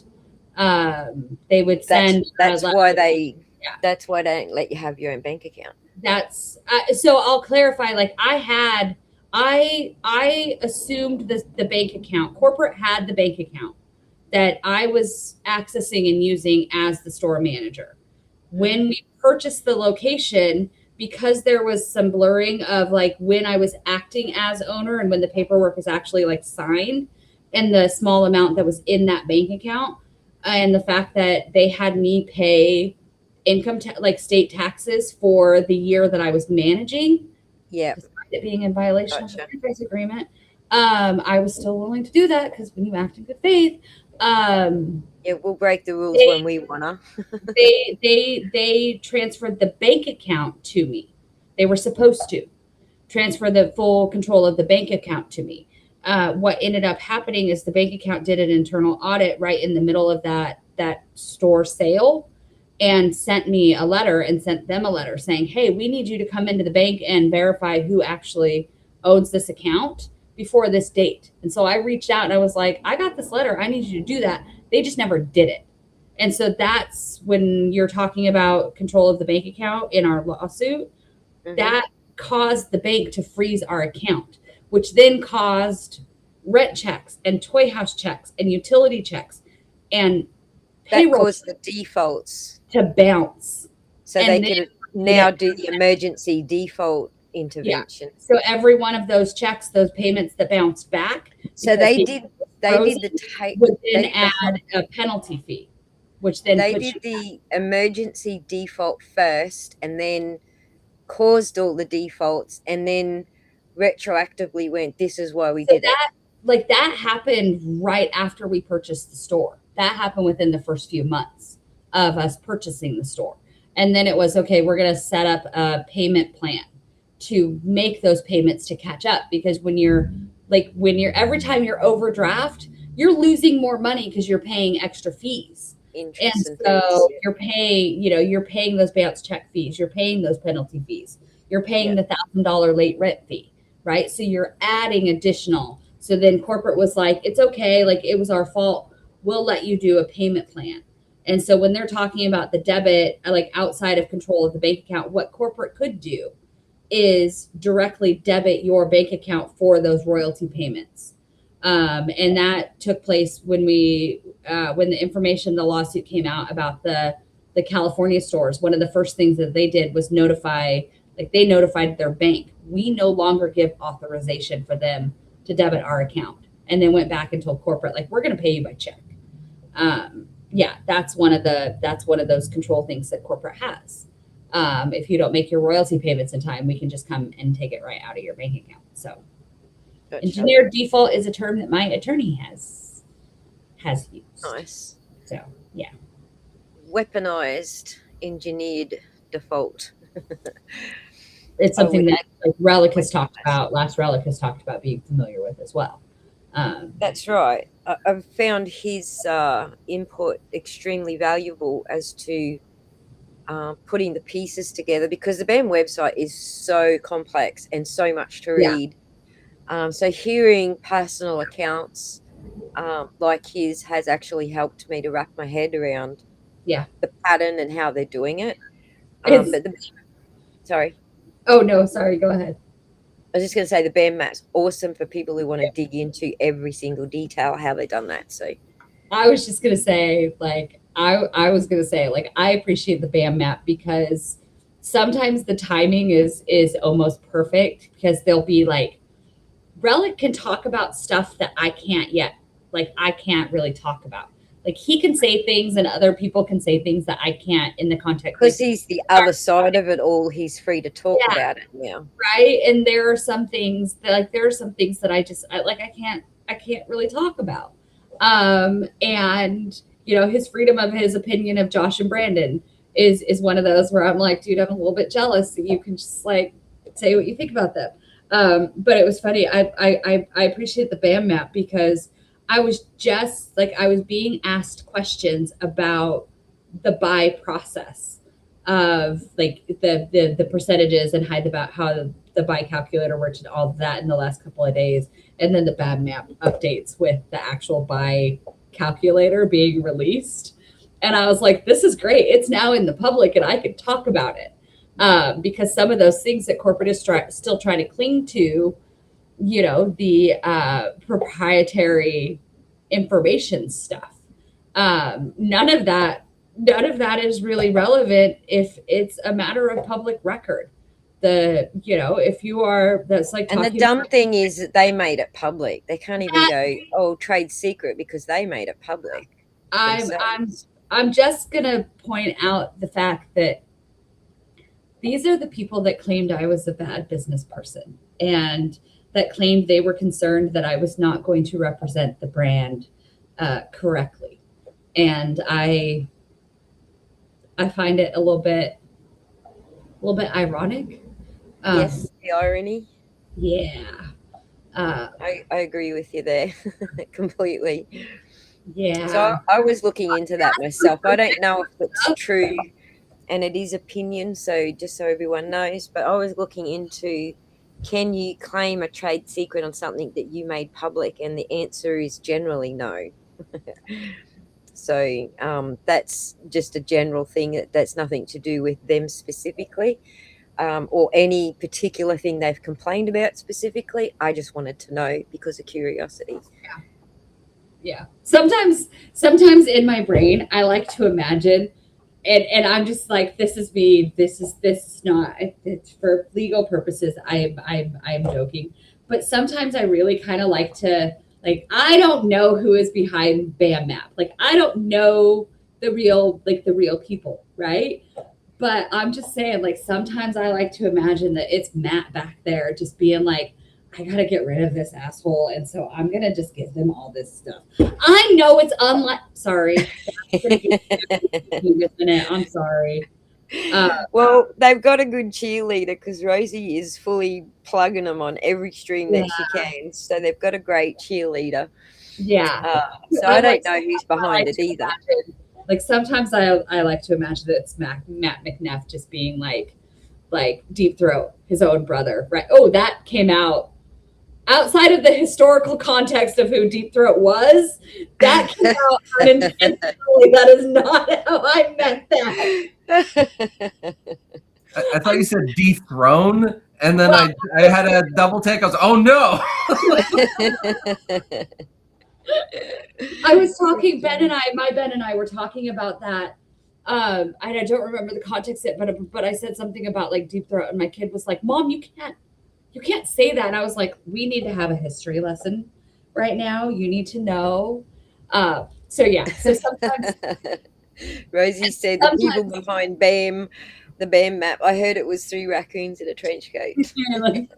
I like to imagine it's Matt McNeff in a trench coat, just like that's for my own, own whimsy. I really hope, or it's Kai McAllister. It's somebody in the office that's just like, I'm down. It's only 2 raccoons for now. The third is behind Chris. I was going to ask, is that one of the raccoons in the friendship? Right. I'm like, I like to imagine that it's somebody. Or Look behind you, Chris. What is that? I know. Is that a show? Is that a show, like something you wanted to show or something, or just one that you bought? Oh, the raccoon? Yeah, it's very cute. It is very cute. That the placement was, I got 3 of them. In my defense, they're not all raccoons. So there's a raccoon. So you literally have 3 raccoons that you could put in a trench coat. They're not all raccoons. They're not all raccoons. One of them, we're gonna see if I can. Oh, I'm gonna hit Ben's mic. We're gonna see if you can see. So one of them is a capybara. Oh, how cute is that? Oh, they're much cuter than raccoons. One of them is a raccoon, and the third one is in the back of my car because he keeps me company when I'm driving, and he's a red panda. And Costco had them, and I was having a bad week, and I went to Costco, and that's always a mistake when you send a neurodivergent person into Costco. And so that's, so the placement was unintentional. The placement was accidental. So yeah, not 3 raccoons. I have a raccoon, a capybara, and a red panda. Let's be accurate here. Did you transport them next to the 16 gallons of mustard? No, but I did buy this stuff. It's a drink called Poppy, which is like, it's a flavored, like, I thought like a flavored water, and I thought it would be like fun, like tastes yummy, it burns my tongue because apparently it has apple cider vinegar in it, but they hide that information in very small lettering on the can. It's very good for your digestive system, but even that tastes like crap. There are some things that it's not worth it. It's not. My grandma used to tell me, like, every time I would visit my grandma, she'd try to like feed me prunes. And I'm just like, there are some things it's not worth it. Everyone thinks you need a trench coat for these 3 stuffed animals now, so you can actually do a thing with it. It's so big though. Like I don't know. Like they are so, and they're heavy. Like they're really heavy too. I tried to carry all 3 of them in from my car at one time. I could not do that. No, that one was in my kids' room. I'm benevolent, so I gave one of them to my daughter. But then she has cats, and so she was like, I don't want the cats to get to it. So now he's just chilling out there. So nice. All right, guys. Well, we're going to let Crystal go to bed now. And we have been at it. Where's my timer? We've been at it 4 hours. Holy crapola. Oh, has it really? It's 4 hours, just 1 minute short now. Well, seconds This is short. becoming a thing now, because I have no perception of time. Not only do I have no like depth perception or perception of like space, but also no perception of time whatsoever. I need like an hourglass. I have no idea. I can't see the clock. Ever since I moved into the bush and started working from home, I got rid of all the clocks in the house, and I don't care about time now. It's just whatever. Because I don't have time perception. It actually didn't bother me. If you've got to get up and go to work and like keep a routine, obviously you need the clocks. But this was the kids had left home. My daughter got married and had babies, and I was free. And I was like, you know what? I can just work from home and not follow a clock anymore. Yay! I'm like, I have no idea. But I also feel like at this point I've been talking for like 8 hours straight, which is weird for me. And then tomorrow I get to go back to work and interact with people again. All right. Well, we really appreciate you coming on and answering the questions.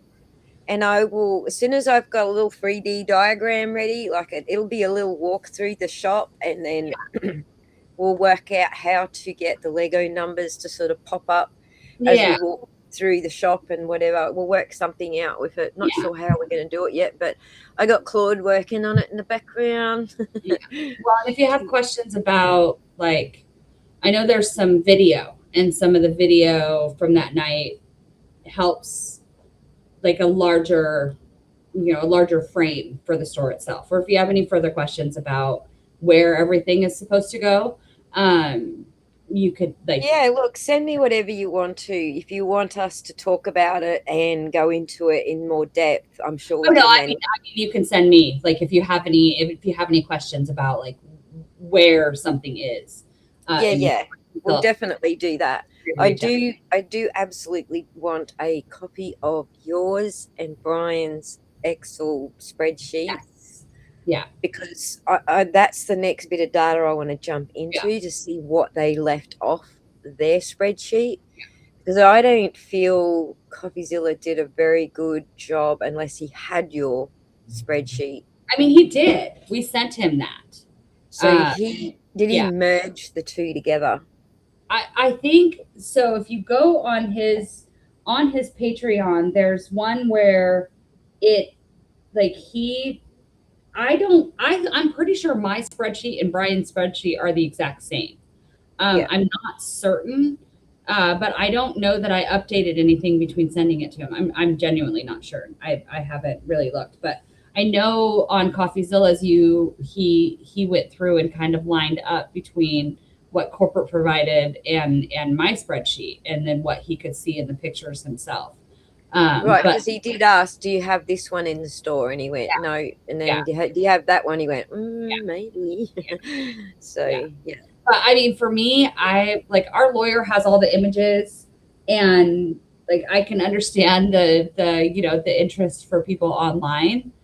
And and that, but like I haven't really gone through and done anything with it, because for the context of our lawsuit, it's inventory within the larger context of the store itself. So that's going to have to be somebody going through all those pictures and doing an evaluation and a testing to it, if we ever actually get to that point. So, or when we get to that point, yeah. But I can send you that sheet, because his does leave off some stuff. So, yeah. So the last question before you do send it, where's the 300 minifigs that you gave back to Brian? Where are they inventoried? On his spreadsheet, or have they been removed from his spreadsheet? They weren't added. So on the spreadsheet, if there's a high-low value, so there are some items that are on the spreadsheet, but there's no high-low value assigned. And that's because part of it is like the inventory list that Brian's dad gave me. I could go and create this item and know that there's going to be 20 of them because his inventory thing says there's 20 of them. But if there's so my process of it was like, you check the figure, make sure the figure number is correct and all the parts are correct. Then you do the high-low value, and then you put the tag on it. So that was part of the inventory process. So if there's a high-low value on the inventory sheet, if those values are filled out, the high-low is filled out, that item was inventoried and tagged. If that's not filled out, that item was never inventoried or tagged. So it was either an item that remained in Brian's storage unit and we never had. It was the figures that were then given back to him. It was, in some cases, it was a set that his dad said was in the inventory but wasn't actually there. There were a couple of those. Or it was, sometimes there'll be a notation on it, or it was like a cracked figure, or it was a custom figure or something like that. So the indication when you look at that spreadsheet of was it part of the inventory was, did it have a high-low value to it? But then the sets that I returned to Brian, those ones were in the inventory, because those were ones that we had taken to conventions. So those ones, you can see in that in the set numbers. The figures themselves, I had never gotten around to actually inventorying. So they never appeared on the spreadsheet, but we know that it's around 300, and you gave them back to him. So yeah, I have the list. I have a list of we both have a list of the actual figures, like the figure number themselves. Oh, that was in that 300. Yeah. Oh my God, I'll have that list too, if that's all right. Because that helps us fill in. Yeah. That helps us fill in the gap of. See, I don't believe CoffeeZilla's audit on the numbers, his financial audit. I believe he was actually way below. Yeah. And I know a lot of people have said to you, what do you think? And you're like, well, it was between this figure and this figure. I believe, just given the figures that you had based on, what you were going to put them on the shelves with, your low and high figures. Yeah. I believe CoffeeZilla's is out by at least 20 grand. And also I think that little packet of 300, whatever it was, of 300 minifigures. Because he was subtracting those from that total. And that was one of those points of people will ask, why didn't you correct him? It all came so fast at that point. He thought they were on that list. Yeah. And all the coming out so quickly, and it was me I'm estimating about another 20, probably another 20 grand on just that little packet of minifigs that you're talking about, the 300. Does that sound about right? If you were so that's 40 grand below. There was 20 grand mistake I found in his numbers, but not because he was wrong. It was just the way he was computing it. And the numbers himself, when he was talking about the value of the collection, and it's not he did a fantastic job in the context of what it was doing. And I understand he did. With time and resources and all of that. I fully get that. But yeah, he wasn't including the minifigures in that overall value. He was looking at the spreadsheet for the sets themselves. So yeah, but it wasn't like at the time there was so much information coming all at once, and I was trying to take so much stuff in that just like stopping and correcting just like that never happened. Yeah. Yeah. No, I'm not dissing his work at all. He did a very good job for one video. I'm not really doing a whole series on this, like a one video breakdown. He did a very good job. So I'm not complaining about it. I would just like to revisit the numbers to fill in some of those gaps and just tidy it up a bit, because I do believe we are actually closer to 200,000 than his figure, if that makes sense. Just well, looking even when it was definitely there. Like I still stand by that evaluation, because there were figures that ended up being custom or ended up being damaged. There were sets that weren't in there that just weren't part of the inventory. His dad had, gifted or misidentified. That, that 200,000, that was the very first, just seeing the volume of it and seeing that list of the sets. There was a lot of work that went into going through that inventory. So yeah. But I mean, also at the end of the day, like the fact that any inventory at all. It looks like selling on the internet's like going to be the better option for a lot of people, because we were talking about location in one of my shows.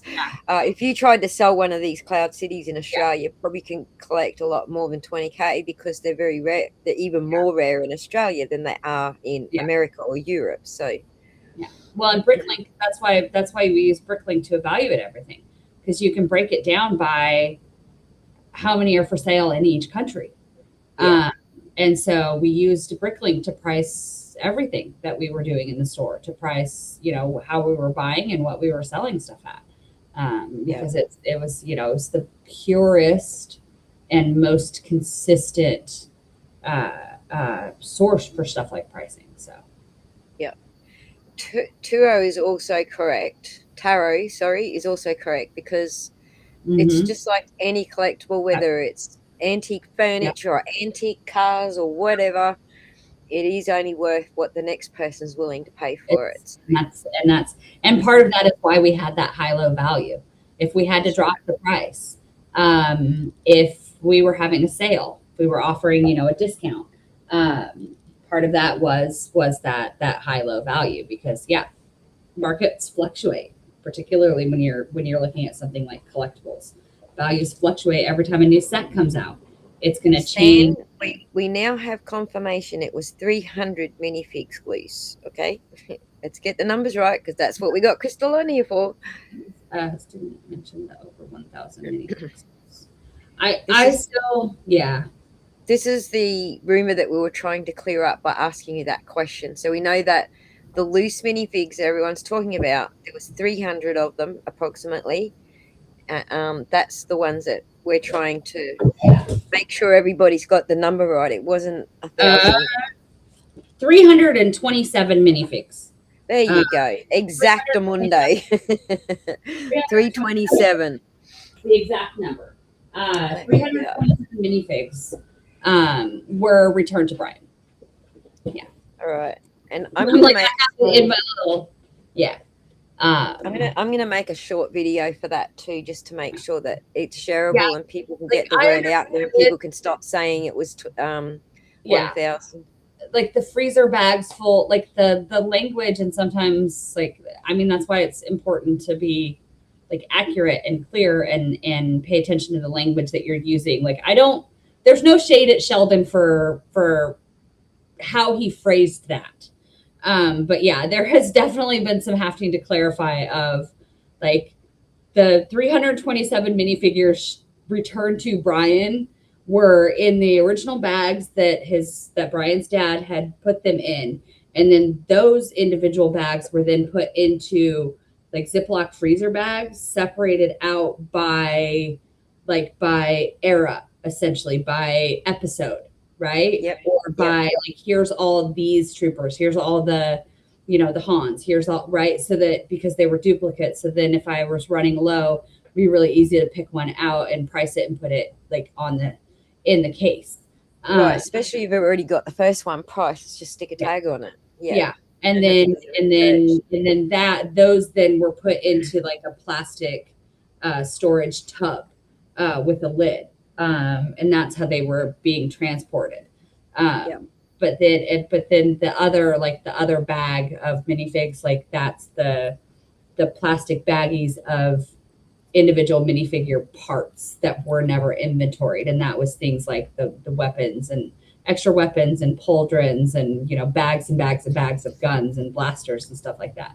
I've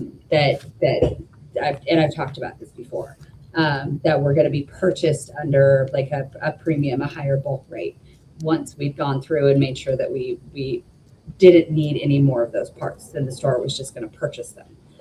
But yeah, it was like the wording of that. You mentioned that, so I already kind of had the idea of what was going on with it, but we didn't. I don't remember you actually saying an exact figure before, so I'm very glad we got that part sorted out. And I would very much like a lot of confusion. Yeah, I would very much like the spreadsheet as well, so I can double check all the figures and work out, because we now have, you know, forensic accountants out there who want to help. Yeah, we can start crunching these numbers like properly as well. So that would be awesome. All right, everyone, that's it. We're going to let this poor girl go eat. I'm watching the map to see when they're going to get here. So. Radio. And thank you very much for joining us, Pun. I appreciate your backup assistance here in case I got thrown to the wolves at some stage. But thankfully, my Jenny's still kicking over, and it's probably needs a bit of fuel top up. My son's gone to sleep again, so I need to go do that before I run out. Anyway, everybody, thank you for joining us. Thank you again, Chris. Thank you again, Pun. Thank you. I hope you all have a lovely evening, whatever time it is, wherever you are. It's only like 2 p.m. here, so enjoy your food. And Chris, let's catch up on emails and see what we can bang our heads together with. Anything I can help your lawyers with that they need, you know, in the way of data, just say so and I'll send you what I can. Perfect. Thank you. All right. My pleasure. Yeah. Bye, everybody. Be good.